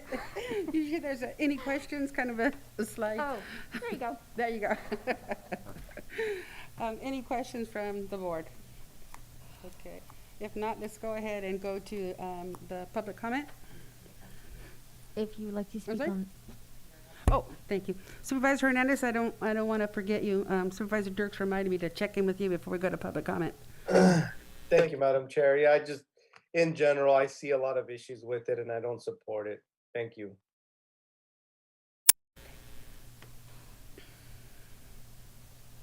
if you would like to comment on this item, please press *9 or the raise your hand icon. You've been unmuted. Hi, my name is Luke Curbs. I live in San Juan Bautista in District 2, and I'd just like to comment in support of the presentation we just received, but also would like to go a step further in supporting a possible ordinance that would allow for micro enterprise home kitchen operations. I think it could be great for our entrepreneurial community members that don't have the resources to start a brick and mortar shop. Could be an awesome opportunity for people that are less privileged to start a business. It would create an environment where they can test their idea without having to break the bank and then move into a brick and mortar type situation. It reminds me of a story my aunt told me about Eloisa Bowser, who lived in San Juan Bautista in the 1960s on Franklin and 4th Street. And every week my aunt would go to her house, and it was the best place to get delicious tamales. Everybody in the community went there. It connected the community, and it was a great place where a talented home cook could legally and safely provide food for the community. And as of today, that is not legal. So I'd urge the board just to take a closer look at AB 626, which would permit people to cook out of their home and provide for their community members. Thank you for your time and for allowing me to speak. Thank you. You've been unmuted. Please state your name for the record. Elia Salinas, thank you. I wholeheartedly agree with the previous speaker. I too would recommend that you also look at through the micro businesses. And I'm surprised for Supervisor Hernandez, who has a small business, that he wouldn't be in favor of other people being able to be entrepreneurs and start a small business. A lot of businesses, Mrs. Fields Cookies is a great example of how she started in her kitchen and ended up into something really great. So I would strongly encourage for the board to approve and go forward with this, and also bringing it back at some time in the future, also with the micro businesses.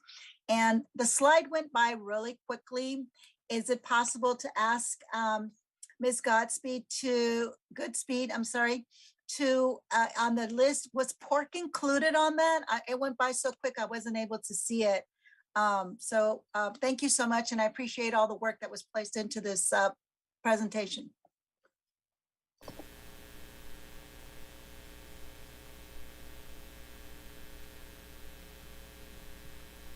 You've been unmuted. Please state your name for the record. Hi, my name is Hannah Marquez from District 2.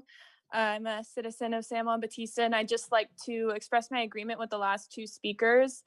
As the daughter of a small business man and a home cook myself, I'd love to be able to provide some of my skills and food to my community in a legal way where the county kind of supports the potential of me cooking and providing that service to the public. So just want to express my support and hope that the members of the board can take a close look at this and see the opportunity for the community to come together and share in food and community. So that's that. Thank you. We have no more public comment. So then what is the will of the board with regards to this? Further discussion? Can I, yeah, Madam Yes, Chair, please. if I could ask, just following up on a couple of the speakers, Ariel, if I recall, and I don't remember how long back, but sometime last year, we looked at the micro business. And anyway, maybe just remind me and some of the other people where we ended up with that. I know we didn't make a decision. And I think we were gonna maybe revisit it at some point. I know that's not up for discussion, decision today, at least the part into like pork or other things like that that are actually, anyway, maybe just touch on that a little bit. Yes, so Gracie had done a presentation and she can talk a little further. Thank you. Good afternoon, board supervisors. So we did end up taking that item back to the intergovernmental committee. From that committee, we didn't receive further direction, but if your board would like to see that presentation once again as a refresher, we can definitely certainly do that for all of you. Yeah, I'm on intergovernment. I can't recall if Supervisor Gonzalez had switched off at that point or not.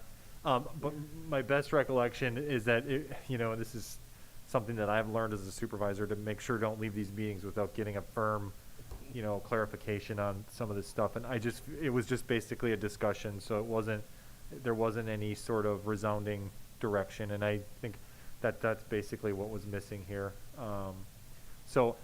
Yeah, if that answers the question. It went back to intergovernmental, but then it just kind of was left in the air. It wasn't really conclusive. If recollection serves me, yes, I was still on the board, and the city was going to go back and look at it, but I don't think they ever. I don't think they ever picked it up. So No, it's they didn't. They something that didn't if we- pick it up. And I have some Yeah. comments that I'll get into when I speak, but yeah. Okay. Well, we're speaking now, so if you want to go Yeah. ahead and continue. Okay. Yes. So I've spoken on this before. I think I've been pretty upfront that I really adamantly support the micro enterprise home kitchen operations as a way for new entrepreneurs to get into certain industries. There are regulations involved. It's not like people can just cook, and do whatever they want in their home and go sell this stuff. And so there are regulations. It's a state legislation that was approved, so the state clearly supports it. I just believe it would be hypocritical of us to support these other two classifications of essentially home businesses and not support the micro enterprise home kitchens. It just doesn't make sense to me. I'm going to be supporting the rural home enterprises. I want people to have opportunities to start businesses and to make money for their families. And so I'll be supporting both of these, but I am hoping that we can leave here today and have direction on bringing back the micro enterprise home kitchen operation consideration as well. And then I mentioned the regulations. And then I just think as a whole, sometimes we just overthink things as elected officials. We get into these concerns about food safety, and I get that. Food safety is a concern, but again, there are regulations for these folks, just like there are regulations for Supervisor Hernandez at his Ohana Ice Shop. There are regulations involved. You have to follow those regulations. And as long as that's the case, I just feel strongly we should support people starting businesses, and this is a good way to do that. Thank you. Any other? Madam Chair? Yes, Supervisor Hernandez. Yeah, just to clarify, obviously as a small business guy, I totally support it. I was ground up when I first started, so I want people to have an opportunity. I'm all about an entrepreneurial spirit. We have to encourage that, but obviously within what process and how is it going to be managed. I don't really care for overgeneralizations because they kind of create this ambiguity that doesn't really get to the issue. I mean, when the issues that I brought up in a prior meeting were very serious concerns, and this was within the context, right? Not, God forbid that anything happens, but it's within the context of talking to environmental health. I had a full and thorough conversation with Daryl.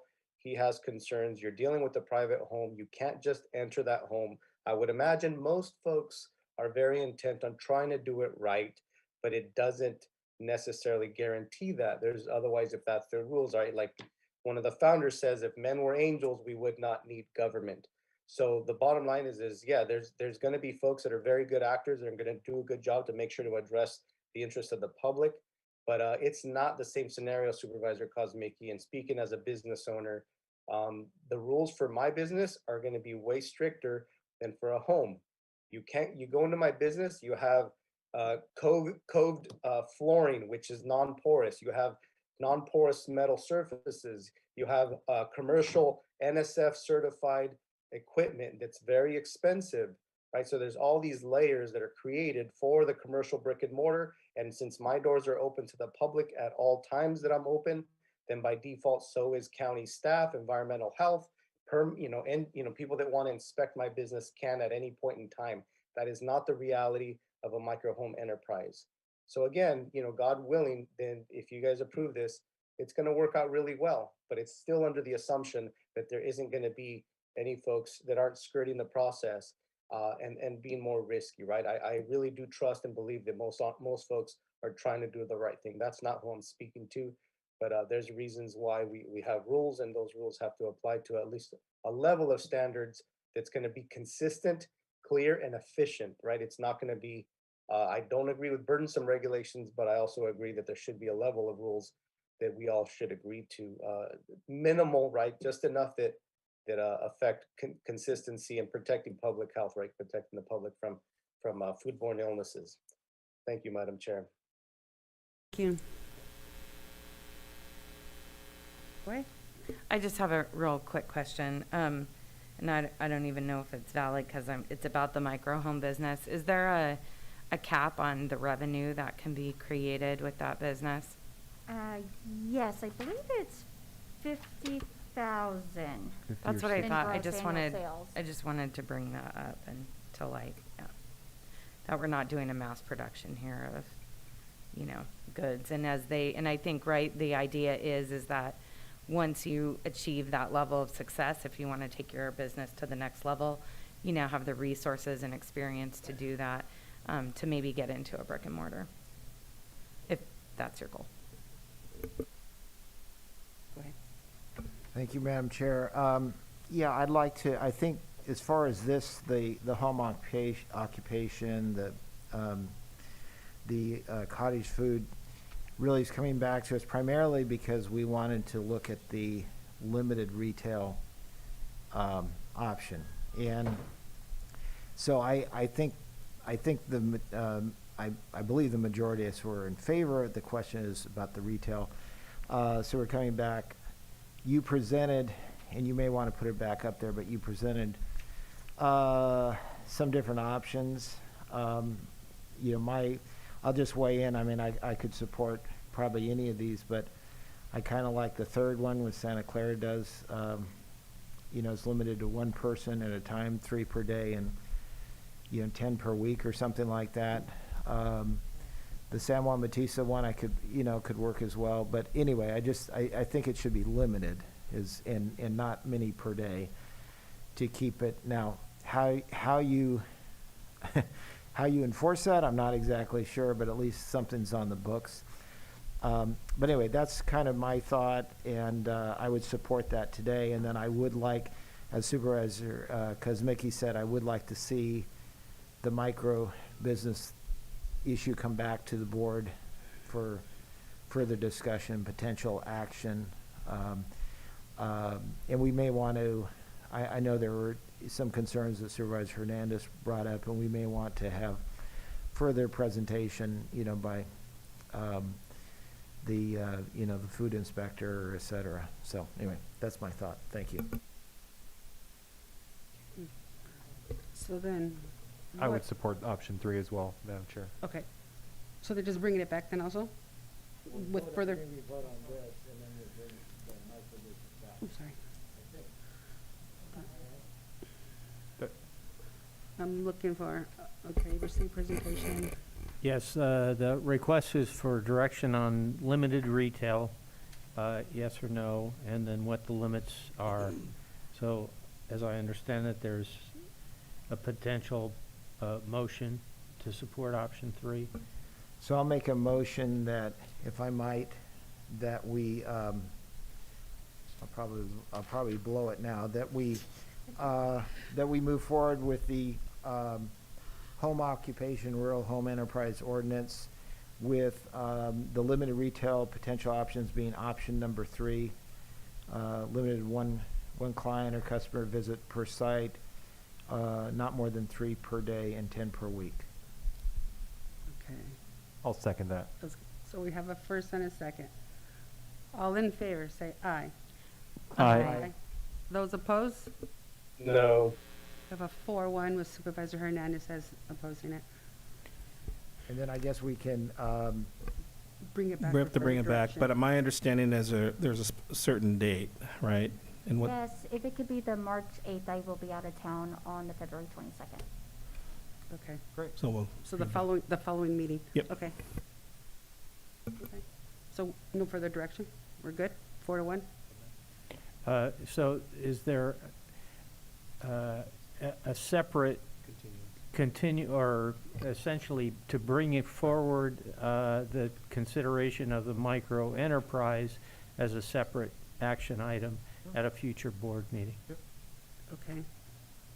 Also move that per staff recommendation. Yeah, and there was 2 supervisors at least that supported it. I think that was our policies, but B is saying she wants it back as well. So, Do we, so I so move per your staff recommendation. Can I get a second? And then we'll just go ahead and just make it official. I'll second. Okay. All in favor? There's Aye. a question from Ariel, I'm sorry. Oh, Just for clarification, I am bringing back the cottage food operation as written. Okay, yes. thank you. Yes. Okay, so I heard 4 ayes and oppose? No. Okay, so also 4-1. I just want to make sure we're hitting Yeah. our, Thank you, dotting Chair. our i's and crossing our t's there. Okay, so then that would take us on to item number 5. Thank you, Madam Chair. We have Gabriel Orozco. He's our budget officer. He's going to be presenting to you a second quarter update report to you. And there are some items in here that actually, in our past discussion, that we'll be able to look at and maybe have a further discussion on that. Gabriel?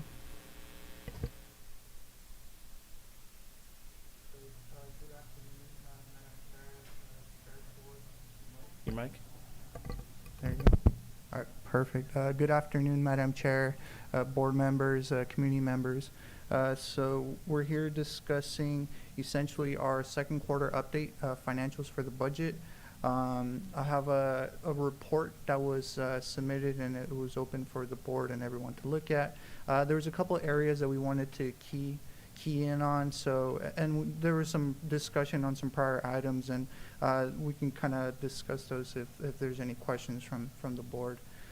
Biggest piece, kind of an overlook of the budget. Halfway through, so December 31st, we're essentially 32% spent in general for the total. If we're looking strictly at the general fund, we're close to 40%, 39%. If we look at our now amended total budget from where we started out the fiscal year with the adopted budget at about $185 million. We've now grown to $197 million. Majority of those, of that $10 million in expenses that have come up have been through grants that we've been awarded, whether it's been through HSSA grants or grants through our RMA department, funding that's come in to fund specific projects, and those have been those amendments that have taken place. Another piece that I wanted to touch on this is looking at our general tax revenues. What we've been receiving so far, as our CEO Espinosa had mentioned earlier, when we were talking and discussing the sales tax item, we are, heavily property taxed. Our biggest component, and this is just general tax that the county receives. We receive about $26 million in general tax, and the biggest portion out of it is property tax to the tune of 18 or so million that we're projected to receive. Up to date, we've received $6.7 million. as of December 31st, 2021. That was through the first payment of property taxes. Second payment will be coming in at around April. And then in between, we'll get some in lieu fees for property tax, and that'll pretty much sum up the base. Everything seems to be going according. The one that's going to stand out the most, our business license tax, is a little low. That's typically because the majority of that really comes from a select few companies, and we don't receive a lot of that funding until it's closer to the end of the year. So that may drag on little by little. We'll start collecting, but the majority is going to come on as we get closer to the end of the year. One of the pieces that I would like to highlight are documentation transfer tax. That one's actually, we're doing better than we've done previously, and according to our budget, we're about 87% of the way through. The other one where we're doing a little bit better is our aircraft tax. That one we don't receive typically too much, but we are seeing a little bit more elevated amounts compared to other years. Another item that we wanted to highlight, as we were talking a little bit earlier ago, salaries and benefits discussion and looking at our expenditures in those areas. Compared to what we were set up in the amended budget, the adopted budget, we're pretty much 50%, halfway through the year. Those are the easier expenses for the county and the department to have an idea on, because it's easier to more or less predict those, because if the position is filled, then we have staff that are providing services, whether if it's in our assessor's office or treasurer's office or here in administration and in the HR department. Those are a little bit easier to forecast and look at. So for those, we're essentially right on target, 50% spent through from the beginning to the end of the year. So one of the things that I wanted to highlight is essentially we're halfway through the year, we're halfway spent on the salaries and benefits side, and that's one of the things that we've done in the past, is try to tighten it up as much as we can so that we are eliminating any kind of inefficiencies in the budget, whether it be kind of money that's just sitting out there for one reason or another. We're not using it appropriately, and looking at essentially our biggest component of expenses being that it's salaries and benefits, and seeing, halfway through the year with 50% spent, seems to be that we're pretty much right on track with that component. So it's just to show that we are essentially, going according to the forecast and the plan. Madam Chair, could I ask a quick question? Yes. Gabe, on that chart there, the one question I had was on overtime. Mhm. Like 69% on overtime, which is obviously we're well beyond 50%. Any comment on that? I know a lot of that's coming from the jail, I believe, and Yes. sheriff, so maybe you can just touch on that. Yeah, so the following graph right here, we have essentially our overtime graph, and on that we have, like as Supervisor Tiffany mentioned, the two biggest components being our sheriff's operation and our sheriff's jail, where we do have our biggest overtime components. As you see, we typically do budget because they do serve a high portion of the time that is converted to be overtime. Some of it, whether it has to do with following up on special events, whether it's the sheriff's office or whenever we do have emergencies and we have to provide backup, some of that is related to that. In some cases, it is related to staffing and making sure that we have appropriate staffing in some of these areas. So there is a direct component to making sure that we are accounting for this. To say that it's very out there and very extended may not be the appropriate wording for it. It's a little bit elevated, but it's not to the extent that we've seen in other jurisdictions where they're just really overrun with a lot of overtime expenses. We really try to keep a tight grip on it, and then if we start to see, for example, as you've noticed, we start to see a little bit higher amounts through 2 quarters in compared to halfway through the year, then it may be, a discussion with the sheriff's the department and Sheriff Taylor and seeing, is there a need? Is there something that, we're not seeing here? Because, me just looking at the numbers is a different story than me talking to the department and them sharing, some more information, whether it's, I need some more staffing, or we have some vacancies that we're looking to fill. So that could be part of it. Yeah, I mean, it's always a balancing act Mhm. because they're probably, I'm sure, Sheriff Taylor would say he's right on the edge of being understaffed, I'm sure. And so then you get more overtime, but the trade-off is there some savings as well? So I understand. I was just curious. Thank you. That's fine. So continuing on, the last piece that I wanted to share, part of our process that we've been trying to fix this year has been our vacancy rate and trying to address vacancy budgeting in the year. So this is now our updated vacancy rates through December 31st, 2021. Compared to where we were the last quarter, we're pretty much, hovering around the same. It usually hovers at, it's been our historical average around 20% vacancy. The lower amount of vacancy is actually on the general fund. We typically are pretty well staffed in the general fund. The higher amounts on the vacancies stem from a lot of the special revenue accounts, whether it's our roads or HSA, behavioral health departments. And those are usually, they have some that have a little bit more higher turnover, specifically whether it's HSA or behavioral health. I know that they have issues with some of the staffing because, as we discussed a little bit earlier, we do turn into a bit of a training ground or kind of stepping stone for personnel to come here, work here, and then move on to a bigger department or a private firm, a private entity, and be able to provide services there, obviously at a higher pay that they're receiving. But for the most part, we're pretty much tracking more or less according to how we've been historically. One thing that I will mention is this past week we had our Open Gov training for the budget for all the departments. One thing that I mentioned to those departments is that vacancy budgeting is something that we're going to be looking to address. So what I told them is essentially, as we move forward in the month of February and March, I'm going to be setting up meetings with the departments, and what I'm going to be taking to those meetings is essentially a sheet that shows essentially the vacant positions that the department has carried over the past pretty much that they've just carried, whether if it's a position that's been vacant for 6 months or 8 months or even more than a year. I'm going to have it on there, and we're going to have a discussion with the department to see, you've had this position vacant for over 6 months. Is it going to be filled? Yes or no?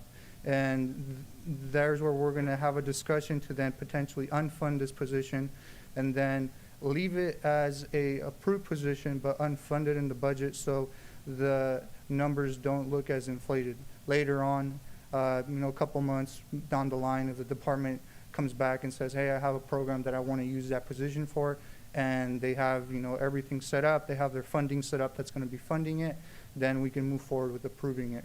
But that's something that, as the board has been wanting to address with the budget, is something that we're going to be looking to definitely undertake this budget, and we're moving along those lines to make sure that we address it. The final piece that I wanted to mention is that our general fund contingency, we have still $1 million in the general fund contingency. We haven't spent any of it as of yet. We like to particularly leave it in case we have some emergencies that do come up. For example, last year we had some emergency pothole repairs that we had to do, and we brought in Don Chapin and Granite Rock to provide services in those areas. So that's one of the uses that we've had in the past for it. For right now, we like to keep it as an emergency kind of precaution in case we do have something that does come up. But that's more or less what it is. And I believe that was it. And I was just going to open it up to see if the board had any questions or anything that they'd like to see on a future report. Any questions that the board would like to address? Okay. Supervisor Hernandez? No, I'm good, Madam Chair. Let's go ahead and go to the public then. Thank you, Gabriel, for that informative report. If you'd like to comment on this item, please press star 9 or the raise your hand icon. We have no public comment.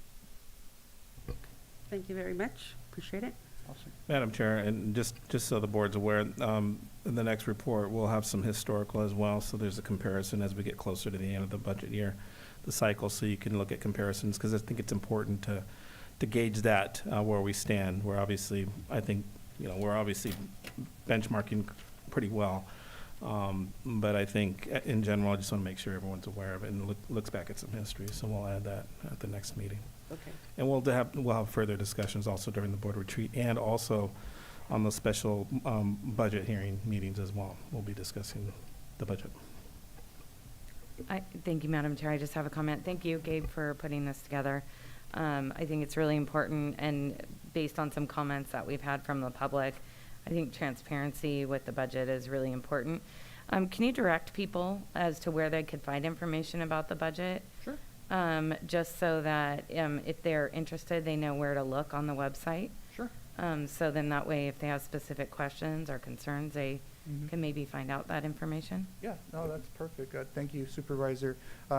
As you mentioned, transparency is one of the biggest items that we want to address, and we definitely want to provide to the public. So one of the things that we had done, actually, we won an award through CSAC, is having the first online budget book that was available to the public for them to see. So going to our county website, if you go to the county website and Gabriel, excuse me, can you actually do it and then show the public if you don't mind? Make sure. Yeah. So right now, if they switch it up so they can see, essentially it's all on the county website, and anyone can access it from your home computer, your cell phone, and when you get to the county website, we just go to the departments, not department, the governments, and we're going to look at budget finance. You can also just type it in. So if you just type in budget, first one that would pop up is budget finance. Within budget finance, what you will have here is the budgets from the past, as well as financial reports. This is the piece that's going to get updated. So this financial report that I presented today is going to be posted on here. If someone is interested to know what's on the budget, we have essentially the different stages of the budget. The first one being the recommended budget, and then the last one being the adopted budget. The recommended budget is the really hands-on piece of the budget, where constituents and anyone in the public can essentially go and hear if they want to look at some information, whether it's our letter from their CO's office, to just getting a general idea of general tax revenue forecast that we're getting in, or expenditure overhead. They can come in here and take a look at it. If they want to look at a specific department, they can click and take a look to see expenses that are budgeted and revenues that are budgeted. For example, if someone wants to look at the administration office, and here we have quick summary. We have our staff that were approved through the position of approved positions, and then they can look at the recommended budget. Essentially on here it has our revenues that are brought in through this specific division, and then our expenditures. And then on here you can click to take a deeper dive as to what those expenditures are for. So for example, in services and supplies, I can click that, and then it breaks down this 79,000 into, we're budgeting 16,000 for other consultants, 10,000 for training expenses, and so on and so on. So everyone can take a deeper dive. And this is a little bit easier for everyone to look at. There is then the final budget, which is the adopted budget. And this isn't as easy to look at because this is more numbers based. This is the report that gets submitted to the state controller. So it's really, essentially it's numbers heavy. It has all the schedules that we need to report to the state. So this is a little bit more, if you're into the numbers and you want to take a look at that, this is where things happen and what gets reported. But everything on here is essentially what was in the recommended budget minus or any additions that were requested by the Board of Supervisors through the budget hearings or changes in the special budget meetings or what take place, we bring those up and then we make those corrections on here. And this is the final piece that gets reported. And then I typically like to update these as we do have changes from every now and then from any amendments that are done to the budget, whether, as we discussed earlier, the increase going from essentially on here where we have where we had started off in the year at 185 million, and now we've moved closer to 197 million. That $10 million increase has been, like as I mentioned, grants or any funding that had come in. So That's why we have the updates. And if you don't mind, Gabriel, can you go back to that, to the online, and then go to 70, go to budget item 70, RMA. And in there, as an example, your constituents, especially for those that have CSAs, you go to the CSA county service area, and then you look. There might be a lot of individuals. This is their money that they're putting into the fund for their local area. So it can be lights, it can be roads, it can be whatever, and then they can actually look at this and look at what work's going to be done and what the budget looks like. So I think it's a great transparency tool for them. If I wanted to find out information about Measure G, where would I go for that? So for Measure G, the majority of information that we have on our side is the revenues that are being brought in through projections that the Council of Government has set in place, so COG. As far as spending-wise on projects that we're looking to fund out of Measure G, we also have those available. So on here, there's actually two ways of looking at it. Within our county budget, you can access it by looking at the CIP Road Facilities 5-year plan. So that will have essentially roads and facilities that we're looking to implement within the year. It's also part of the recommended budget. So in the recommended budget, if someone wanted to look at that, we have it right here, the 5-year road and capital improvement plan. Looking at this, put together by our RMA department. And it's also one of the items that we're looking to put together this year with updates as, we finished a couple projects and we're thinking of adding on new projects and looking at the funding that we have available and what we can do with it. This is a very, very nice piece that we can definitely put together. Let me see,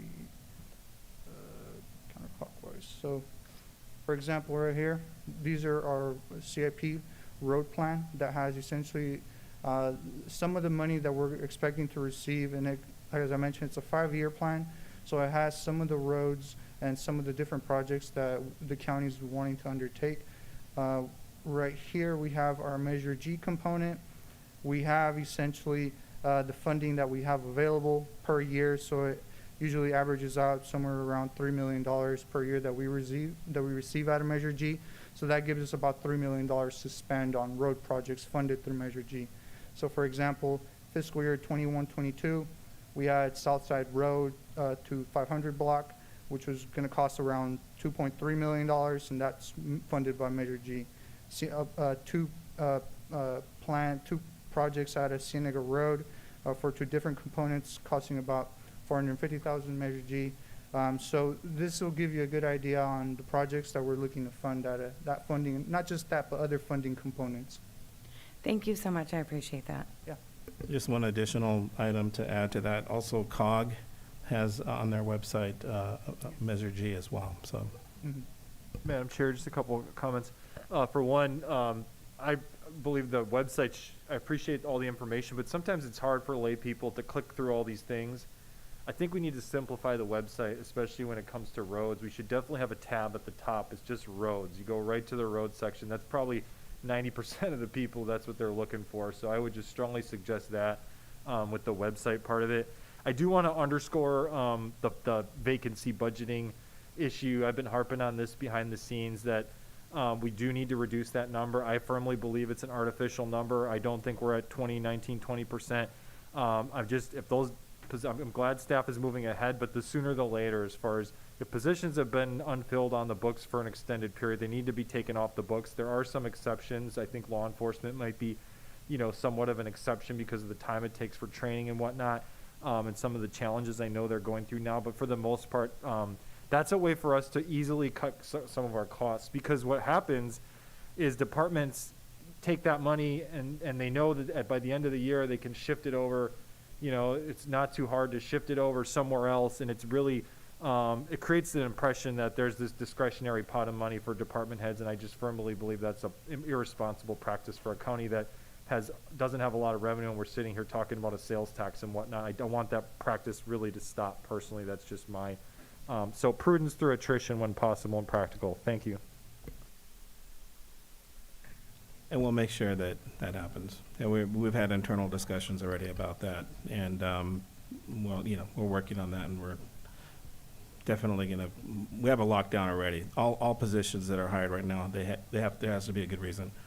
They cannot just go higher. Yeah, I They have think to be that, a- I there has think to be improvement. one of the other exceptions, of course, is in Public Works with some of the road crew. Yeah. We know that. We just want to jump in there on that one. Yeah, and just for clarity purposes, we'll take it under consideration, our office, and we'll have to approve it. They're just not going to be able to hire anybody. So that's where it's at right now. Okay. Thank you, Gabriel. Thank you. I wanted to just quickly add, I'm sorry, just, can you go to the main menu briefly? Sorry. And then, no, to our main website. And scroll down, just scroll down to the bottom. We added a link there, a roads info, or roads. So you click on that, and it has the road projects, road reports, CIP. But we'll make sure that we kind of clean that up a little bit more on the Measure G piece. We'll add some more elements to that. But I just wanted to share that with the board. I think you may have asked about that a while back, or someone did on the board. And we made sure we put that link on there. So I just wanted to But make sure. just making sure there's an actual tab at the top, so it's one of those four things they see or whatever. That's Yeah, and got it. And I see there's a pothole report, so people, I think you brought that up, didn't you? Was that a good idea or not? I mean, I don't know. She goes right to her, yeah. Okay. Thank you, Gabriel. All right, We're thank you. done. Let's go ahead and go to the last item on the regular agenda. The supervisors give an update on their ad hocs. And then it looks like in that same bullet, and it might just be an old, nope, delegate the California microbusiness grant oversight to the Economic Development Company, that's corporation, or committee, sorry. I keep saying the wrong words for that one, Economic Development Committee. So let's hear the reports. Whoever would like to update, and where would we like to start? I'll go first, real quick, Madam Chair. I had three. This has been a short period. 3CE had an ad hoc, intergovernmental, Pajaro Valley flood prevention. I really don't have anything significant to report. Thank you. Okay. Mr. Tiffany? Yeah, thank you, Madam Chair. Just briefly, couple important ones coming up on Thursday. Supervisor Hernandez and I will be having a Economic Development Committee, which is open to the public now. And we'll be discussing the incentive program that we've been working on, and also the update to the EDC MOU. Also, LAFCO is coming up on Thursday, first meeting of the year. I know Supervisor Gonzalez and I met with county staff on ARPA, and we're continuing to discuss and narrow down choices. Seems like there continues to be new things that come up, though, that every time we talk. We just got a brief update. Supervisor Dirks and I are on the hiring of the new Ag Commissioner, but I understand we do not have any applicants yet, so it's kind of hard for us to evaluate. Qualified applicants. Qualified applicants, excuse me. So if you're out there, we need you to apply. And we did have an intergovernmental, myself along with Supervisor Kosmicki, can be continued work on looking at putting together a homeless committee, something that with both cities and the county work together on a JPA to see if that might help us move forward in the homeless area.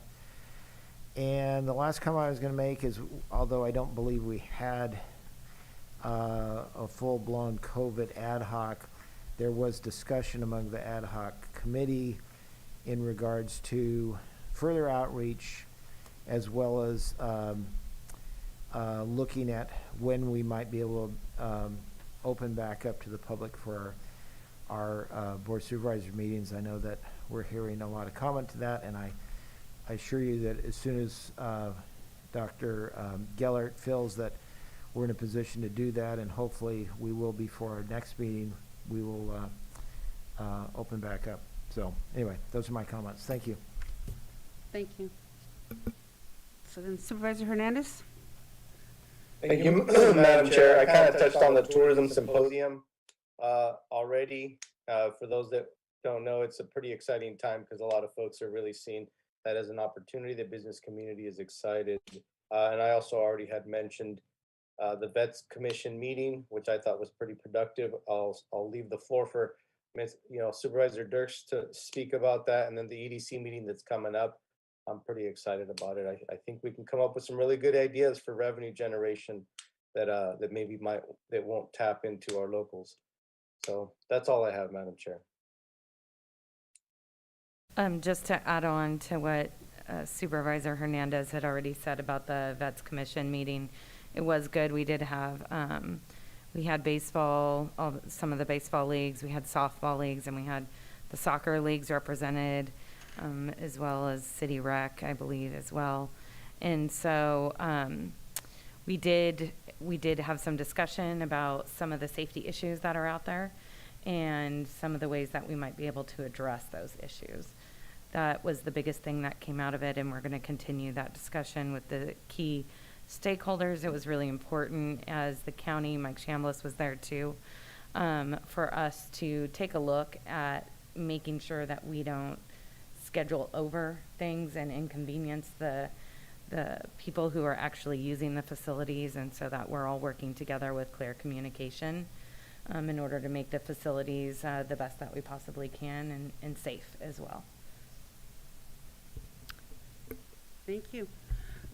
This was lovely. It sounded like you all were happy to report out, and it just seems like you guys are in a groove, and you're reporting out on things that you're enjoying, and I'm so glad.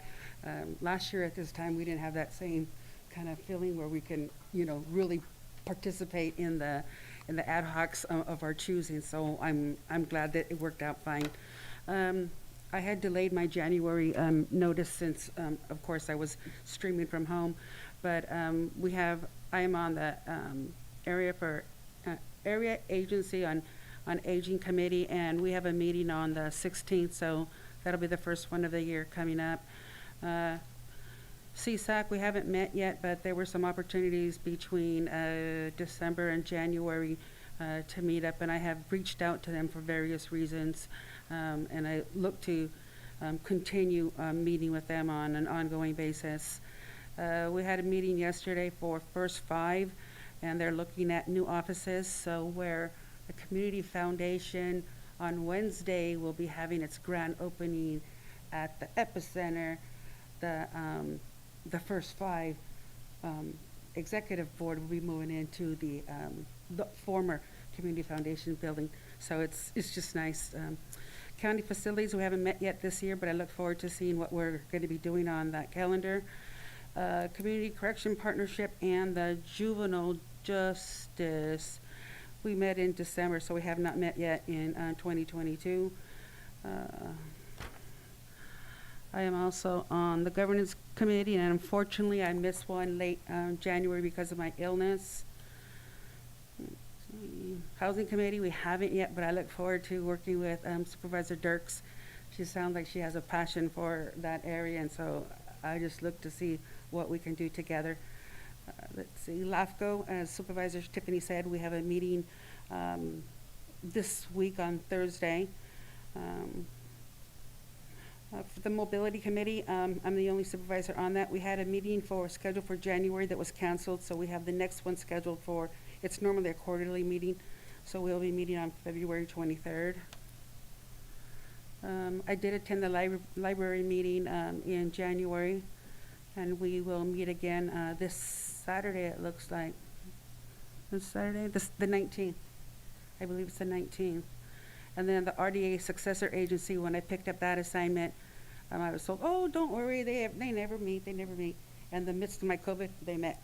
And so Supervisor Kozmicki, was there anything to report out on that, or were you not able to make that one either? No, but I had no idea I had got no notice on that, so. Yeah, I want to say it was like January 27th or something. I went to my personal email as opposed to Okay, well, my maybe, supervisor email.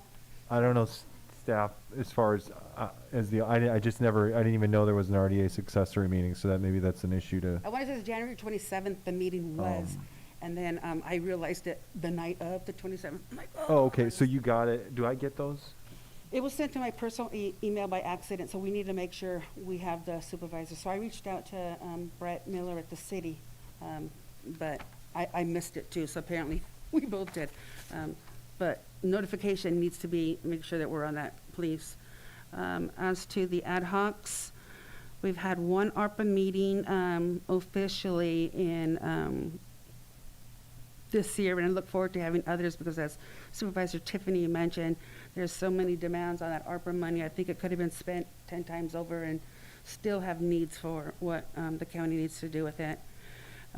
Again, and then because of my illness, I did miss the tourism symposium, but I was so glad that Supervisor Tiffany went and joined Supervisor Hernandez there, and it sounds like it was a great event, so thank you for that.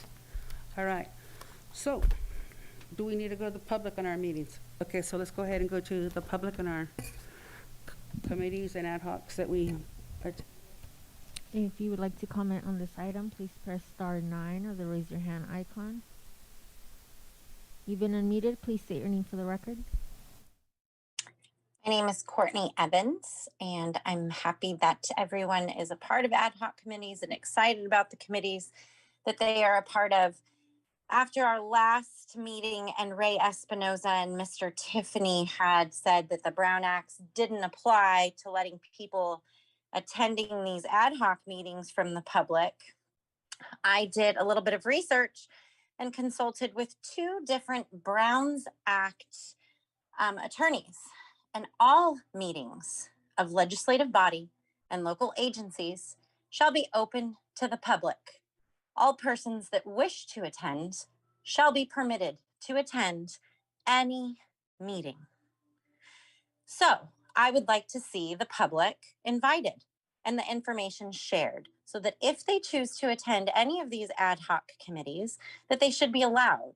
It was very unfortunate that the public wasn't allowed to the COVID ad hoc committees, and only government and stakeholder entities were allowed to attend. This isn't transparent.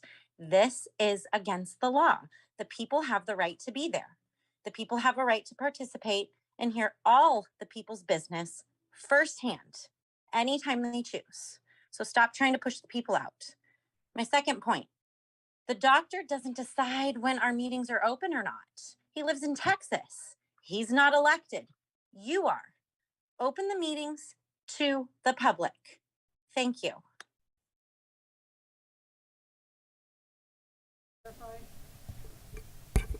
There is an exception under the Brown Act for ad hoc meetings that are comprised of less than a majority of the board and are not standing committees. And I think that there's just a misunderstanding there about the definition of a meeting. Thank you. You've been unmuted. Please state your name for the record. Thank you. It's Vicki Brackett. In the view of being transparent, I think that when we are talking to medical professionals and their opinions, that we should have more than just one doctor that lives in Texas. There are other opinions and other studies when we're making medical decisions for employees and the public for attending meetings. I just think to be transparent and to back up what Ms. Gonzalez was saying earlier, I think that we need to be listening to people and have true transparency, no matter what the size of the meeting, and get other medical professionals and get their opinions. Thank you.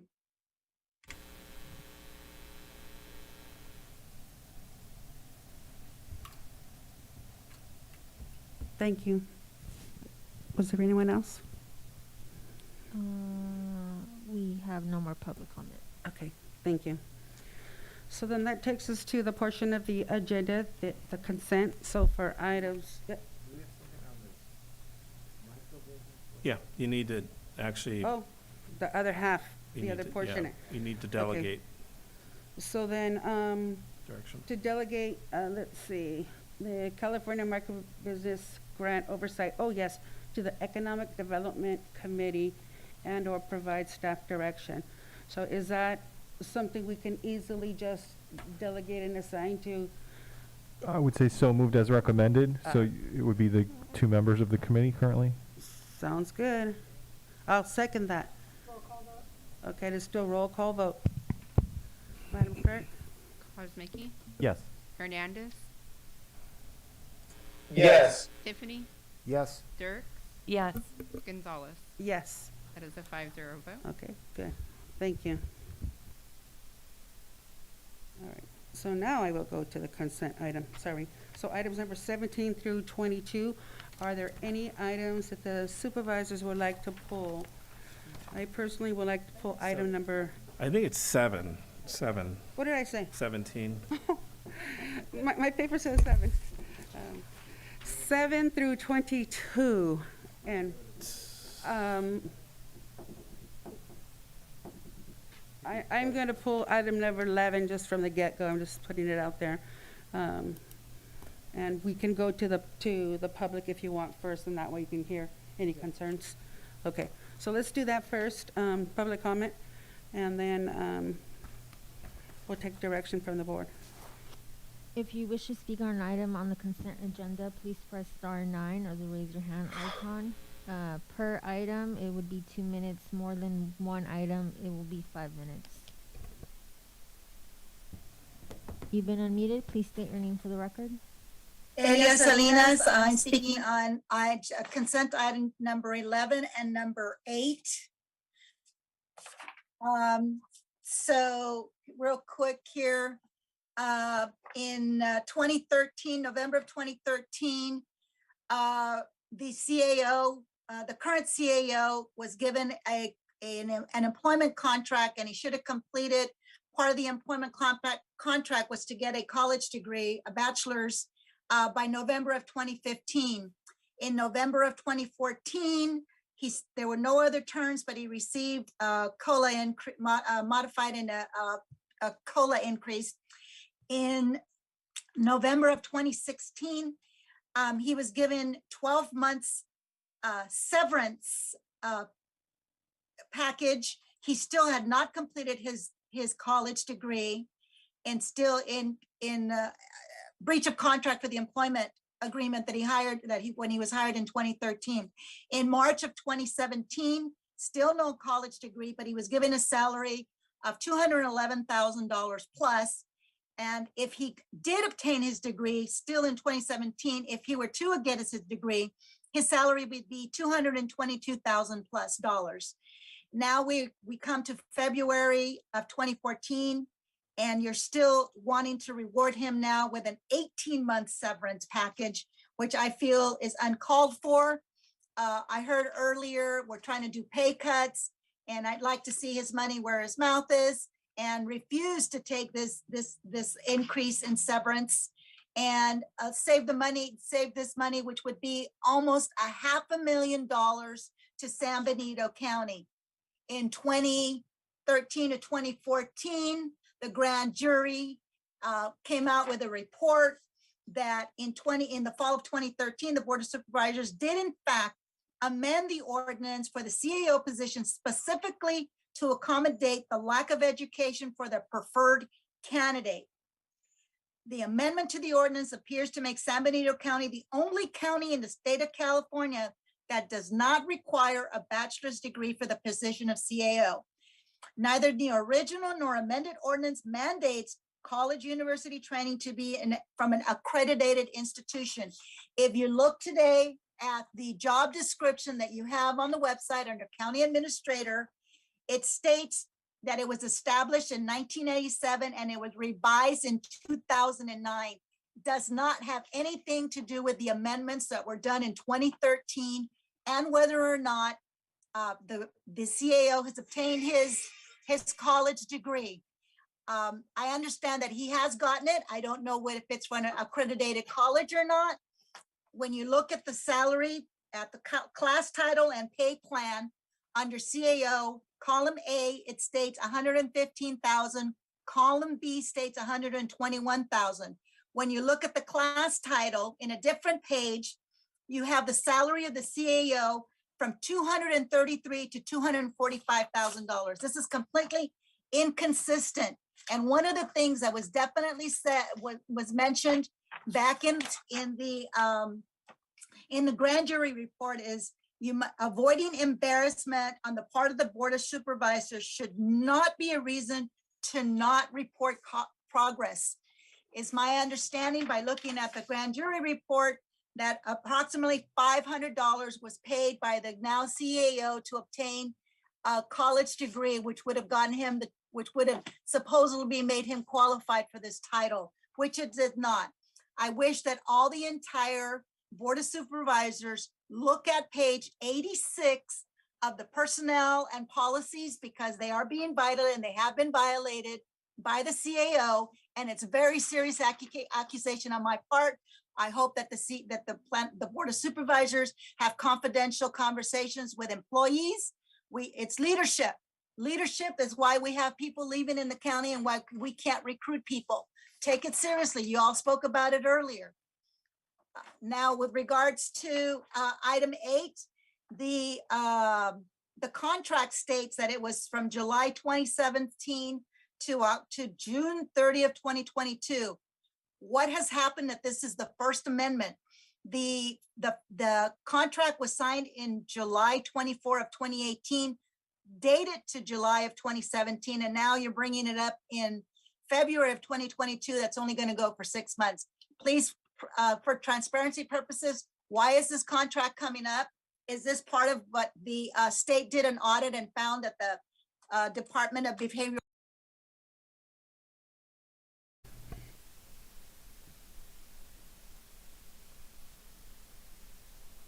You've been unmuted. Please state your name for the record. Hello there. It's Rob Bernowski again, and I promise this will be the last time I speak. I too would like to address item number 11, and I hate to be in conflict with my friend on the other side, but she might be bringing up some technicalities and stuff. But what I want to always point out to the Board of Supervisors and anybody else who's interested is things that work in our county.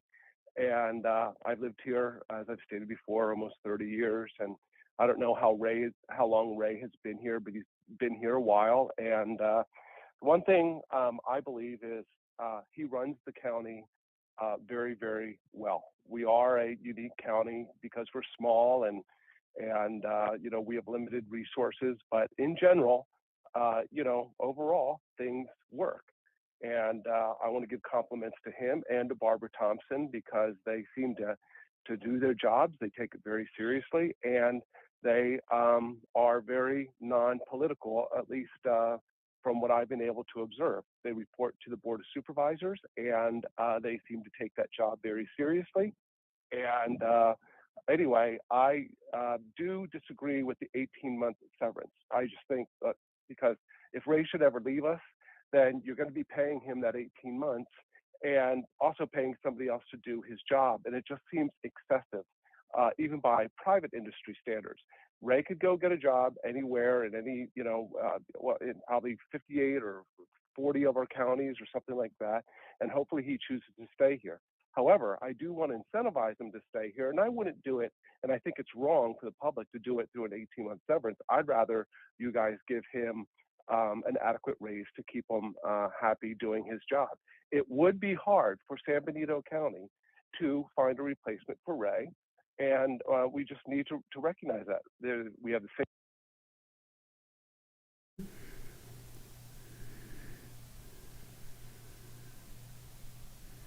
You've been unmuted. Please state your name for the record. My name's Celeste. I'm not gonna repeat, but I agree with Elia Salinas. Let's just begin. Original contract from 2013, First Amendment, 2014, second, 2016, third, 2017. And now five years later, on item 11, nowhere does it state that CAO Reyes Espinosa has breached his employment contract, not just once, but numerous times. Let me explain. Isn't it true that CAO Reyes Espinosa was supposed to get an undergraduate degree by November 2015? Then 2017 was given a raise and still no degree. Breached his employment contract numerous times. So what's the plan from here? Are we lowering the standards to hire Reyes Espinosa, or is this just another part of the continuous visual corruption we have in our county? So it's not pick on Reyes Espinosa Day or make him feel bad. It's just facts. We have to really look at what we're doing here, and that's it. That's all I have to say.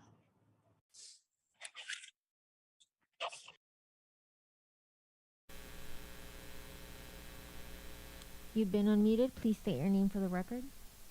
My name is Courtney Evans.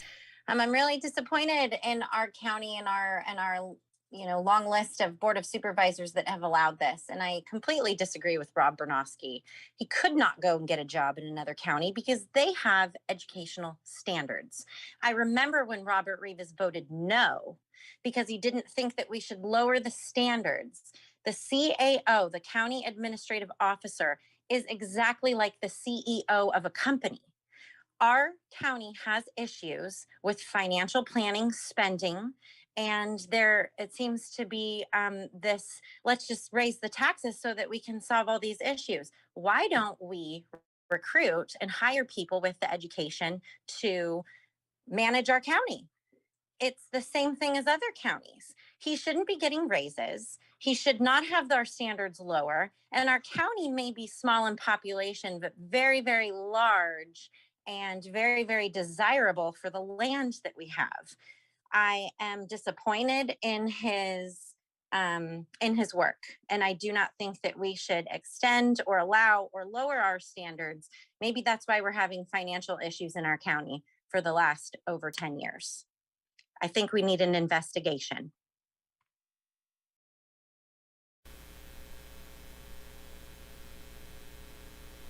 You've been unmuted. Please state your name for the record.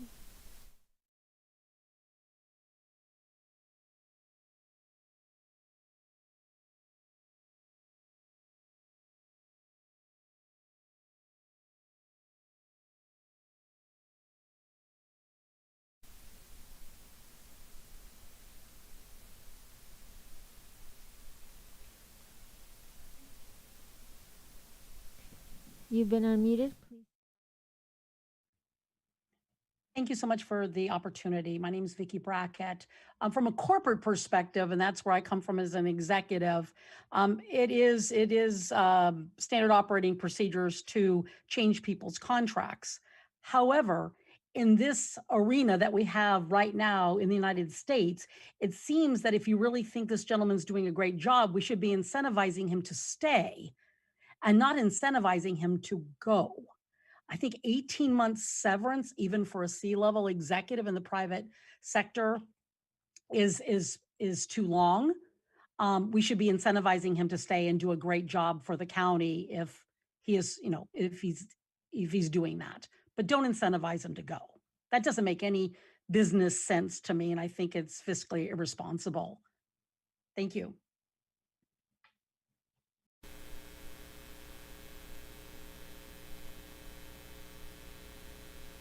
You've been unmuted. Please state your name for the record. This is Tom Slavich. I'm the county assessor, and I wanted to speak on item number 11. I've been working at the assessor's office now for over 40 years. I've been the county assessor for 17 years. And during that time, I've seen a number of CAOs come and go. And overall, our current CAO, Ray Espinoza, has been one of the best CAOs we ever had. Ray started without prior CAO experience. He basically learned on the job. He developed his administrative skills and has really done a great job in that role. Over 10 years ago, our budget process was very cumbersome and difficult. Ray streamlined the budget process and made it easier for the departments, the Board of Supervisors, and the general public to understand. Now, with Ray's leadership, he guided us out of the financial dilemma we were in the past. Ray, together with our county auditor, Joe Paul Gonzalez, came up with a plan to fund over 70% of the county's unfunded liability. County finances are in pretty good shape now under Ray's administration. Ray's built up a level of trust with the department heads and employees. We respect Ray, and when he says he's going to do something, he does it. Ray has proved himself. We're lucky to have him as our CAO. I have no issues with Ray's contract and hope you move forward with it. Thank you.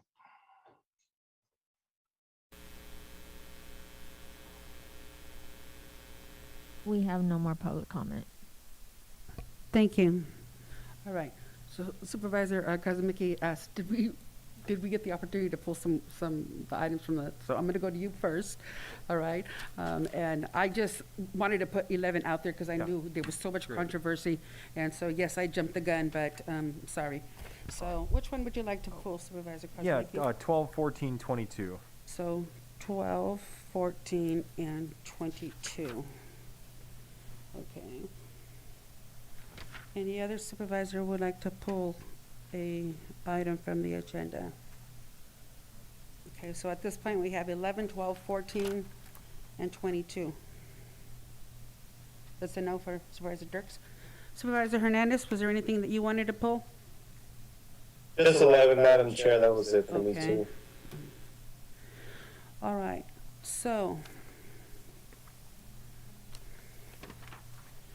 then I would like a motion for items number 7, 8, 9, 10, 13, 15, 16, 17, 18, 19, 20, and 21. So can I get a motion for approval on those items not contested? Move to approve as recommended. Can I get a second? I'll second.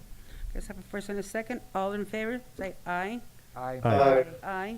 Okay. All opposed? So you have a 5-0 on those numbers, items that were enumerated. So let's go ahead and start off with item number 11.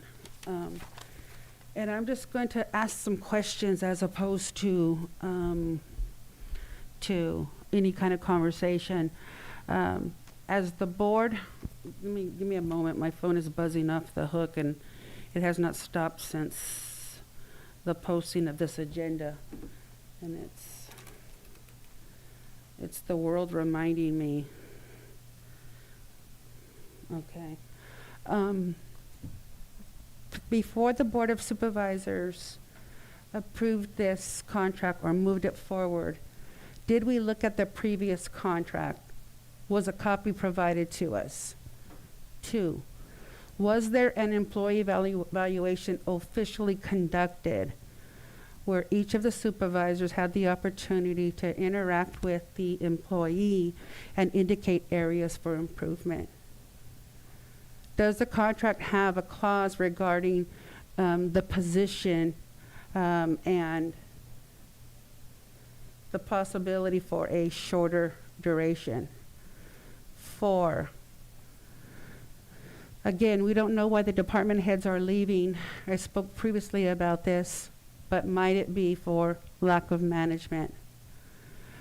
With regard to this specific position, it has been treated unfairly in terms of the county conducted a compensation study, and this position only has 2 steps.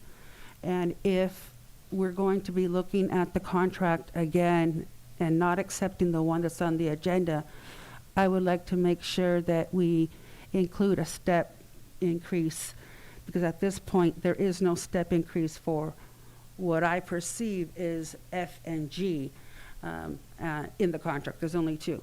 So I would like to make sure that's a provision that's in there, but at the same time, I would like to institute an employee evaluation annually and have it reviewed to see if the year's performance warrants a step increase. I would also like to implement an annual accounting of what has been accomplished, areas that need improvement, areas that the job was done stellarly. The idea of severance pay at 18 months, I find is highly unusual. It promotes separation from the county as opposed to promoting staying with the county, specifically that speaker that just mentioned. And again, ideally, I would like to have it be a 2-year contract and not the 4-year as written. And so those are just my comments. And any other supervisor that would like to address that. Madam Chair, if I jump in, a question and then I'm going to make a few comments. On the severance, just for clarification, if the CAO were to leave on his own, how would severance apply? It would not apply. It would not apply. That is if the board asks them to leave Right. without just cause. Right. I mean, I just wanted to, I knew the answer. I just wanted to address that because the comment someone made, we don't have the severance there to encourage Ray to be leaving. Let me just make a few comments. I'm going to pick up on a couple of things that were said by the public. Or someone, talk about the facts and also comment that things work. And, I think that, let me just say the facts are that things do work in our county. And that was the point of one of the speakers. I understand that there was controversy a number of years ago. Ray was asked to complete his bachelor degree, which he did while he was working full-time. He worked very diligently to get that completed at an accredited university. I'm looking at the diploma right now. That is in the past, and I think that should be put to rest. And it's really a disservice to Ray, I think, for that to be brought up again now. The fact of the matter is, this is an incredibly difficult job that he fulfills. I've only been on the board just over a year, but I can tell you the hours are tremendous, and the difficulty of running the county and having 5 bosses at the same time is incredibly difficult. And it would be very difficult to fill his shoes with someone that would be doing it as passionately and as diligently as he does. Is he perfect? He's not. Although I really can't think of any in particular things I would tell him to be doing differently right this moment, but really no one's perfect. But I can tell you, after being in business for 35 years or so, it's extremely hard to find people that are dedicated to their job, that are passionate, and that are not looking to move elsewhere all the time. And so, San Benito County is very, very lucky to have Ray Espinoza working for us. The very fact that we've had people leave recently, unfortunately, and in many cases, most cases, we do know why. I mean, there's some very specific reasons why that 2 or 3 people are leaving, and I've spoken to them about it. But continuity is really critical, particularly, I think, in this job. And when we look at the fact that we've had, unfortunately, a revolving door over the years with, for example, the RMA director or, other positions, or prior to when Ray came onto this job, the county went through a number of different CAOs, some of which were horrendous CAOs, I can tell you. I've just recently been on the board, but I've been in the community, been involved in the community a long time, been involved in business. business council dealing with the county and some of the CAOs the county had prior to Ray. They were just here to, I guess, fill out their last few years, and they did a very poor job directing the county. As our assessor Tom Savage said, Ray has put us on much better financial footing than we were a number of years ago. When he first came on the job, did he have all the qualifications? No. But the bottom line is the job he's doing now. That's what matters. I frankly could care less about all the fancy credentials if someone's doing the job now. And we have many years of him doing the job. And that's what should matter to us. So anyway, I'm a big supporter of Ray. I think some of the comments that he's getting are very unfair. And it's really a lack of understanding of how difficult the job is and the kind of job he's doing. With that being said, I do think in retrospect, in reconsideration, that 18-month severance is I think excessive. I think I would recommend we leave it at the 12 months that it was at. I think it should be 12 months for any termination other than for cause. If it is for cause, then it would not apply. So I would recommend we leave it at the 12 months where it currently is, and also I would agree with Supervisor Gonzalez that it really makes more sense to me. And by the way, Ray did not ask us for any kind of an increase. So the extension of the severance was the only thing he asked for. But I think, in retrospect, it makes more sense that we leave the 12-month severance as is, and we do put in place the steps which every other county employee has, and I think is warranted for Ray. So those are my comments. Thank you. I guess I'll go. Thank you. First, I'll try to get through this as quick as possible. First off, appreciate the public's concern on this. That's, the public's role. I completely understand the concern. Going from 12 months of severance to 18 months, it really jumps out, just to be really honest, and the concern is justified.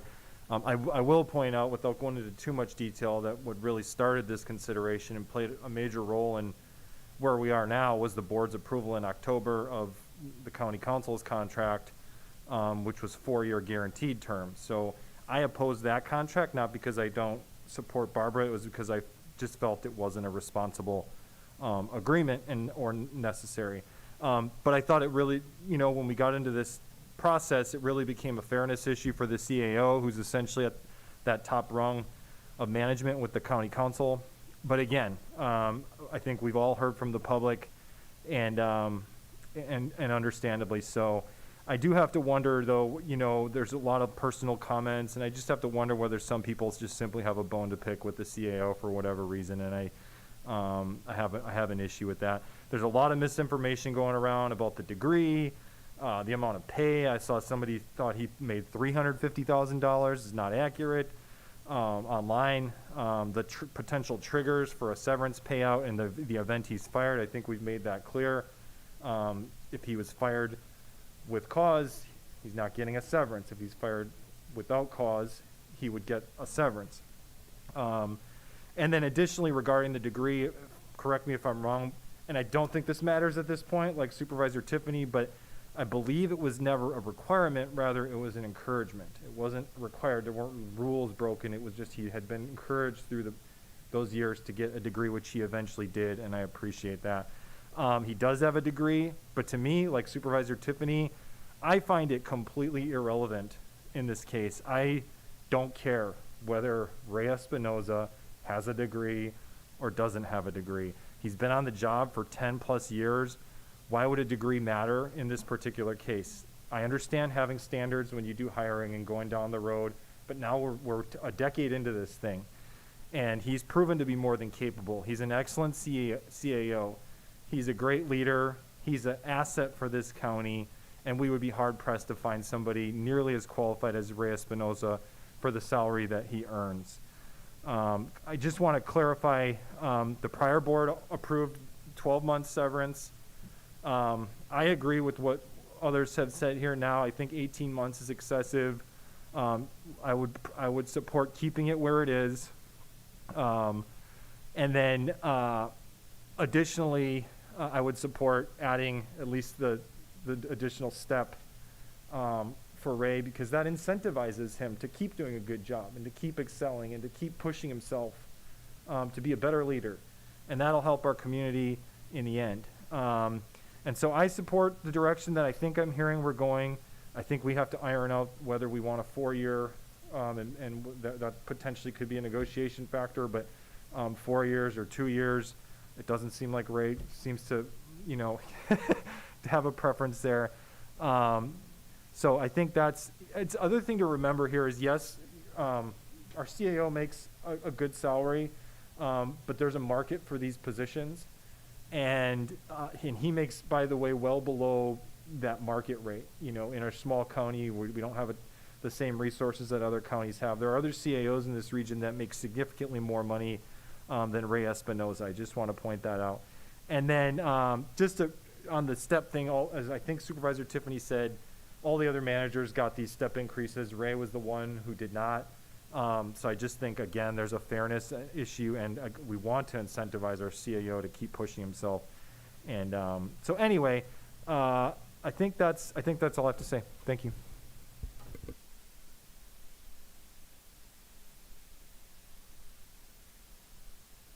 Thank you, Madam Chair.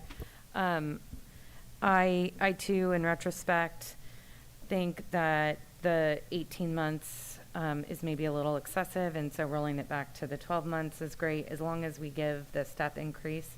That's important to me, because I do believe in rewarding people who are doing a good job. And in my experience, Ray, you've done a great job.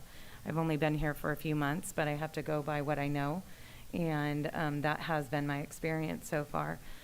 With that being said, too, in addition to the step increase, I would like to see a formal evaluation. We have one in place for all of our department heads, and I believe it just holds some accountability, some transparency. It pushes people to, continue to do good work, and as Ray, you've been doing, but I think then it documents all of the good things you are doing, and we create a paper trail for that. I think that's really important, and if, from my understanding, all of our department heads do have evaluations, so I feel like at these different levels that should also be the case with our top tier leadership. I think it's just good modeling too. And good leadership on our part as well, to make sure that everyone's doing what they're supposed to be doing, and that there's transparency to the public with that as well. But I do appreciate the good work that you've been doing in the 3 months that I've been here. And so I've said it a couple of times, and I'll say it again right now. So thank you. Supervisor Hernandez? Thank you, Madam Chair. I'll be brief. Agreeing with, I would say, the majority of the sentiment of the board. The idea of 18 months is hard to digest, but nonetheless, as far as Ray's performance, I can't disagree with the board. At the end of the day, in the last 4 years, probably being the longest tenured supervisor here, I've seen the ups and downs through these last not only 2 years but 4 years, and there's been nothing but consistency from Ray. Very responsive. He addresses your needs. He makes sure that there's continuity with anything that the requests that I have. I've seen the relationships that he has with department heads. He's been very well in helping us manage a budget. Albeit that we're struggling with funding mechanisms, but that's outside of, ultimately we've been very efficient with the management of the budget, I should say, and he's been very consistent. I think ultimately when it comes down to a board as diverse as ours, that doesn't agree on everything, sometimes very few things, he's been very good at managing those relationships and staying neutral. So that to me is signs of a good leader. And that means that I support Ray's step increase. I don't, I think we should revisit what that means. I agree with Betsy Dirks, with Supervisor Dirks, that maybe having a little bit more clarity on the performance process, just for the sake of maybe understanding on our end where we can do better and possibly even supporting the needs of the CAO and administrating his duties. Because I know it's not just about what he does, it's about the support system around him to make sure that the needs of the county are being addressed. So thank you, Madam Chair. The direction of what we need to go back, or do we need to give you specific details? If the board wanted to make a motion today, that would be, it's up to the board, but a possible motion would be delegate authority to the chair, vice chair to sign the contract. And then it's, and if you wanted to reflect the amendment to reflect a 5% increase in salary effective upon amended class title and pay plan, that would be one motion, or the board can make whatever motion that it wants, but you could do a motion on the contract today. And then if you were doing an adjustment on the salary, then that class title and pay plan would come back at the next meeting. And Barbara, the 5% is the step, so that would be, Yes. we would be, maybe explain that, we'd be putting in place F and G? How does that work? You know, if we Remind were me. looking at revising the class title and pay plan, I was thinking that the board could actually, and this would be at the next meeting, go A through G. The CAO Espinoza would be placed at the G step, but the A step would go backwards, downwards. So when future. the next CAO eventually is hired many years from now, there would already be a class title and pay plan that goes the whole way, but you could deal with that later. And then the second part of that motion is if the board wanted to change the 18 months to the 12 months. And just for clarification for public, currently, there's just an A through C. A or- through B. Oh, A through B. It's not A even- and B. You didn't even And- get a C? No. Okay, so, all right, and so if there'd be a motion to give authority to the chair to sign that? Or the vice, yeah, chair and vice chair to Okay. sign the contract and then specify any amendments that you would like to make. Okay, I will make a motion that we go forward with the, creating the A through G. No, that comes back later at the next okay. meeting. Um, I'm sorry. So do we make a motion in regards to the 5%? Yeah. Okay, I make a. Well, the motion that could be delegate authority, the chair or vice chair, to sign the contract after it's amended to reflect a 5% salary increase and 12 months, if that's what you want. Effective, the salary being effective upon an amended class title and pay plan being adopted by the board. Okay, and 12-month severance for any termination without cause. Okay, I'll make that motion. Is that it? Can I get a second then on that? Second. Okay, so I have a first and a Madam second. Chair, Yes, I don't know if we debate or discuss the term. For one, I support a 4-year term just for the sake of continuity. I think it shows our desire to have a long-term relationship with our CAO, which is very much needed for us to be able to, yeah, it would be a huge power shift in our county if we lost our CAO. So I think 4 years is definitely yeah, it should be a big part of our focus. Supervisor Tiffany's. It already was It's 4 already years. in the Okay, because it It sounds already like was he's ready 4. to accept it. Yeah, that's Yes? fine already. That's Yeah, already. okay. Yeah, thank you Supervisor Hernandez. Yes, I'll Just making accept sure. that Thank you. amendment, make it a 4-year term. Thank you. Okay, And a second, yeah. okay, so we have a first and a second. So all in favor of the 12-month severance, the 5% raise, and a 4-year contract for our CAO? All in favor, say aye. Aye. Yes, as the motion was originally stated, yes. Yes, as Aye. stated, okay. As stated with the friendly amendment. Aye. Okay, so we have 1, 2, Aye. 3, 4 ayes. Oppose? No. 4-1. And it's nothing personal, Ray. It's just I would have liked a 2-year. Okay? But I concur with these gentlemen and the lady at the corner over there saying, yes, that you have done well for us. And I know that you are versed in what you're doing. And let's just keep it up. Yeah, okay? All right. But I didn't have a problem going down on And- my sword with the 1 vote. Because, yeah. And for the record, that was Supervisor Gonzalez voting no. Yes, for the record, that was me. All right, so now Supervisor Kozmicki, were you pulling item number 12? I kind of scribbled it out and then I circled it again and I wasn't sure. Yeah. Yes? Okay. Yes, I So was. it was 12, And 14 and 22, correct? That's right, Okay, good. that's right. Okay, so then I'll leave it to you for the remaining 3 items. So Okay, so, real quick on the tobacco item, I just wanted to pull this because, I really appreciate the work that Public Health's doing, and just to point out to the public, we're receiving these tax dollars from the tobacco tax over time. It looks like a little over $1 million. One of the, programs that the Public Health is looking into put into place is moving ahead on a policy to, proposed policy to ban flavored tobacco products sales countywide due to their appeal to youths and the public costs that we all incur due to tobacco use. Just a few things. Tobacco industry knowingly targets youths in particular with these flavored products. I think ultimately down the road, maybe it's 100 years or 200, I don't know when, I envision a time when the tobacco lobby loses this horrible battle that the public is victimized from, and tobacco products are eliminated altogether.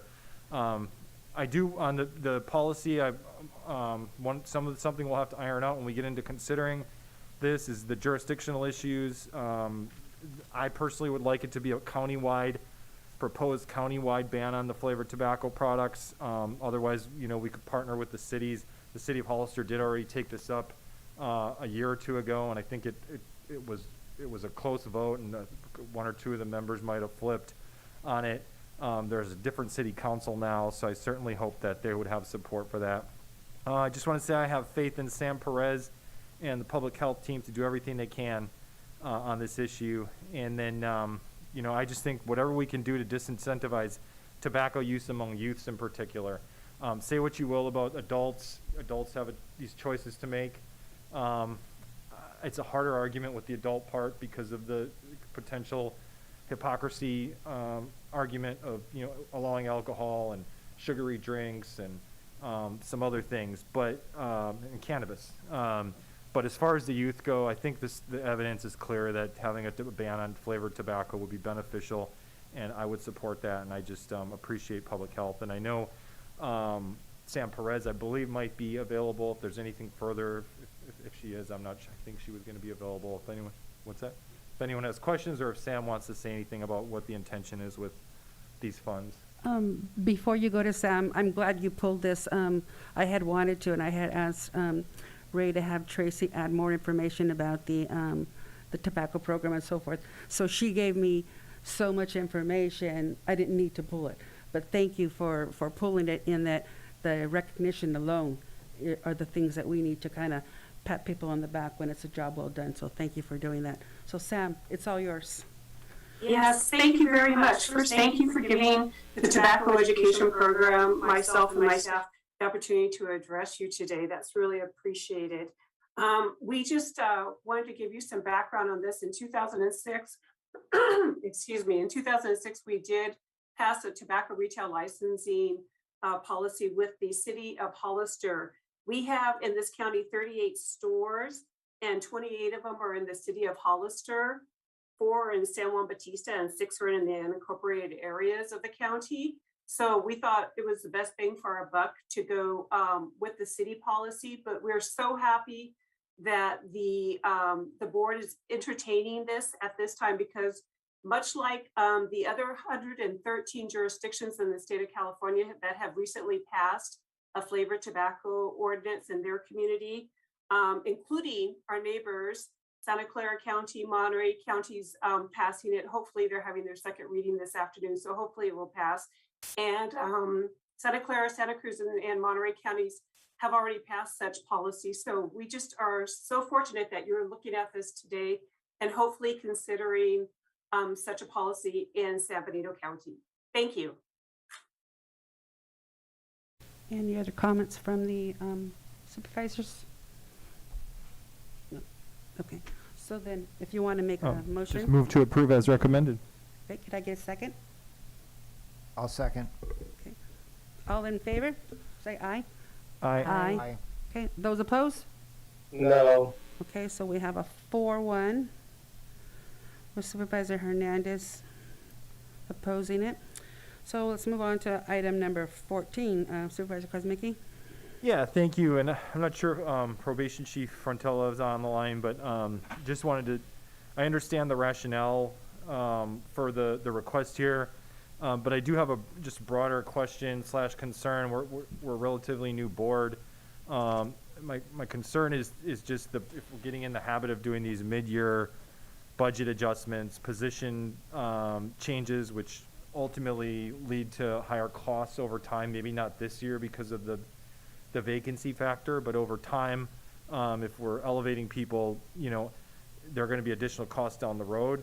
I just personally, doing these gradual increases sort of kind of under the radar from year to year can cause those significant increases over time. So I just would like to, when possible, I would like to see our department heads stick to the budget and to do this sort of thing during the budget process, so that we have that bigger picture of the fiscal impact. Whereas now we don't really get the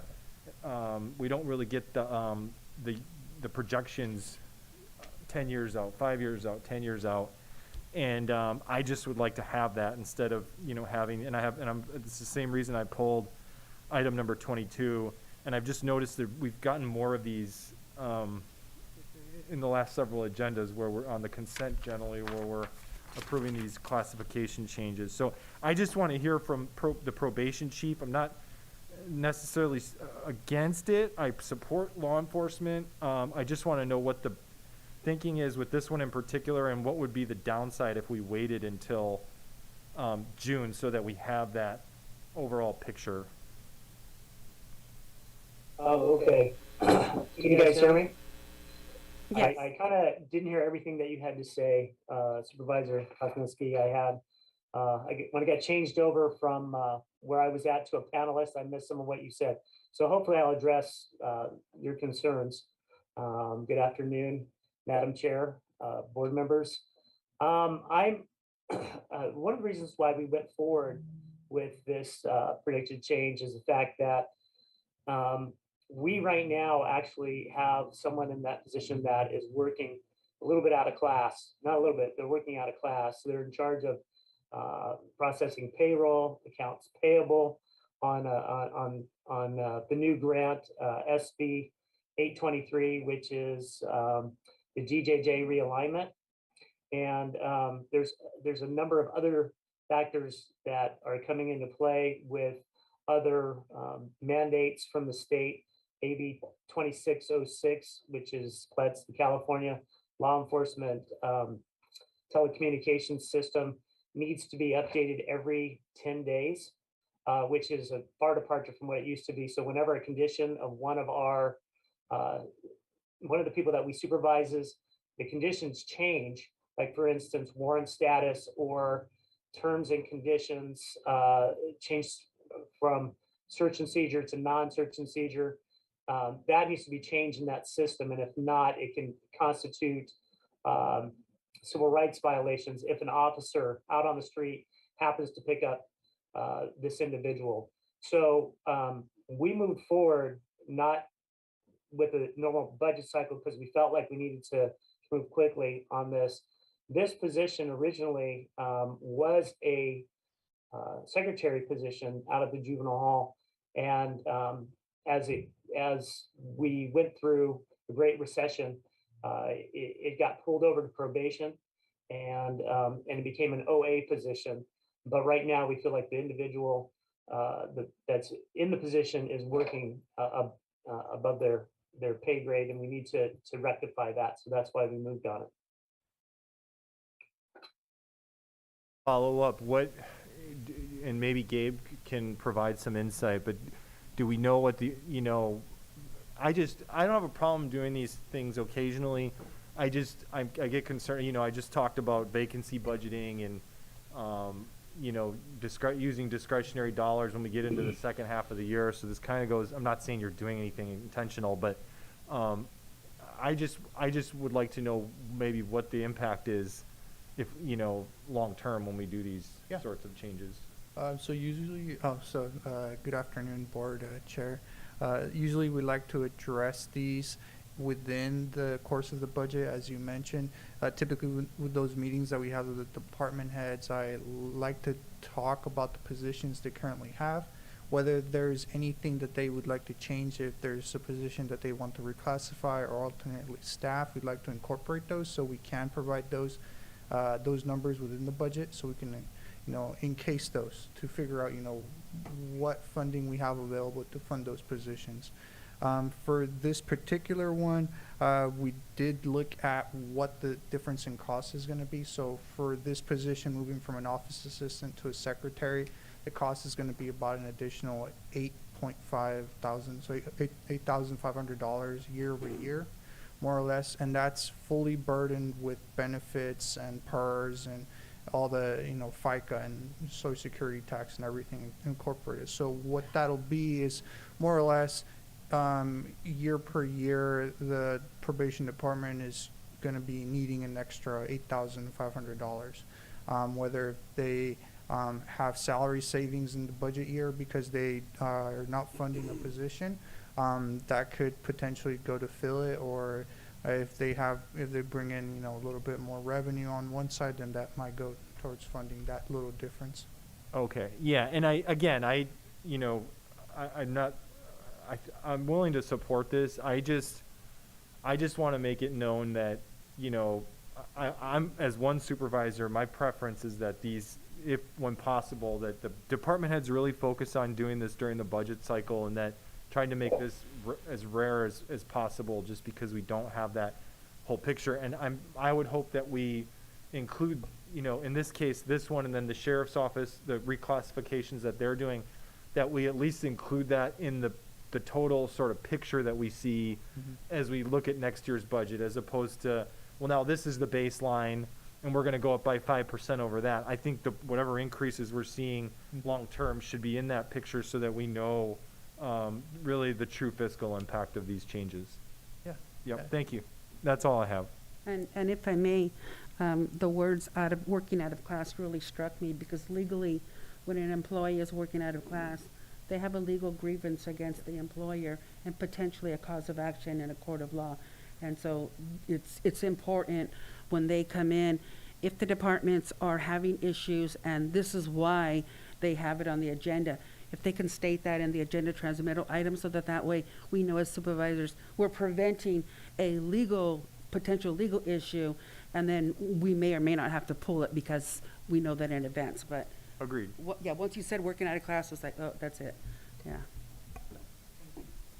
Thank you. Any other questions or comments? Okay, so then Move to approve as recommended. Okay, perfect. Okay, I'll go ahead and second that. So we have a first and a second. Item number 14. All in favor, say aye. Aye. Aye. Okay. 5-0, no oppositions on number 14.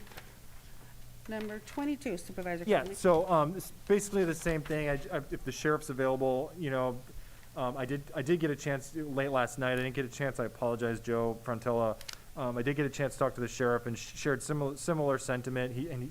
The sheriff had a narrative as far as a lot of the changes that he's doing. So if the sheriff is available, I was just hoping to, so for the public's good, that if he could explain the necessity here. Thank you, Madam Chair, and thank you, Supervisor Kosmicki, for letting me be here today. So yeah, we did have a conversation about this last night, and I completely agree that it's ideal that we handle these things when we're building our budget each year. In public safety, sometimes things come up throughout the year that we can't really wait for the next budget cycle for. And this is the reclassification or the alternative staffing in the jail, and this one have both come out of a necessity that has occurred since the first of the year. And so on this one, we have historically had a commander assigned to our Unified Narcotics Enforcement Team. It was supplied to us by the state of California, and it came at no cost to the county. It was a task force commander position, which is a very high risk team that we have. It's a lot of exposure for the county. They do a lot of covert stuff. They deal with informants. They deal with money. They deal with large scale operations and high risk entries. So it's one of our units that really needs to have some professional oversight. That the state of California informed us after the first year that they were going to be withdrawing that supervisor from our community. So we are kind of scrambling right now using a part-time supervisor and trying to figure out a way to reshuffle the sergeants that I currently have to cover that gap. If we don't have appropriate supervision of that team, then I'm going to lose the alliance that I have with Hollister Police Department, our probation department, our district attorney's office, and the highway patrol. In essence, we would lose that team because the MOU would no longer be good without supervision there. So I am making every effort to be creative and use existing resources. All I'm hoping I can get from the board today is an approval to alternatively staff a deputy sheriff position. I'm not asking for you to add an FTE to our office. I'm asking to take one of our open positions, and if the need comes around, that I would be able to alternatively staff that position, knowing that working with Gabe and Kelly Kennedy and the county, that we would be able to reconcile that in the next budget. So I completely understand what our supervisor is saying, that we don't want to lose track of these things. I'm definitely not trying to start a new baseline in our office by bringing people up that shouldn't be brought up. So hopefully that's a little bit of a help. Okay. Any other questions or comments on item number 22? I'll move to approve as recommended. Okay, so I have a first, I have a second. I'll second. A first and a second. All in favor say aye. Aye. Aye. Aye. So we have a 5-0 on item number 22. So that would take us to future agenda items. Are there any suggestions from any of the supervisors would like a specific item that has to be put on the agenda? I remember you saying something and then Supervisor Tiffany saying a second, but I didn't jot it down, so if you I think recall we were what that talking was. about the JPA for homelessness that Was it? Supervisor Tiffany brought up. Yeah. I think that- JPA. And we also brought up, but we already agreed on micro business is going to come forward. And I know we already have it scheduled. I believe affordable housing I know you've mentioned it before. That's already on the list. Yeah. Okay. That's fine. Any others? Madam Chair. Yes. So I've really had a lot of difficulty with this, but in the end, when I walked in here this morning, and I saw the prominent nature of the sign on the dais, I was certainly taken aback by that. I respect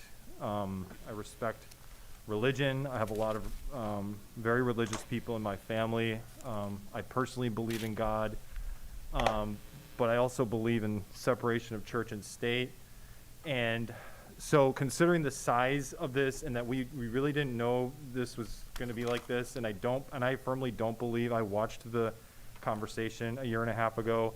I do not believe that this was the intent of what was approved in that conversation, and I would encourage anybody who didn't watch it to go back from September of 2019. So that being said, I would just like to request, and there's I've already gotten a lot of requests on this. I want to honor the public. I've gotten several already during this meeting that we put this on an agenda to at least have a public discussion and give direction on the size and placement of the "In God We Trust" slogan and whether there's still a will from the public to have that displayed. Thank you. I'm hoping for somebody else to support putting that on the agenda. Madam Chair. I Yes. I'm waiting for a second on that one. But anyways, go ahead, Supervisor Hernandez. Yeah, I was just gonna say is, yeah, that I want to be clear, the separation of church and state is used profusely, and it just becomes an argument that doesn't have teeth to it. There's no reality legally, it's just not standing. What Supervisor Kozmicki is basically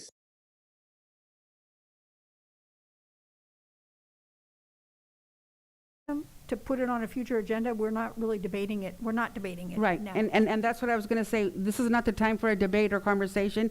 This is merely if there was somebody to be Supervisor Kozmicki's second. If there's not a second, then we move on to the next item that somebody would like to be put on. So, I didn't need to hear your dissent in his opinion. So anybody else that would like anything on the agenda? Okay. Yeah, were you leaning in? I'm trying to read the body language.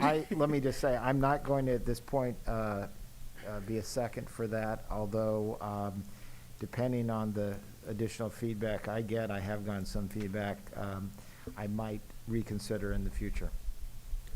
Okay, then.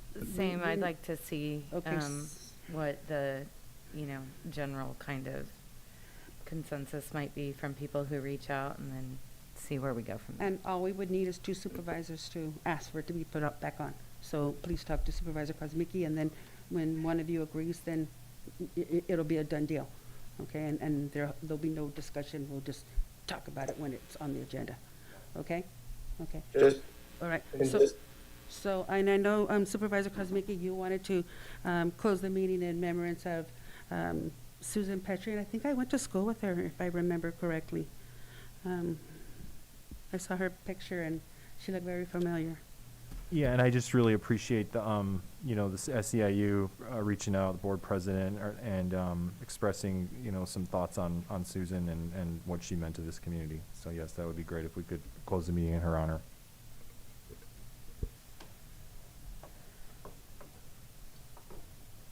Okay. So with that moment of silence, I'll take a motion for adjournment.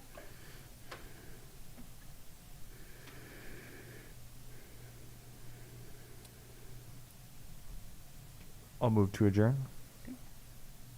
A second. Okay, so first and a second, all in favor? Aye. Aye. Okay. Have a wonderful rest of the week. Oh, I know, right? And we're near March where the clock changes, where it won't be, dark at 5:30, 6 o'clock. Wow.